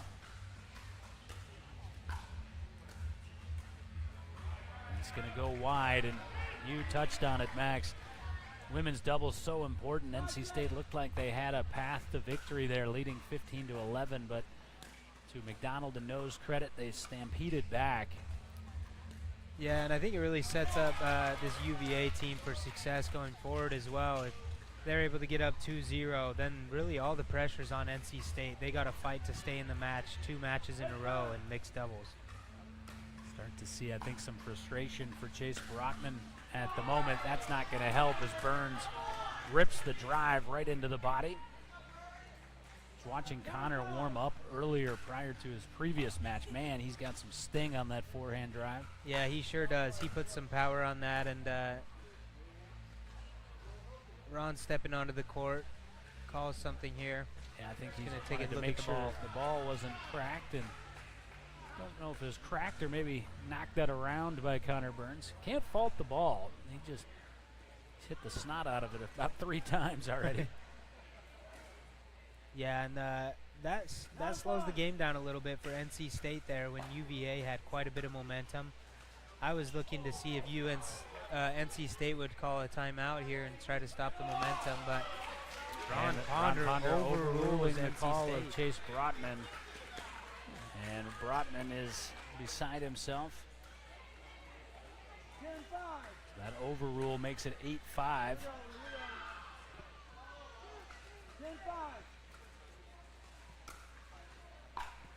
Brotman finds himself in a conversation with Ron Ponder when he should be focused on playing here, but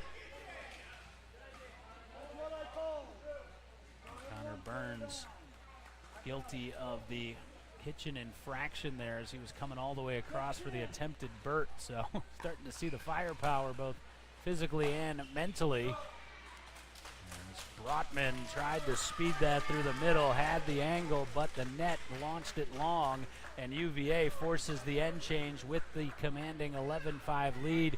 Chase Brotman wanting an explanation from Ron Ponder. He'll get one, but it's not what he would like, as is the score. UVA up a game and up in game 2.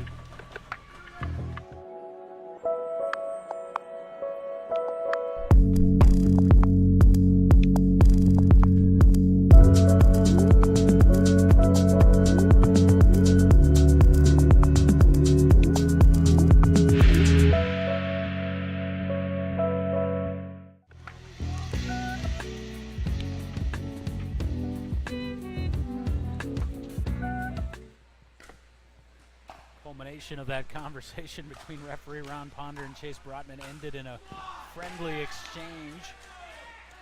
And again, you see that big power for UVA. That threatened the baseline, but neither Brotman nor Glass had any sight line to see it. yeah, it was a little bit too quick for me to even see from here, John. It was moving pretty fast. We're talking about the heat off some of these paddles.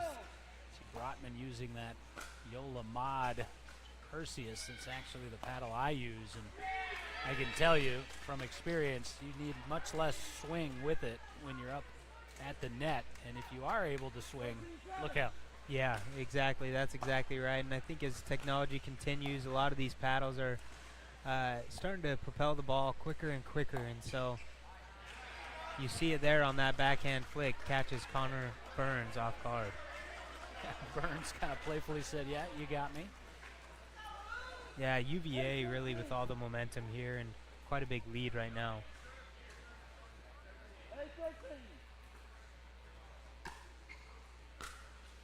8-13 is actually our score at the moment.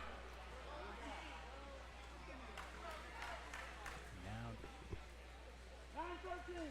9-13 off the serve of Chase Broadman. UVA seems to question that one as well. Ron agrees with the call there, though, and sticks with the out call. Burns kind of a subtle glance over after. And again, we knew that the drama would kick up as we got to this quarterfinal round. We'll expect the same tomorrow morning. This match is not disappointed to this point.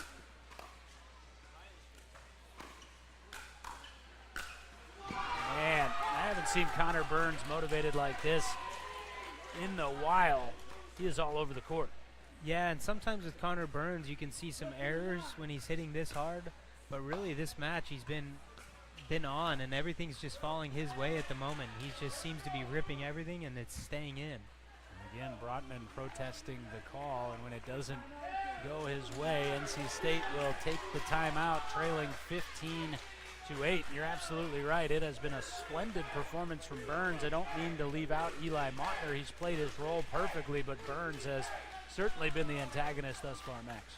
Yeah, that's absolutely right. And something I would have liked to seen from NC State earlier on was a timeout call earlier. I think they were out of momentum. They were a little bit frustrated at times, and I think if they would have called a timeout earlier, they could have stopped this momentum from continuing to grow. And there's one of the spectators for UVA just off your screen. He's wearing a Kyle Guy jersey from the 2019 national champion basketball version of UVA. And of course, that program rocked a little bit a couple weeks ago. Tony Bennett surprisingly announcing his retirement. And a Kyle Guy jersey, although I like Kyle personally, giving me PTSD when he used to call Virginia Tech basketball. And he'd light it up from all over the gym. That's what Connor Burns is doing thus far in this match. Connor Burns on that one. You see that one do fly a little bit long with the power.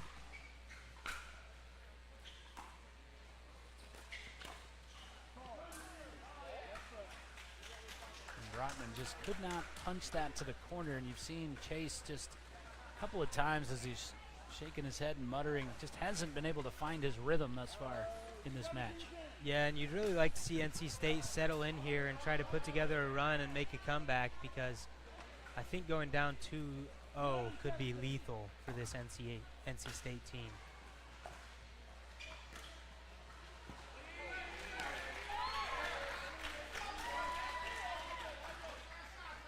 Beautiful shot there by Eli Mottner. Oh, I think it was called out. Yeah, and it was out. Saw it live look from our baseline camera. UVA creeping closer here. Eli taking his time collecting the ball. 18-12 for UVA.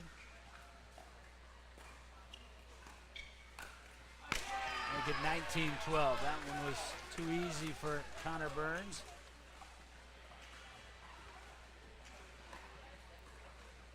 Yeah, this is not the same level of execution we witnessed from Glass and Brotman in the Virginia Beach Super Regional, but the credit goes to UVA for that instead of the fault to them. Yeah, that's exactly right. I think UVA came out confident and powerful early. They were just smashing the ball at the moment, and there's really not been any answer from this NC State team.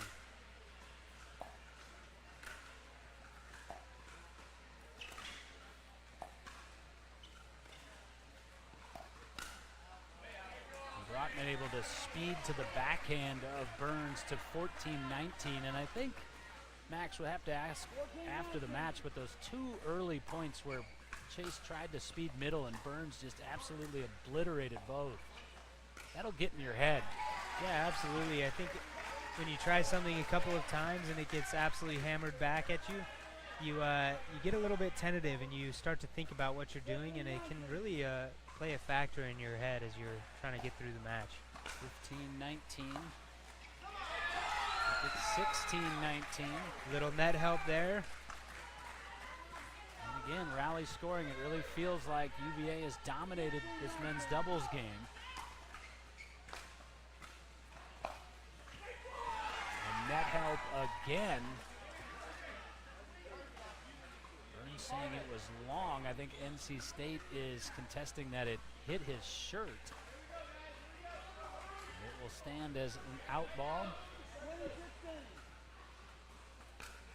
UVA looking to finish the match here.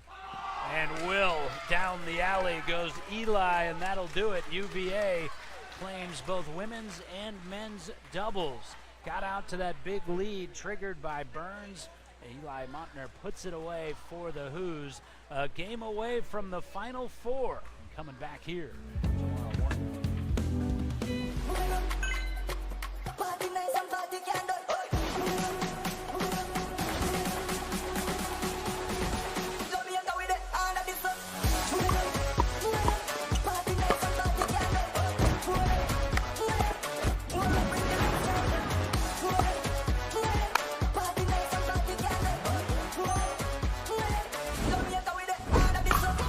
What's your duper?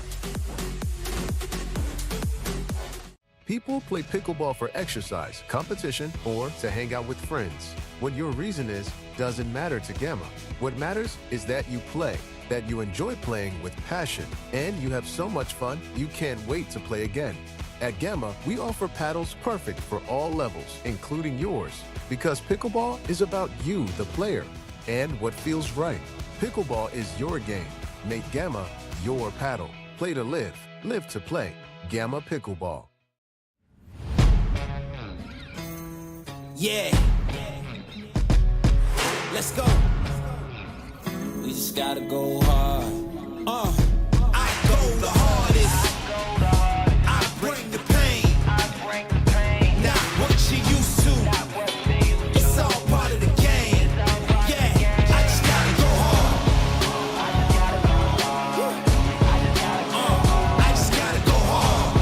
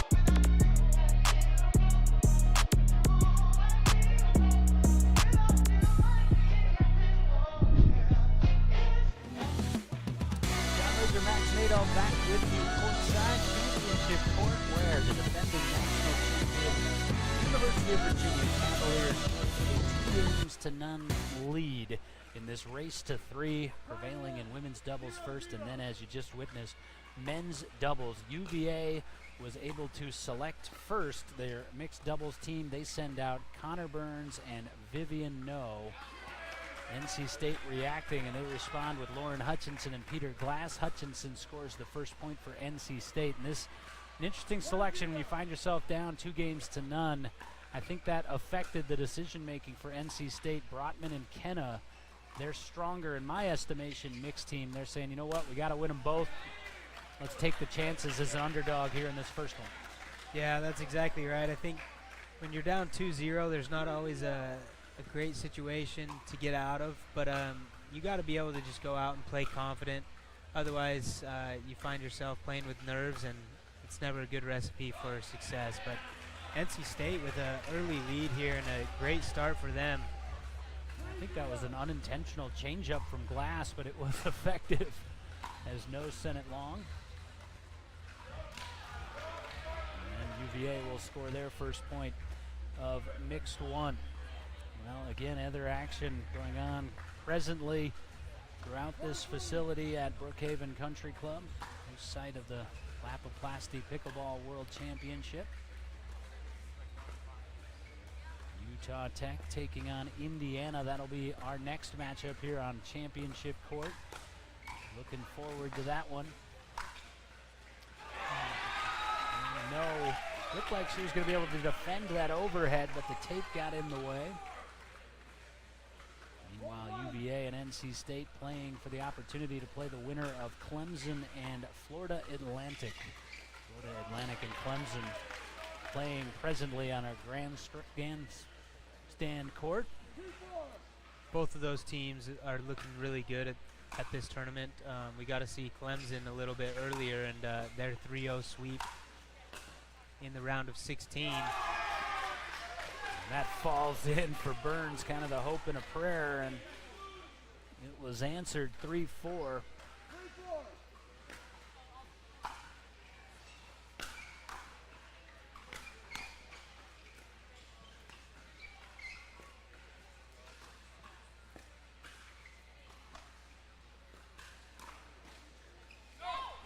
Mistake from Vivian No there. Hutchinson, though, is the one to be commended, turning back drive after drive from Burns. I think that's something to watch throughout this game here, is that Hutchinson-No dink battle that's going to be happening cross-court, forehand to forehand. If Hutchinson's able to pull out some wins in that dink battle, I think that could be an effective play for the NC State crew. 4-5 off the serve of Vivian. Oh, and Burns, you can see incredulous because he over-rotated. Yeah, and that's what that's what we see sometimes from Connor Burns when he comes in so aggressive with so much power, is a few mistakes gather. But in men's doubles, he was really, he limited those, and he had very few of them. But we've seen 2 of those already here in mixed, where he's launched a couple of backhands long.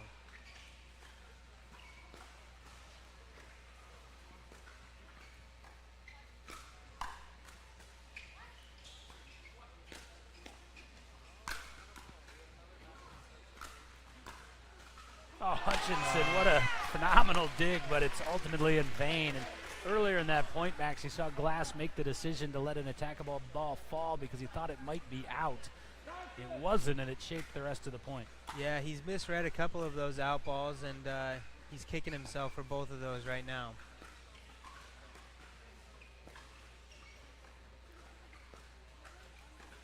Well, getting reports from the grandstand court, that Clemson FAU match. That'll sail long on Peter Glass. How about this score? Clemson's women win 32-30.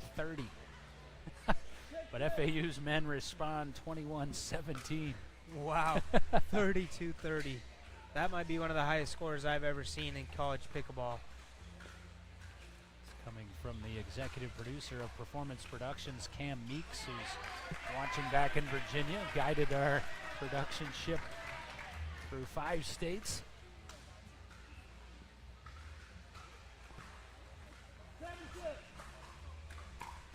7-6 now the score, favoring NC State.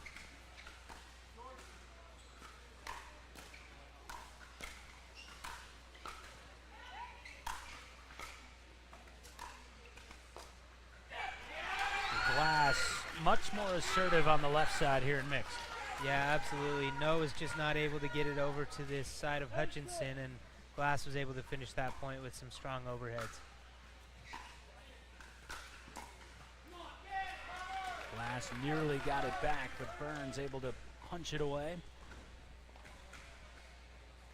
Burns showing some of his athleticism on that point, coming all the way across for that forehand overhead. 7-8 off the serve of Burns. And we're square at 8 apiece. Again, NC State taking a shot here, trying to force it to mix 2.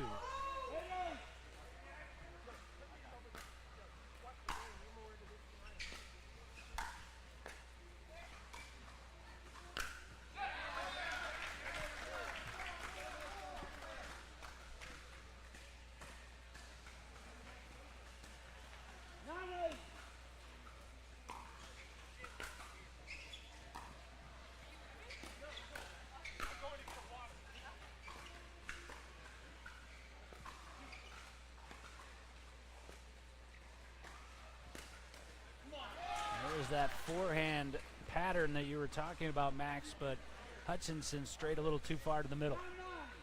Yeah, it's a risky place to go down the middle with Connor Burns' forehand that can just come in so sneakily, but he's able to create some power from a low shot. Hutchinson hit an out ball. You heard Peter Glass say no, but it was a fraction too late, and Burns pounced on it. Burns able to keep some control in that finish and slow down his swing just a little bit to allow that ball to stay in.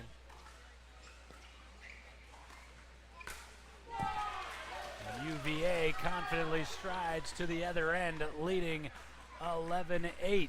Cavaliers with a 2-0 edge and looking to make their way back to the Final Four.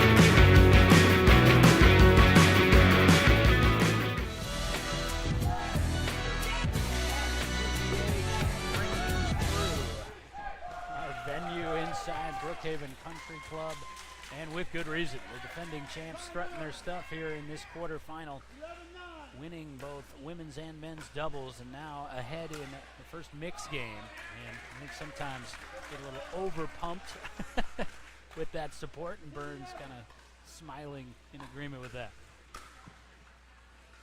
Yeah, and NC State, I'm sure, is feeling the pressure now. They are down a little bit in this first mixed game and third game overall. This is a must-win for NC State, or they will get sent packing. 12-9 off the serve of Vivian No. Burns overextends himself a little bit there. I think that's a ball for No to keep taking, just because she's had some success in that forehand dink pattern with NC State so far this match.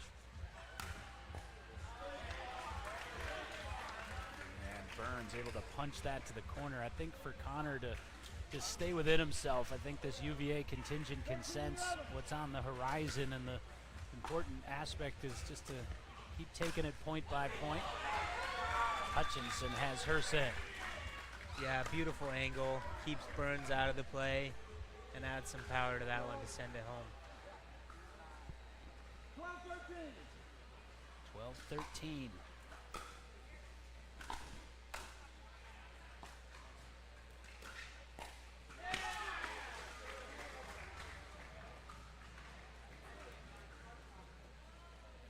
Important business to tend to here. Here's our friend Hunter Iono coming over to take our dinner order. That cannot wait. John, that is really important actually at this point.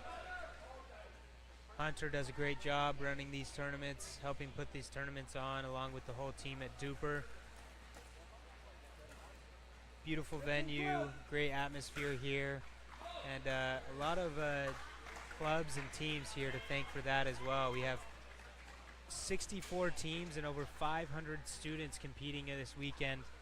A unique tournament here with a lot of excitement building around it.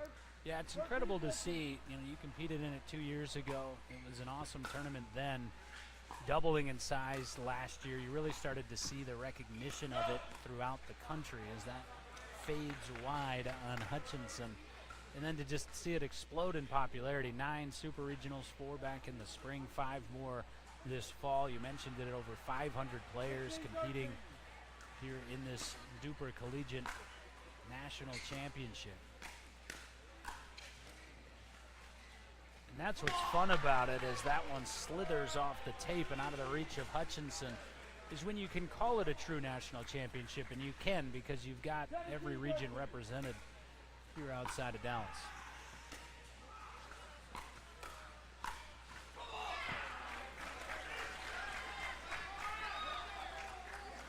Ball works its way back behind us again. John able to throw it back into the game here. That's the second time I've gotten my hands on one in this match. I like this vantage point. We're right in the thick of it. All that does is make you want to play. That's exactly right. I don't know if I'm going to be able to play after what I just ordered from Five Guys. Very true, but college pickleball is so exciting. It's been tough, honestly, the last year and a half, watching many of my friends and old teammates compete. You kind of just wish you were out there at times, but it's great to see Utah Tech continue to do well, and hopefully we see them later on tonight. Yeah, I've noticed that tremendous block by Hutchinson. About to say, I've noticed that with one of my other broadcast partners, Derek Crage of Virginia Tech. He really misses it, even though he now competes professionally. That camaraderie, I think, with the club is what you really miss ultimately. Yeah, there's just something different about the team aspect of this style of tournament that you just don't get in other tournaments. You're usually just in a team of 2. You don't have the team of 4 dynamic. Rally scoring also makes it a little bit different. There's an excitement. The games are a bit closer. That all adds to the effect that college pickleball has and the excitement that it brings. 19-15 is our score. UVA is able to rack up some points, but NC State trying to hang in there.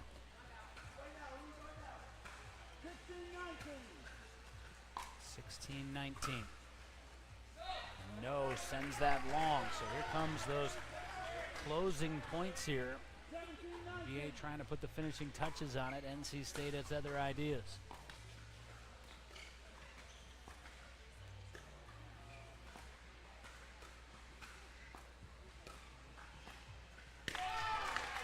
Match point. I think that's why. I think that's wise by Connor Burns there to just let No handle those forehand dinks. He wasn't putting any pressure in the middle, just letting No take those, and she's able to come away with the win there. Peter Glass wondering why the delay there prior to the point. More frustration, I think, at the performance than anything else. And Burns, somehow that is called out. Burns thought that had sent the Who's back to the Final Four. Yeah, he sure did, but that gives NC State the ball back and a chance to put together a comeback here. No, really sending those serve returns deep, and now NC State back within a point. 19-20 here.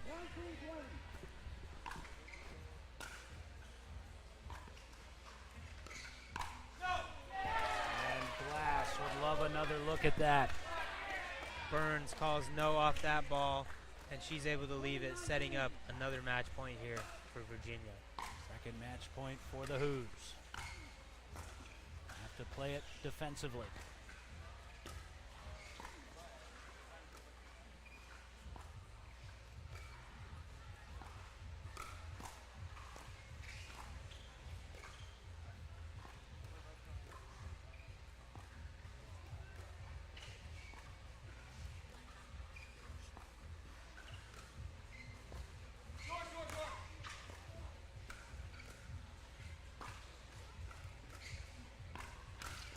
You want to defend your title? Win points like that.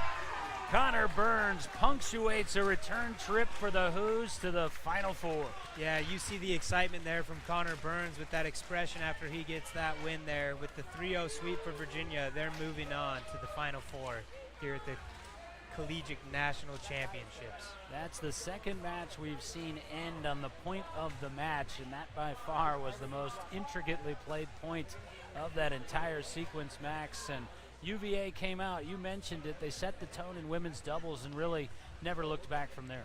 Yeah, I think it's so important to start with that women's doubles match, and as we go throughout the tournament, we'll see how important those women's doubles matches really are to set the tone for your team and to create a little bit of confidence and bring some relaxation to the team and not allow the stress and the moment to get to the team.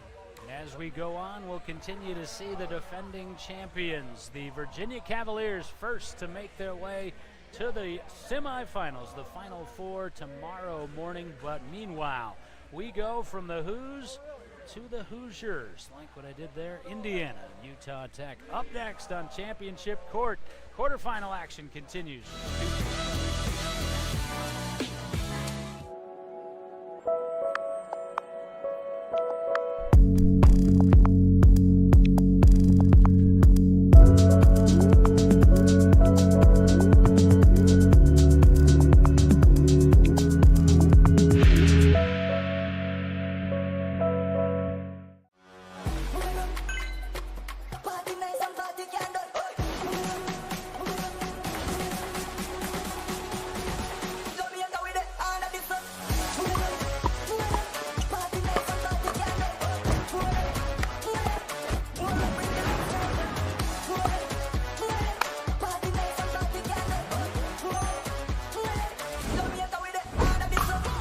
What's your duper?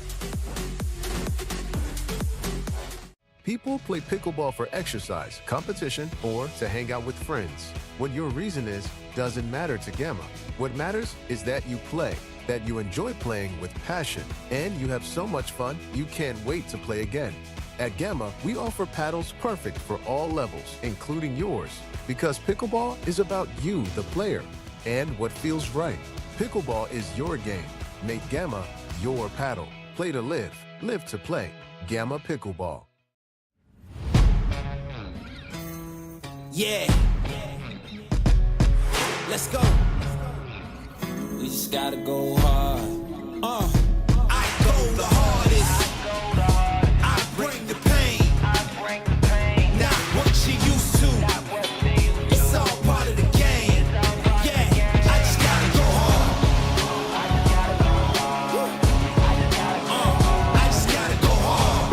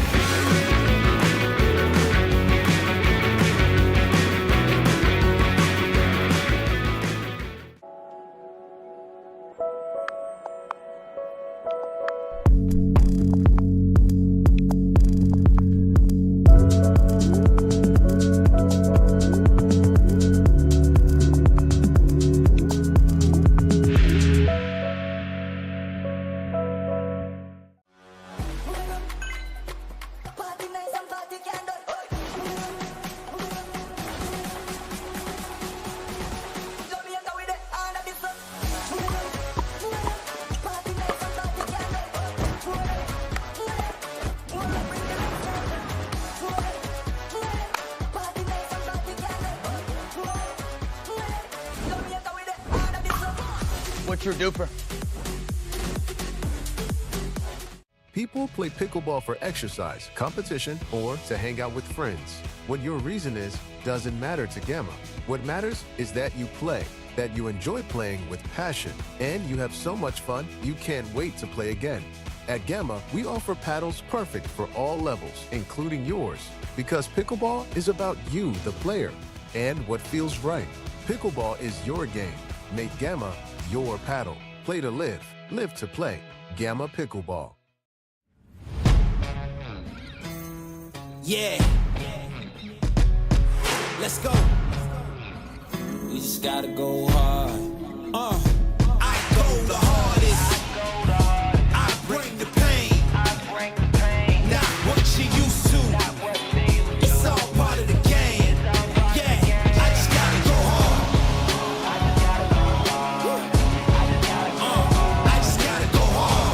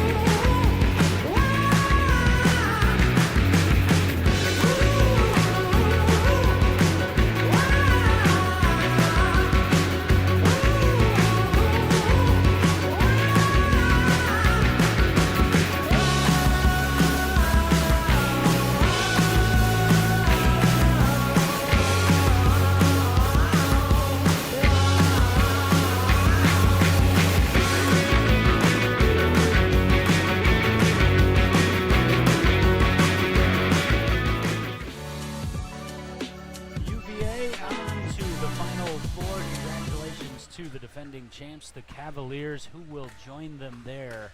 Utah Tech or Indiana, as the top-seeded Trailblazers of Utah Tech take on the second-seeded Hoosiers of Indiana. Chalk throughout this region, and we are about to get started, Max, with women's doubles. This, of course, is a Utah Tech program that you know exceptionally well.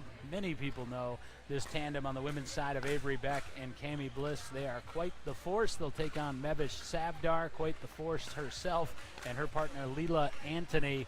How do you see this one breaking down? And I'll even allow you to be a bit biased.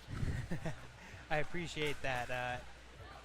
The balls connect here in the warm-up, but I think this is going to be an exciting match. Utah Tech has some strong women coming out here. Avery Beck is a strong player. She came into the collegiate pickleball scene in the last year, and she is a force to be reckoned with. She played in that All-American matchup we saw last night, performed well. The West was able to get the win. Avery Beck is certainly someone to look out for. But what you don't want to do is allow a high ball to go over to Cammie Bliss's side. She's an ex-volleyball player, and she can put a hurt on you with that overhead. Yeah, she has quite the swing, as they say in volleyball. We saw that on full display during the Nevada Super Regional, which Utah Tech was able to win, and they won with 3 of the 4 competitors that we'll see here today. However, Liam Duffin will take over on the men's side along with Benson Perry, but it was Beck and Bliss. Utah Tech, with a slightly modified roster, actually won the Arizona Super Regional as well, and that's because Cammie was on her honeymoon, so congratulations to Cammie Bliss, but now she's back and ready to get back after a national title. Yeah, there's so much depth on the Utah Tech team. We've had different players coming in and out for the last couple years. We see one right here, right now, Dylan Champagne. She's going to be on the sidelines tonight supporting her team, but she's always here, full of energy. She'll be supplying that for her team tonight. And she was supplying it last night on this live stream, actually, and on this live cast. So thanks to Dylan. She's always got that smile on her face. About 99% of the time. I've seen a couple shots where it disappears, but only for a second or two. Yeah, that's exactly right. She's definitely an entertainer when she's out on the court, but you don't want to play against her, I'll tell you that. She can be quite frustrating to play against. Meanwhile, you don't want to mess around with this tandem from Indiana either. Mevish Savdar is a national champion in her own right. She won mixed doubles in Cincinnati at the Pickle Lodge. I actually called that match along with Michael Asplund, whom we'll see in men's doubles as well. So this Indiana team is a formidable group. Savdar, in fact, has moved on in a lot of ways in terms of her life outside of Indiana pickleball, but back limited time only for this national championship attempted run. And Indiana gains the first point of women's doubles. Yeah, and she's definitely a strong player. She was one of the members of that All-American event last night as well, coming with in with a 5.22 DUPR. She does have strong potential, and she can take over a match if they allow her to. Joking with Mev, talking prior to their win over USC, she said, "Are you commentating this match?" And I said, "No." And she said, "Why not?" And I said, "You got to win in order for us to commentate." Win indeed they did, and here they are. Told her that you and I had earlier been talking about her and Michael's comeback in epic fashion against David Beeger and Lorelei Singsank in Cincinnati. Seemed to be excited about the fact that that was still a topic of conversation. That's great. That was a great lob there by Cammie Bliss. And some net help there. For the second time, and Leila Anthony a little shy about the help, but she'll take it nonetheless.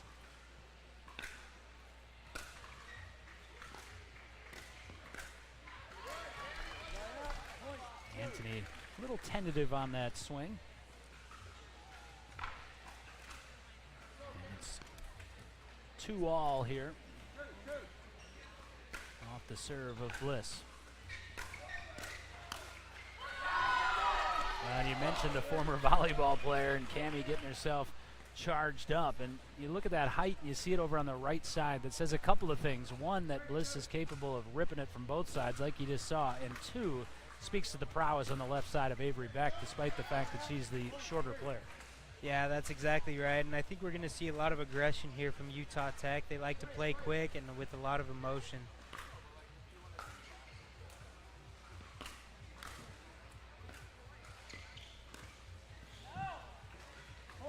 Bliss sent that just wide, and Indiana has the advantage at 4-3. Leela Anthony, not as well known as Mev Sabdar. Mev's one of those players now, she walks around a facility like this, and everybody goes, ooh, that's Mev Sabdar. Yeah, that's exactly right, but she still plays a unique role for this team. She's a strong player on that right side and is able to set up some great shots for Mev. Lead tilts over to Utah Tech, 5-4. Both Beck and Bliss, by the way, carry that same kind of cachet, as does Benson Perry, Liam Duffin. There's certainly well-known names and personalities now on this tour, I guess you'd call it, as it's become through the Super Regional Series. Yeah, and one of the things to note here is that Utah Tech has some experience with this. Avery plays in a lot of high-level tournaments. I actually watched her and Dodo Kong from the Utah Valley team take on Callie Jo Smith and Elise Jones at the PPA in Salt Lake City. They were able to make it through the women's qualifier and played Callie and Elise in the first round. And it was a great match, but they weren't able to pull that one off. You mentioned the depth of Utah Tech, and you mentioned Dodo Kong as well. And Dodo, unfortunately, not here competing in this national championship for Utah Valley, speaks to their depth, that they're still a top seed and still honestly favored to be seen with us in the Final Four tomorrow. Yeah, that's exactly right. And Utah Valley missing some of their key players, but still such a good team and one to look out for as we come to the final days. Houdini shot from Bliss, caught Safdar looking middle. 7-6 favoring the Trailblazers.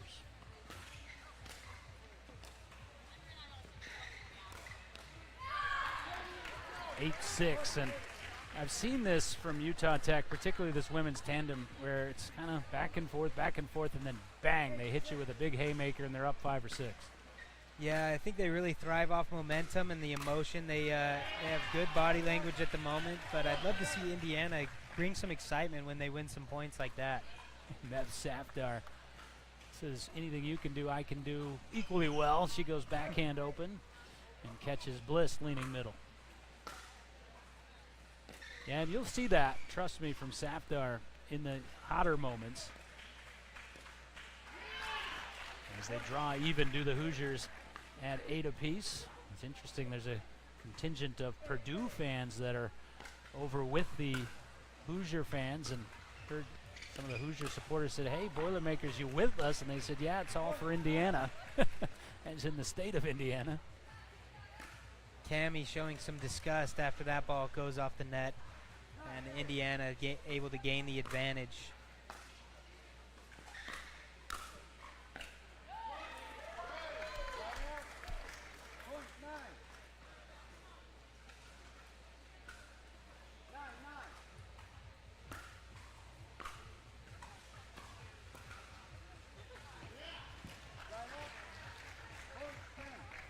That's a great return there by Safdar, keeping Avery Beck back and on her back foot, trying to hit a drop from deep in the court.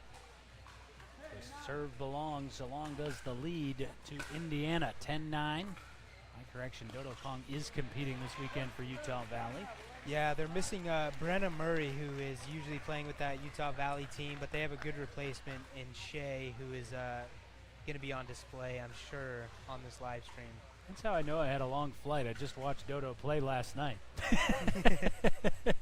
So Utah Valley, Utah Tech, both certainly still very much strongly in the hunt here. UVA on to the Final Four. Who meets them? We're at the end change. Indiana, the slight lead in our second quarterfinal.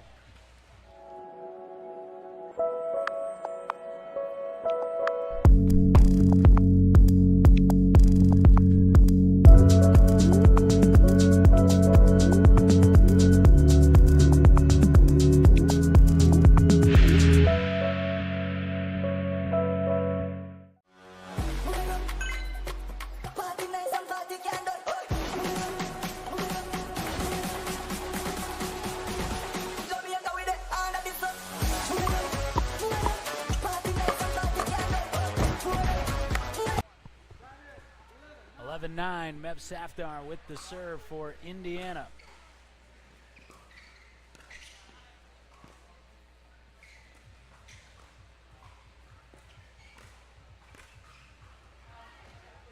And the Tape slips that wide and builds to the Indiana lead. Saw Utah Tech, they did drop one game in their previous match, but talking to Liam Duffin, he said, you know, we still felt like we had it, and that's what we call battle tested, as is Safdar. Yeah, they did drop a game in that match against Texas of Austin, and you know who plays for them is Jack Monroe, so it's tough to have a clean sweep when Jack Monroe is on the court, that's for sure. No doubt. Speaking of individual nationals in Cincinnati, watch Jack Monroe win men's doubles for the Texas Longhorns.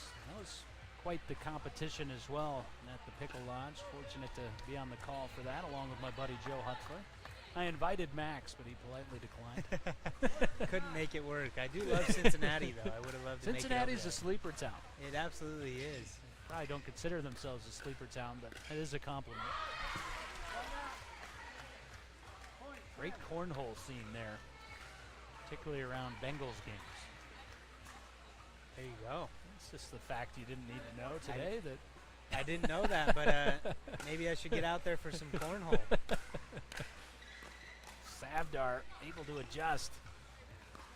Oh, but Avery Beck is only Avery Beck can. Yeah, you see the hand speed of Safdar and Cami Bliss there, able to keep some balls alive that maybe would have not been kept so if it wasn't those two involved in that hands battle. But Indiana just keep coming here. And this is, as we get to this stage, none of the games are must-wins because there's just so much talent from all four players. Yeah, that's exactly right. And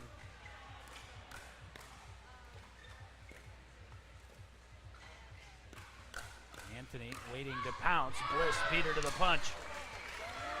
that's an amazing leave there by Avery Beck. She's able to see the pace that Safdar put on that ball and just allow it to escape the court there. And a couple quick succession for Utah Tech.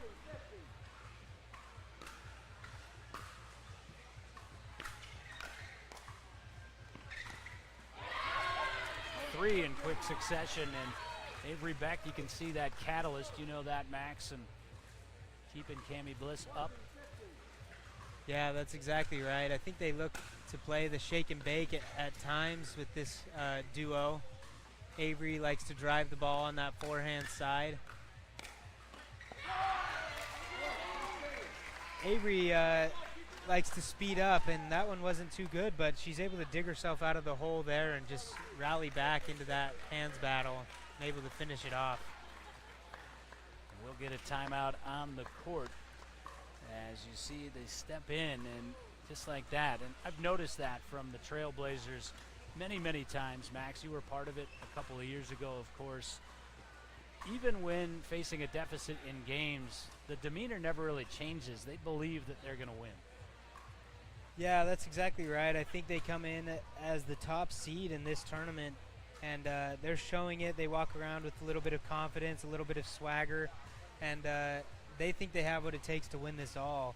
And I think they're going to come to some stiff competition. They surely are seeing it in this match here. And I think if they can come out with a women's doubles win here, it propels them to a good head start in this match.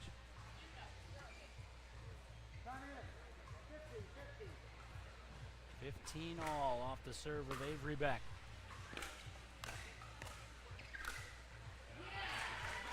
Well, as difficult as a block as that is, you're used to seeing Bliss play that back, as is she, and you could see she was a little bit surprised.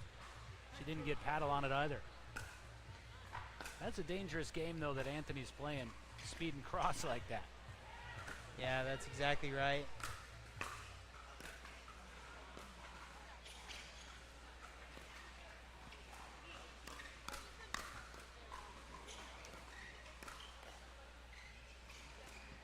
Oh, my word.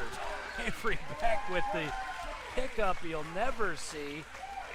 Anthony had one off her body, and Utah Tech wins the point.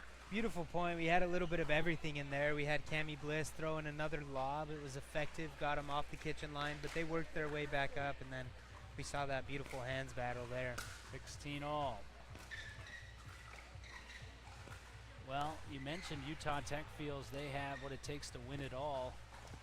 Another team that certainly feels that way, as an excellent forehand dink from Bliss takes the lead over to Utah Tech side, is Florida Atlantic. But guess what we've got over on grandstand court, my friend?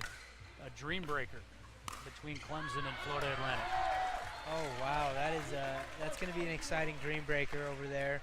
I think Clemson is also a team to watch. They've been playing hot the last few months, coming out of some of these regionals, and then in this tournament they've been hot so far and playing at a high level.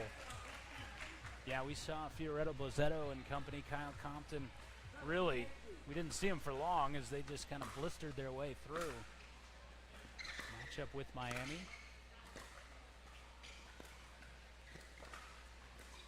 Oh, just masterful from Cammie Bliss. That's having him on a string right there. Savdar was trying to come over and help Anthony and got caught doing it. Yeah, looking a bit like a puppet master on that play, working him from side to side and then able to go behind Savdar for the win. But 18-19. Credit the Hoosiers, by the way. There's been a couple of moments in this game you're like, okay, Utah Tech's women are going to take it. Indiana has, on every occasion, won the very next point. Yeah, but short there from Anthony, and it's game point for Utah Tech, leading 20-18. I mentioned the scores in that Clemson match. Clemson women winning 32-30. FAU men winning 21-17. We're not done here in women's doubles either. Coming back at 19-20. Clemson's mixed one 27-25. And then FAU mixed two 21-5. Wow. So, quite an array of scores over on that court. But everything pretty tight here so far. Savdar trying to get back settled. And instead it's Beck into the body of Anthony. Another game point opportunity. If you're Anthony, you got to be weary of that that backhand and forehand speed up of Avery Beck. She's lethal with those speed ups. And that'll do it. Utah Tech, in a nip and tuck affair, takes women's doubles. And you see the boisterous exchange as Benson Perry and Liam Duffin pass them by on their way to the court. Women's doubles to the Trailblazers. Men's doubles on deck. This is the DUPR Collegiate National Championship from Dallas, Texas. We present it for you all weekend long. We've arrived in the quarterfinals.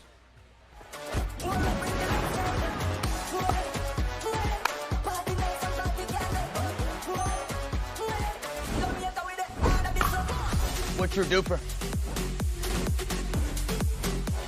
People play pickleball for exercise, competition, or to hang out with friends. What your reason is doesn't matter to Gamma. What matters is that you play, that you enjoy playing with passion, and you have so much fun you can't wait to play again.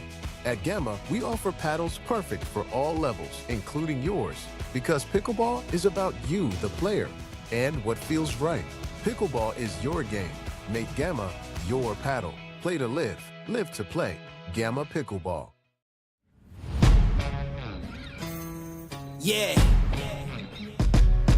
Let's go. We just gotta go hard. I go the hardest. I bring the pain. Not what you used to. It's all part of the game. Yeah, I just gotta go hard. I just gotta go hard.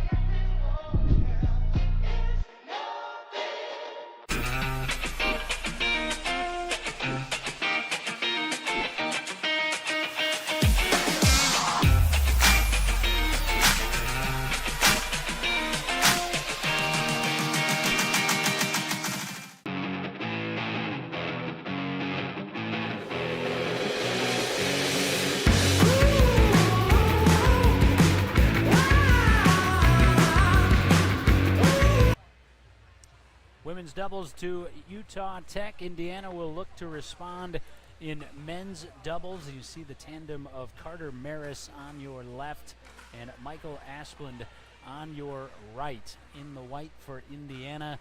Across from them on top of the screen, that's Liam Duffin. He will play the left. Benson Perry will play the right.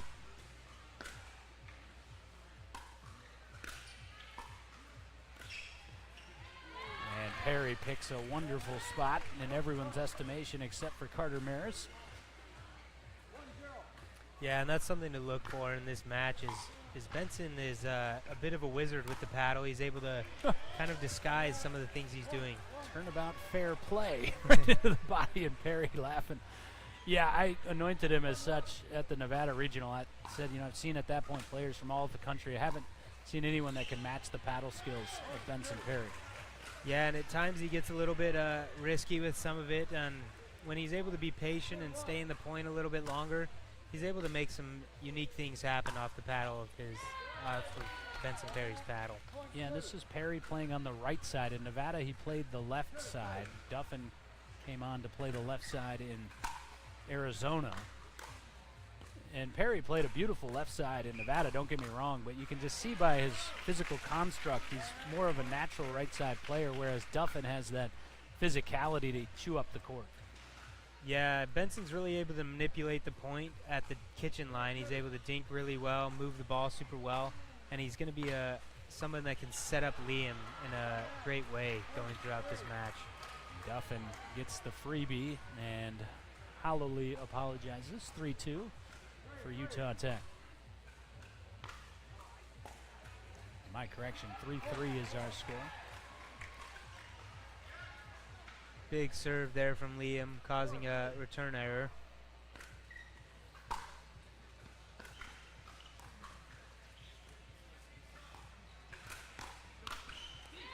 And 5-3, and that's precisely what I'm talking about. Duffin kind of took over that Arizona Regional, particularly in the championship match. Yeah, Duffin's able to create some power. He has a strong tennis background. He actually turned down a tennis scholarship opportunity to continue with college pickleball. And he's really spent the time and put in the work as of late to become one of the top pickleball players in the country at this collegiate level.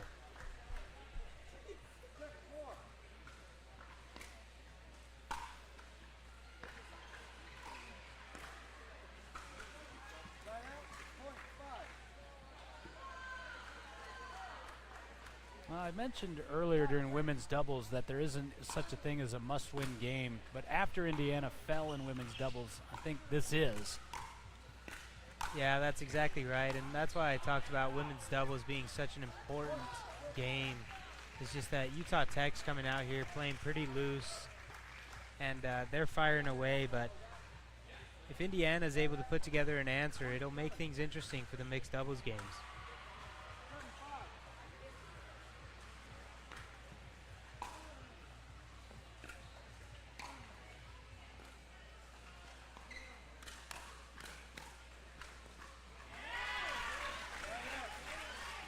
Great hands by this Indiana team, really able to defend off those attacks and make something happen.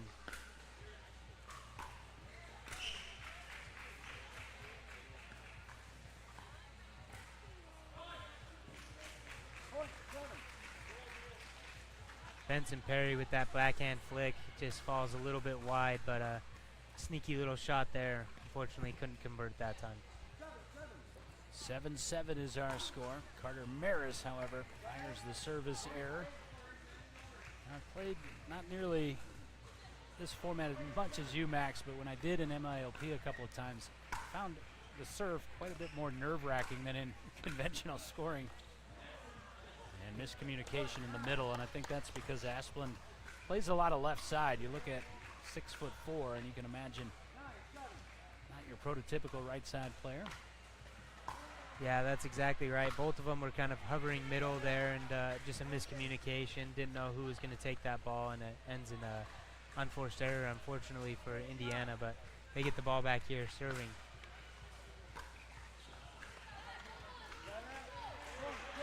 Now 10-8, Benson Perry to serve for Utah Tech. We hear some howls on the other end of the facility. That's the grandstand court and the Dream Breaker that's going on between Clemson and Florida Atlantic. One of those two teams will join UVA in our Final Four tomorrow. One of these two teams will be there as well. 9-10. And we'll change ends as Utah Tech holds the lead in men's doubles. 11-9 for the Trailblazers. They lead Indiana. We take a quick timeout and come back. Men's doubles continues, as do our quarterfinals.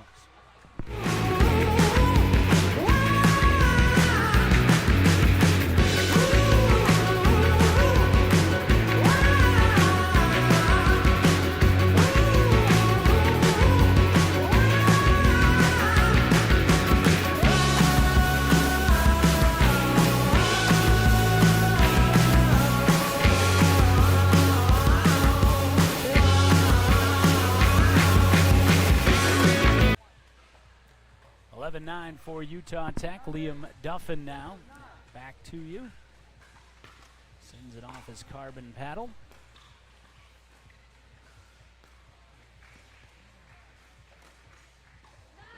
That did not catch a piece of Asplund, as was the plan, and therefore 10-11. Yeah, Asplund was able to avoid that speed up from Liam Duffin. It's a great leave. Just a little bit long there for Liam, a bit too aggressive. And we have our second one seed fallen. And it is not Utah Tech, as they lead 1-0. Clemson won the Dream Breaker and has eliminated Florida Atlantic. Wow. That to me is the surprise of the day. Take nothing away from Clemson. But that Florida Atlantic team I thought had a legitimate chance to win here this weekend.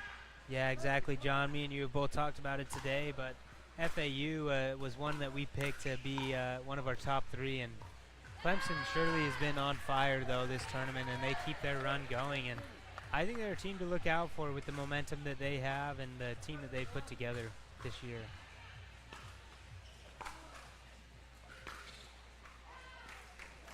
Liam Duffin with a little help from the tape there and catches the body of Esplund.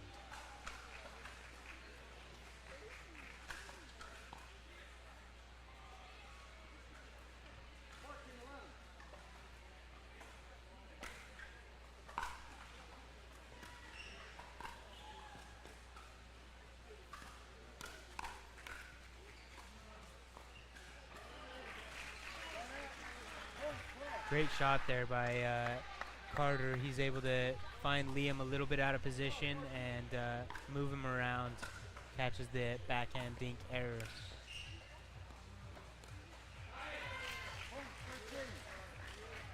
Two dink errors in a row from Liam Duffin.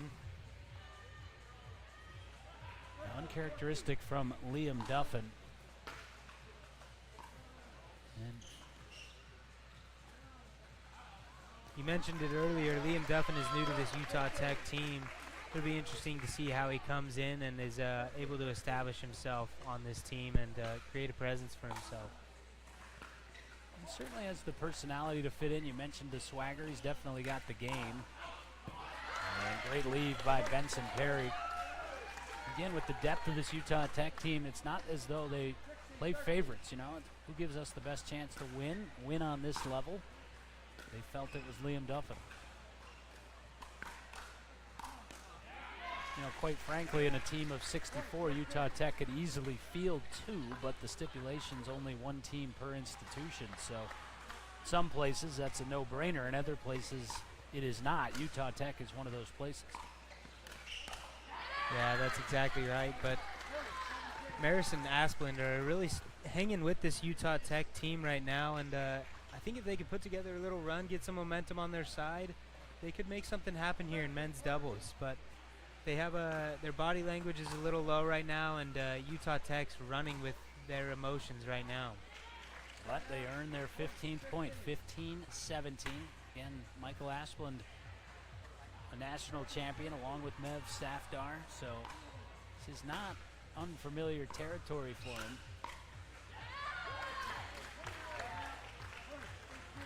We actually saw Michael Asplund really in that game. I mentioned the tremendous comeback earlier. They came back from 2012 down.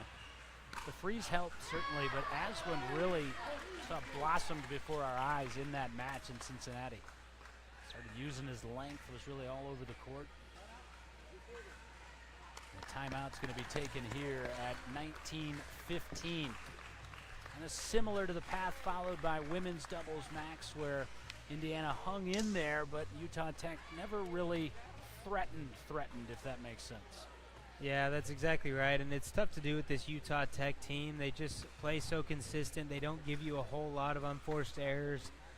They try to keep things in check, and they always keep games close, and then as they come down to the end of games, they just play so strong, and they've had a lot of experience in some of these high-pressure moments, but like you mentioned, Indiana's been there too, and Michael Asplund has been around, and he's an individual national championship, but he was playing the left there, John, and in that mixed. And do you think that's playing a role here? Do you think they would ever think about switching sides and putting Michael Asplund on the left there?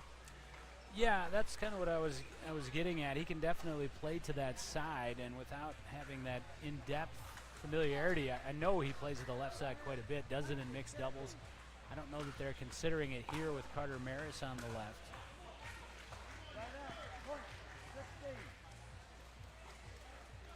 Back to the serve at 16-19 for Asplund.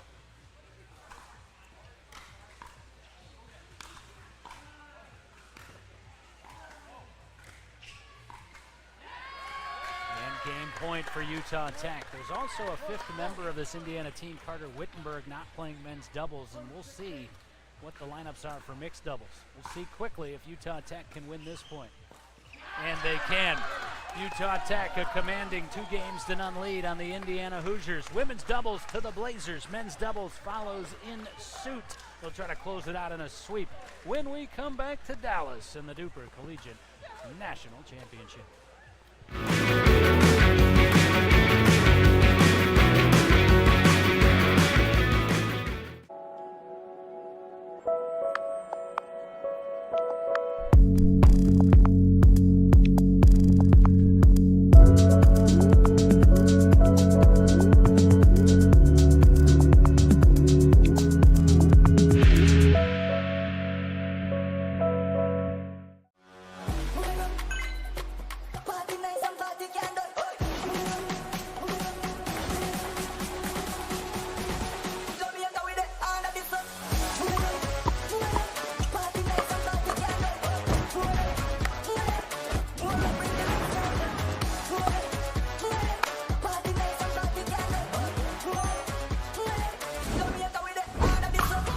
What's your DUPR? People play pickleball for exercise, competition, or to hang out with friends. What your reason is doesn't matter to Gamma. What matters is that you play, that you enjoy playing with passion, and you have so much fun you can't wait to play again. At Gamma, we offer paddles perfect for all levels, including yours, because pickleball is about you, the player, and what feels right. Pickleball is your game. Make Gamma your paddle. Play to live, live to play. Gamma Pickleball. Yeah. Let's go. We just gotta go hard. I go the hardest. I bring the pain. Not what you used to. It's all part of the game. Yeah, I just gotta go hard. I just gotta go hard.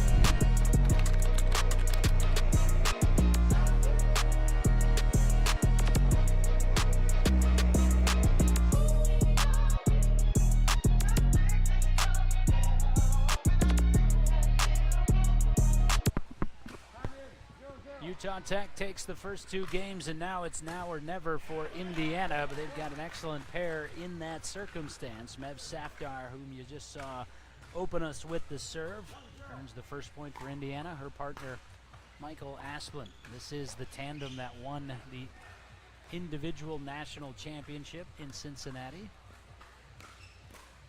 Yeah, and it's a good team for Indiana that they displayed here, and equally a good team though here in Liam Duffin and Cami Bliss. Let's see if they're able to take on these national champions and make something happen here for Utah Tech to clinch it 3-0. Last couple for Utah Tech, trying to sweep their way into the Final Four. Kind of a shockwave through the facility when that Clemson Dreambreaker outcome came to the light, including amongst the Utah Tech players. They heard that, couldn't believe it. Yeah, exactly. I think a little bit of excitement, a big upset for Clemson there, but they've been on a hot streak, and they're still a team that has a great chance of coming through in this bracket and taking this national championship. So Clemson is the North Region winner. They'll take on UVA tomorrow in our first semifinal. Bright and early, 8 a.m. Max and I will be with you. So the ACC will have a representative in the championship round one way or the other. Utah Valley and Utah Tech right now both trying to advance to the Final Four and make sure that the state of Utah will have a representative to meet them there. Oh, what a shot by Asplin. That's exactly right, and there's a good chance that we see all Utah semifinal.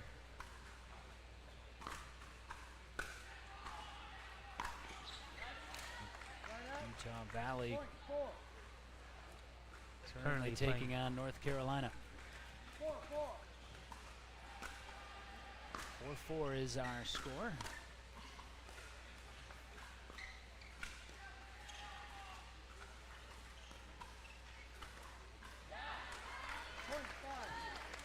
Asplin trying to go with the two-hander, and sometimes the aggressive approach leads to that outcome. 5-4. You asked previously what Asplin would look like on the left side, and of course we get our answer here in mixed doubles. What a dig by Cami Bliss. And yes, I used the volleyball term intentionally. Yeah, exactly. Michael Asplin chooses to go at Cami Bliss there. She comes in with a great reset and then able to counter the next ball for a winner. Although I don't think Cami spent many days as a libero on that back line. Yeah, I can't imagine so with all that height and power. But she did some of the dig drills, and now Utah Tech is rolling as they have the 7-4 lead.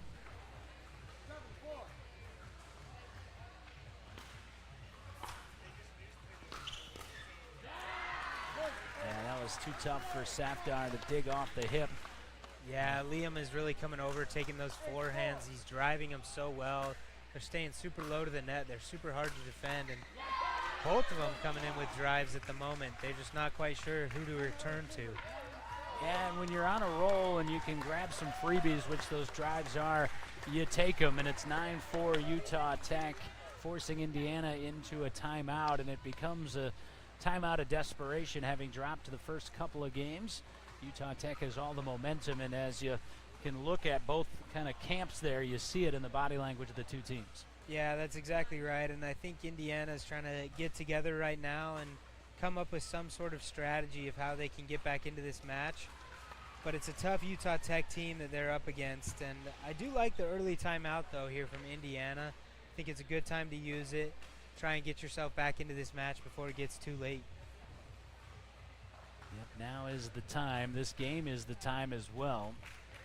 For Indiana, though, it is a tough road to hoe because they've got Benson Perry and Avery Beck waiting in the wings, and that's why we mentioned they dropped a game to Jack Monroe in men's doubles previous round and still felt fine about it. Yeah, that's exactly right. I think they feel pretty confident with both of their mixed doubles teams. They feel confident with whoever they send out there, and they know the other one's waiting on deck, and they know that they can come in for a cleanup if needed. But I'm sure they would love to come in and sweep this 3-0 if possible. Well, again, energy conservation is going to be a part of this. Been playing since 8 a.m. There were no buys. Oh, the magician never reveals his secrets. We won't ask Liam his. That's exactly right. Maybe not even a secret. I think he was just scrambling and was able to get a paddle on that one and kept it alive. Yep, sometimes better to be lucky than good, but even better to be both, and that's what Liam Duffin was there. Tammy Bliss, Bliss though, at the misses service serve. error. Yeah, looks down at the paddle. Classic pickleball play.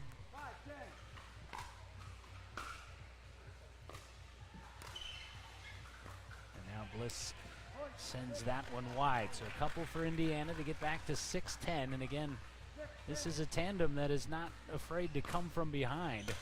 One of the most historical come from behind wins in those individual nationals, and here they come on that comeback trail. I think it's misconception sometimes. People say individual nationals is that singles. No, of course that just means individual teams outside of this team format. And we're the champions in mixed doubles. That will sail long, however, and lead to our end change. So Utah Tech has the lead in mixed doubles 1. They also have the lead 2 games to none.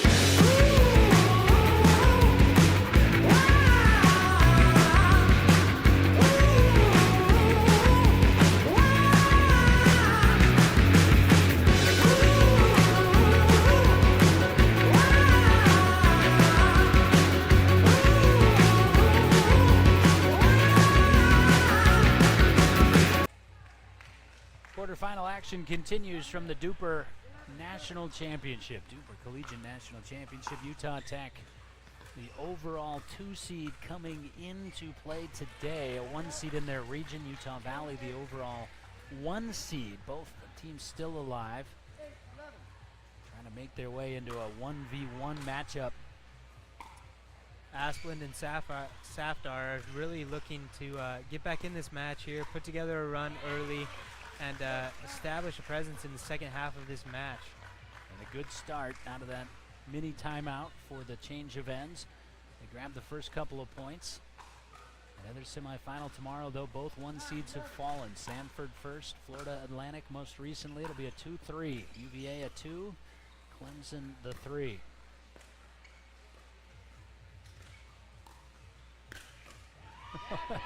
Can't let Bliss clock one like that.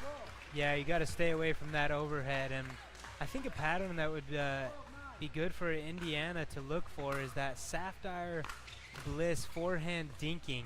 I think Safdar might be able to come away with some points out of that strategy.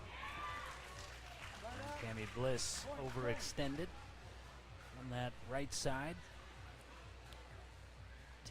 10-12.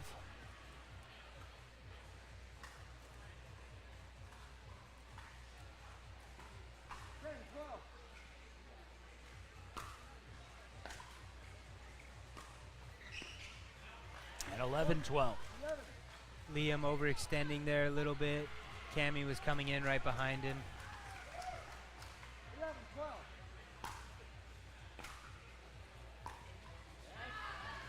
You could see Ashburn never quite sure what shot he was trying to execute there. 13-11.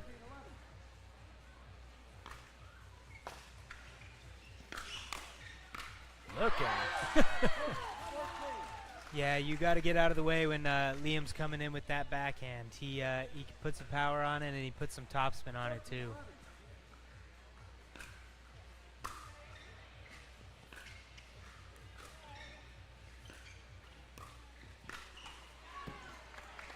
And Sends that one a little wide. Slipped just a little bit wide. Indiana continuing to hang in here. 12-14. That's going to travel long on Cami Bliss. So 13-14.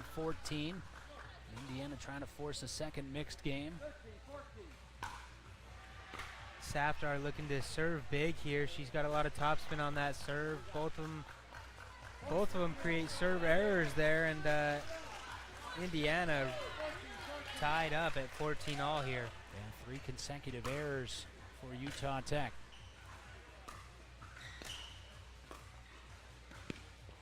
Oh, exquisite Ernie from Liam Duffin is the response. A little misdirect there by Liam Duffin. I think that one comes off of his hand or grip or something there. It didn't really make much of a sound and went the wrong direction.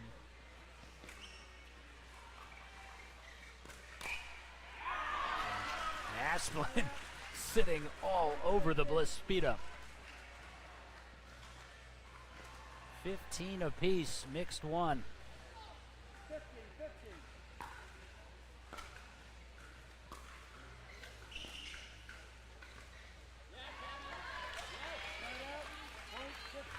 Next couple points critical. Captain Obvious states here at 16-15. Yeah, you're exactly right, though, and I think the pressure is starting to come in here. It's as the match gets tighter and closer to the end, teams are starting to feel it a little bit, and certainly Indiana's got to be feeling that. This is really win or lose, win or go home right now for Indiana. Big time help for Safdar makes it 16-16. Yeah, that's just a deadly combination as Bliss got untied enough to put pace on it, and Duffin puts it away, 17-16. It'll be the serve of Liam Duffin.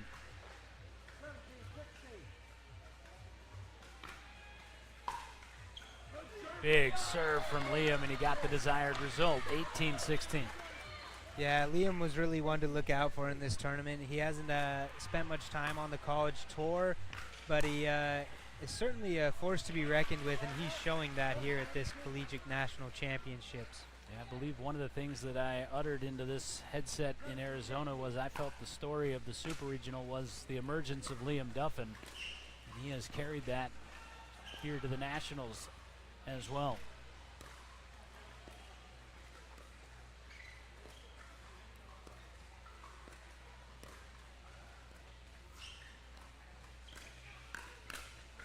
Bliss broke the pattern, and eventually Asplin takes advantage.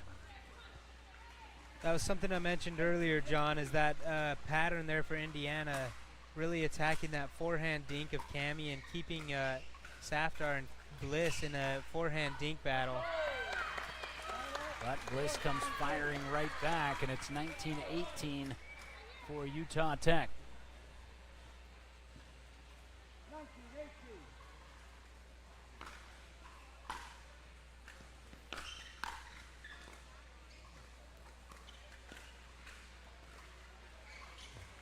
There it is again.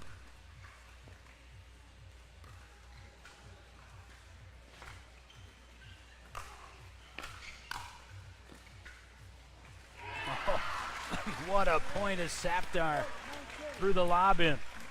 Great point there, and I'm loving this battle on the forehand dinking, and then Safdar able to throw in a little lob there, catches Liam Duffin off guard, and he has to go to the baseline to get back for that one.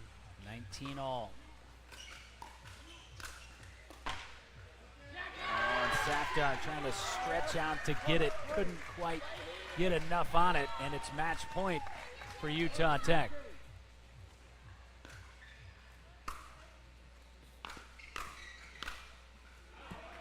Oh, and the tape prevents the Trailblazers from the Final Four. 20 all. It was match point, but only with that 1 point lead. So just like that, advantage back to the Hoosiers.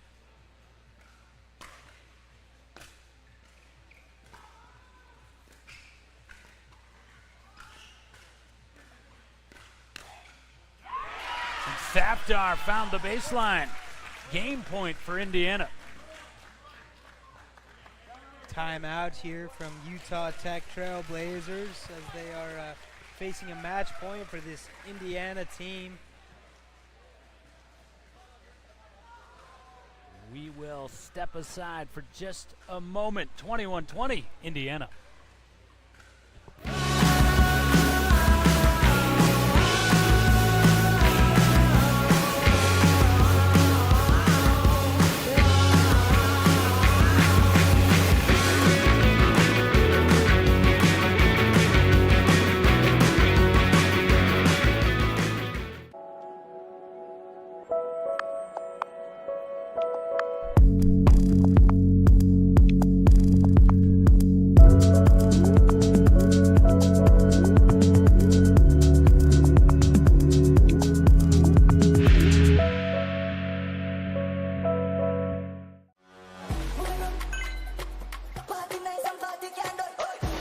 Wrestled the lead away in the first mixed doubles game. 21-20, Michael Asplund with the serve. Oh, and an immediate side out. Just can't be short on that drop. Got to make Utah Tech win that point. 21-all. That's exactly right. As we get into this tight score here, it's going to come down to who's going to execute on offense. You can't be missing third shots. You got to allow the team to play and force them to make an error. You can't just give them free points. That was a set play right there from Utah Tech. Bliss set up Duffin. Match point number 2.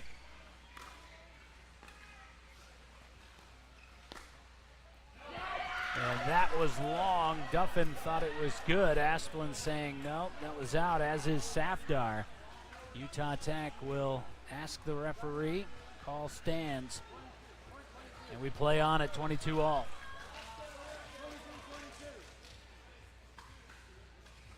22-22.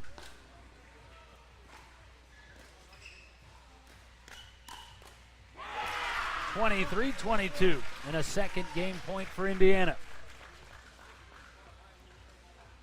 Let's see if Indiana is able to execute here. You got to have a strong third and get yourself into this point.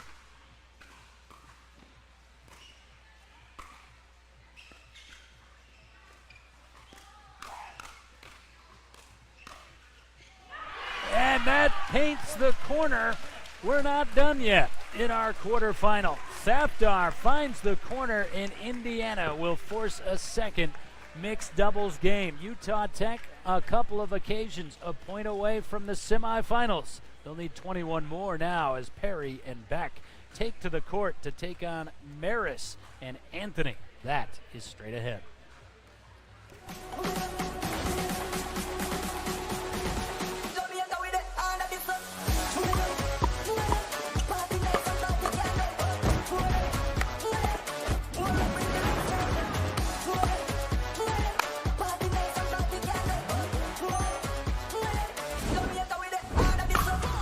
What's your DUPR?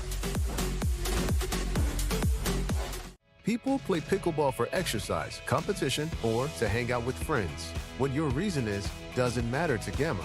What matters is that you play, that you enjoy playing with passion, and you have so much fun you can't wait to play again. At Gamma, we offer paddles perfect for all levels, including yours, because pickleball is about you, the player, and what feels right. Pickleball is your game. Make Gamma your paddle. Play to live, live to play. Gamma Pickleball. Yeah. Let's go. We just gotta go hard. I go the hardest. I bring the pain. Not what you used to. It's all part of the game. Yeah, I just gotta go hard. I just gotta go hard.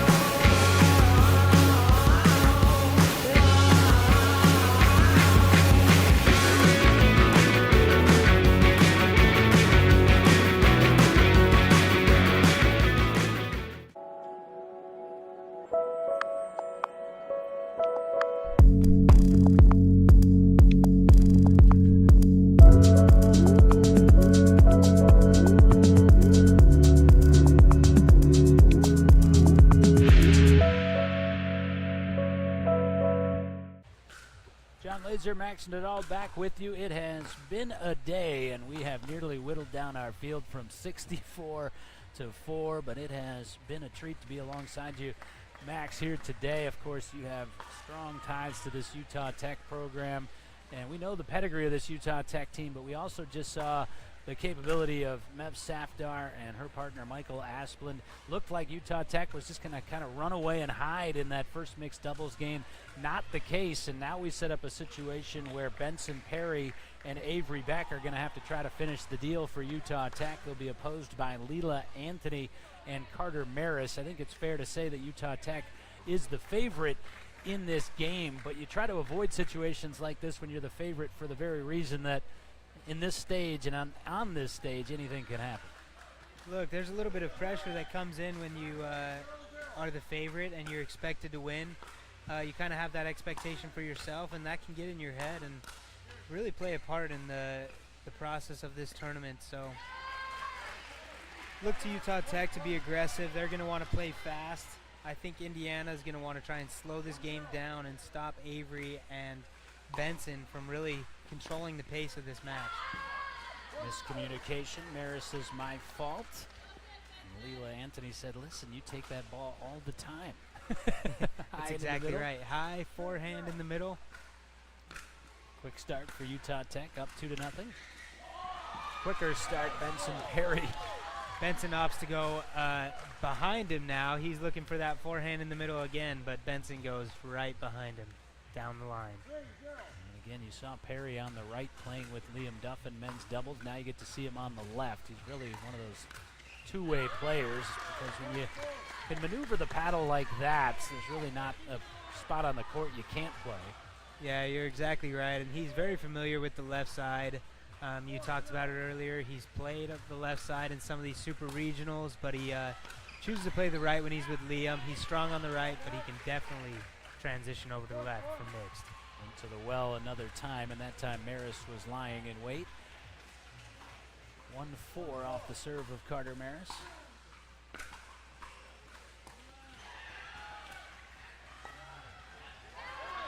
Perry with the auto response, 5-1. And you know, again, when you're that favorite and the crowd starts murmuring, oh, Indiana, they just won mixed doubles 1, you really want to erase some of that. We were not over at the grandstand court, but we heard that it became a very pro-Clemson crowd, and that has nothing to do with Florida Atlantic. It's just everybody loves a Cinderella. That's exactly right. Everybody loves to see an underdog, and we saw it coming into the first national championship in 2022. We came in as the first seed, and all of our matches gathered a crowd that was cheering against us. And maybe that was because I was on the team and they liked cheering against me, or you beat me to it, man. You can't take my jokes away. No, you're absolutely right. And particularly when that favorite is in trouble, that's when the noise gets louder. Ultimately, though, when you get to this stage, people just want to see greatness. And that's what we're going to have tomorrow in the semifinals.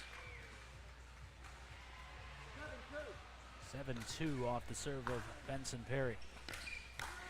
I was going to say, everybody loves the Cinderella, particularly when the Cinderella is named Fiorella. That's exactly right with Clemson, and we'll see if they're able to continue their Cinderella story and continue to move on through the tournament.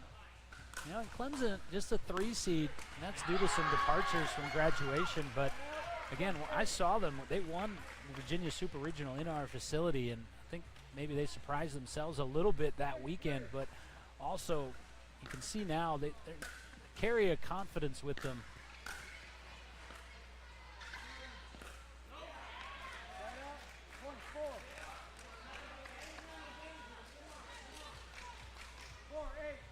Four, 8.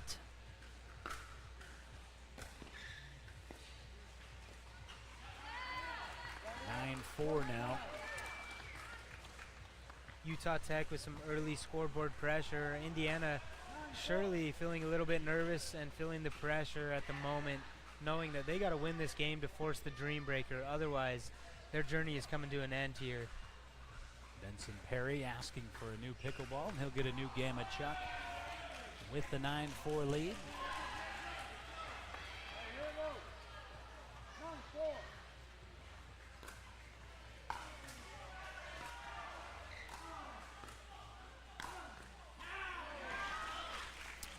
is as good as it gets, but I don't think anyone was picking up that effort from Maris.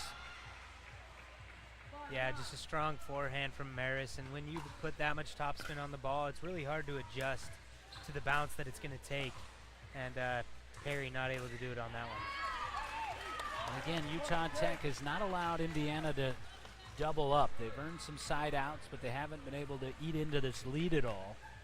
Yeah, that's exactly right, and that's what Utah Tech's going to want to do throughout this match is just keep it consistent. You see it there from Avery Beck, just a simple serve mistake, and you allow Indiana the ball back to try and make a run before this end change. Yeah, great spot selected by Maris, and now it's 7-10. Maris taking advantage of that missed serve opportunity, trying to get some points here, see if they can bring this a bit closer. That was an elite backhand flick roll from Benson Perry, and there is that end change. 11-7 for Utah Tech. Need this one to close it out. Indiana thinking Dreambreaker.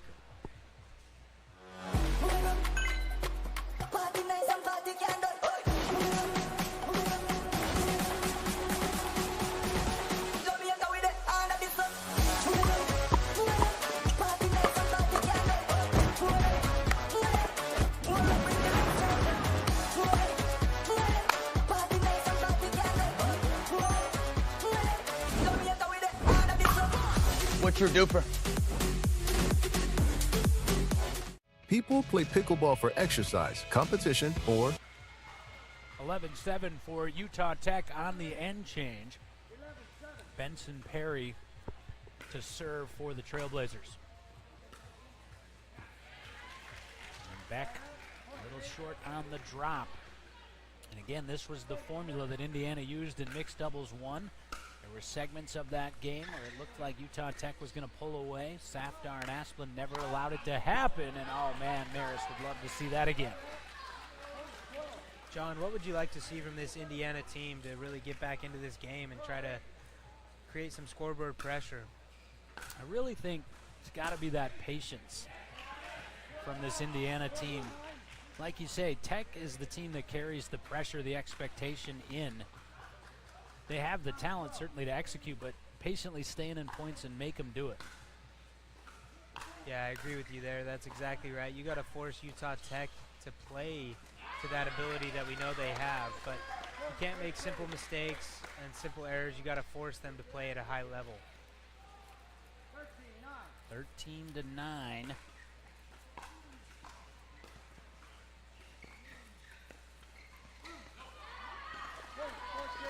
You hear Benson with the nope, and you got to love the confidence from Benson right now. He's feeling it, and Utah Tech is certainly feeling it with the lead that they have right now.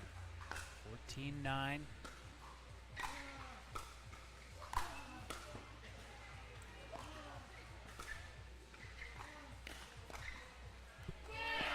Oh, wow, it took that, I'll call it a little bit of luck to go along with skill to earn that point for Indiana. And that's what great teams do. Even though you won the point, man, needed the entire array of shots to get it.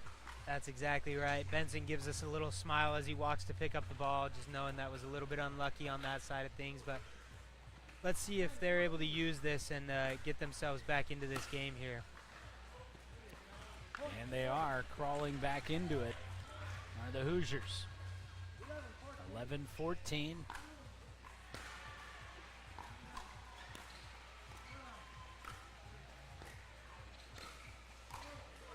Oh, Maris saw it but didn't react quite quickly enough.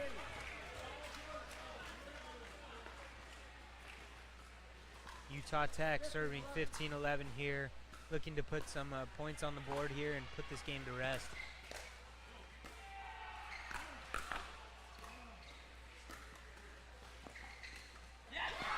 That time the tape is kind to Utah Tech. They felt like they deserved it. And man, these resets from Avery Beck, otherworldly. Yeah, I think she spends a lot of time working on those resets from the midcourt, and it certainly shows.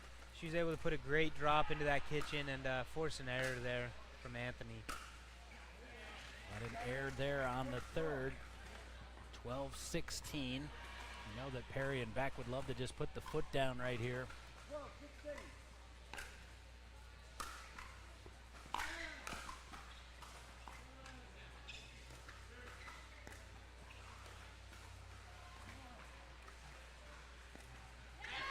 Well, that was the shot right there from Avery Beck that caused Maris to be a blink slow a couple points prior, just dumping it behind, not allowing him to crash middle.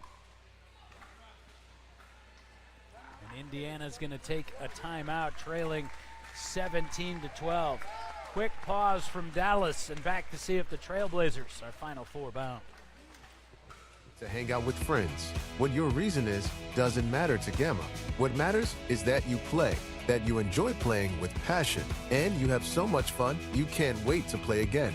At Gamma, we offer paddles perfect for all levels, including yours, because pickleball is about you, the player, and what feels right. Pickleball is your game. Make Gamma your paddle. Play to live, live to play. Gamma Pickleball. Yeah. Let's go. We just gotta go hard. I go the hardest. I bring the pain. Not what she. Utah Tech closing in. Indiana trying to stay within shouting distance, but a return error. See it on the face of Carter Maris. 18-12.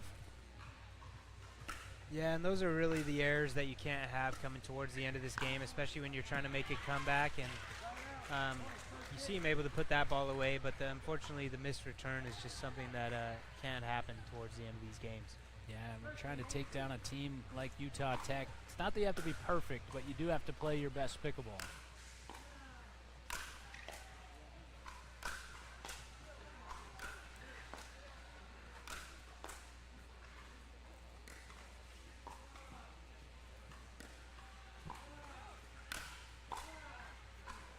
Wow, Perry just keeping the pressure on. Indiana made him hit it 5 more times to their credit. He hit it splendidly all 5. That's exactly right, and I think that's what kind of points Indiana needs to get into, is just the ones where they grind and they're not giving up anything easy, but you would have loved to see them try to work their way to the net.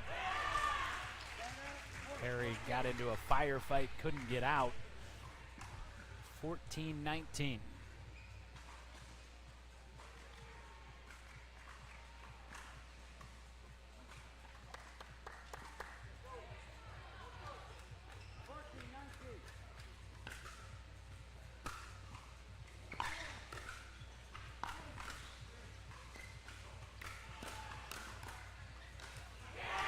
Perry had to decide quickly. I think that may have climbed wide, but he made the right choice.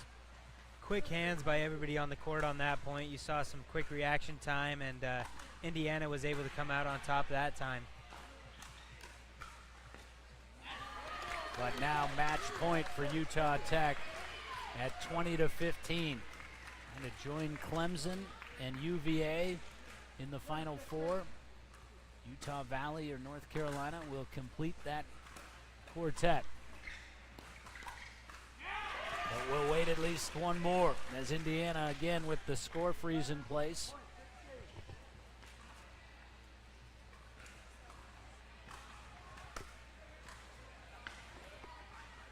Tries to come from behind once again.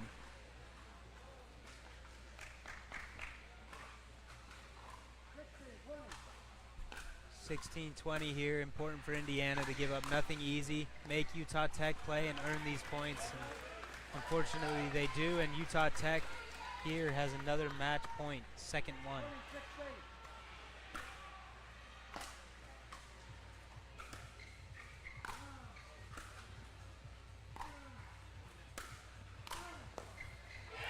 Beck was trying to find something she could come in on and did not.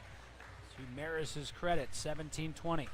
Yeah, strong backhand there by Maris. Exactly what we talked about. Give up nothing easy. Keep him back at the baseline. Make him earn the point.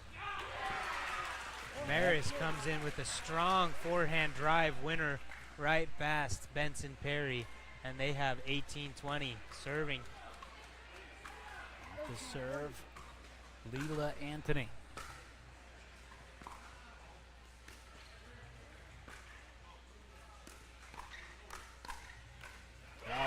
extraordinary from Maris. Almost baited Beck to come to the backhand. That's exactly right, and Beck wasn't afraid to go at Maris, but it doesn't go Beck's way this time. Maris is able to come out with the point, and they are 19-20, forcing Utah Tech to take the timeout. Indiana with momentum going into this timeout. High drama, heading to a quick break. 19-20, but it's Indiana serve on the other side. It's all part of the game. Yeah, I just gotta go hard.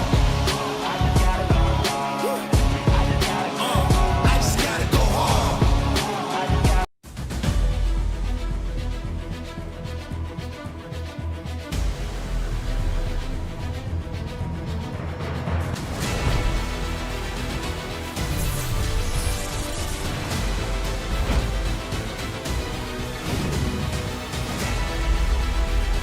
19-20, and you can see as Carter Maris, that tennis momentum position.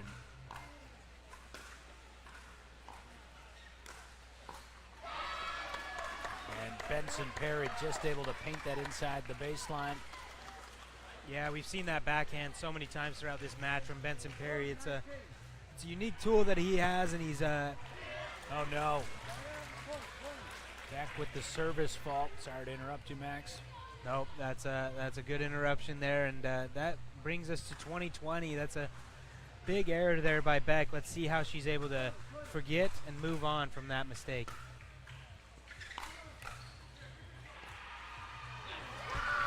She certainly does there with that great defense of a drive from Maris, and we see the error from Anthony. Match point again for Utah Tech, 21-20. Fourth match point.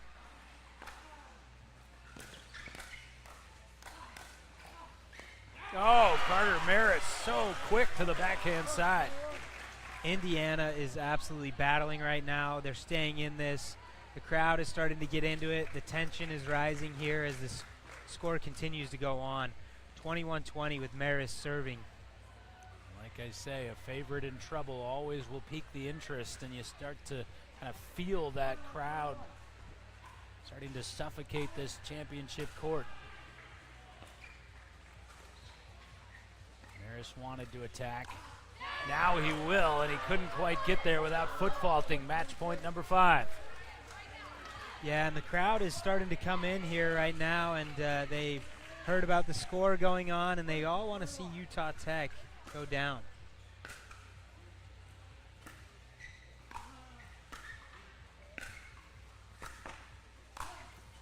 Not yet, says Indiana. Indiana defends 3 match points. Let's see if they can do something on offense here and get back into this. 22 all.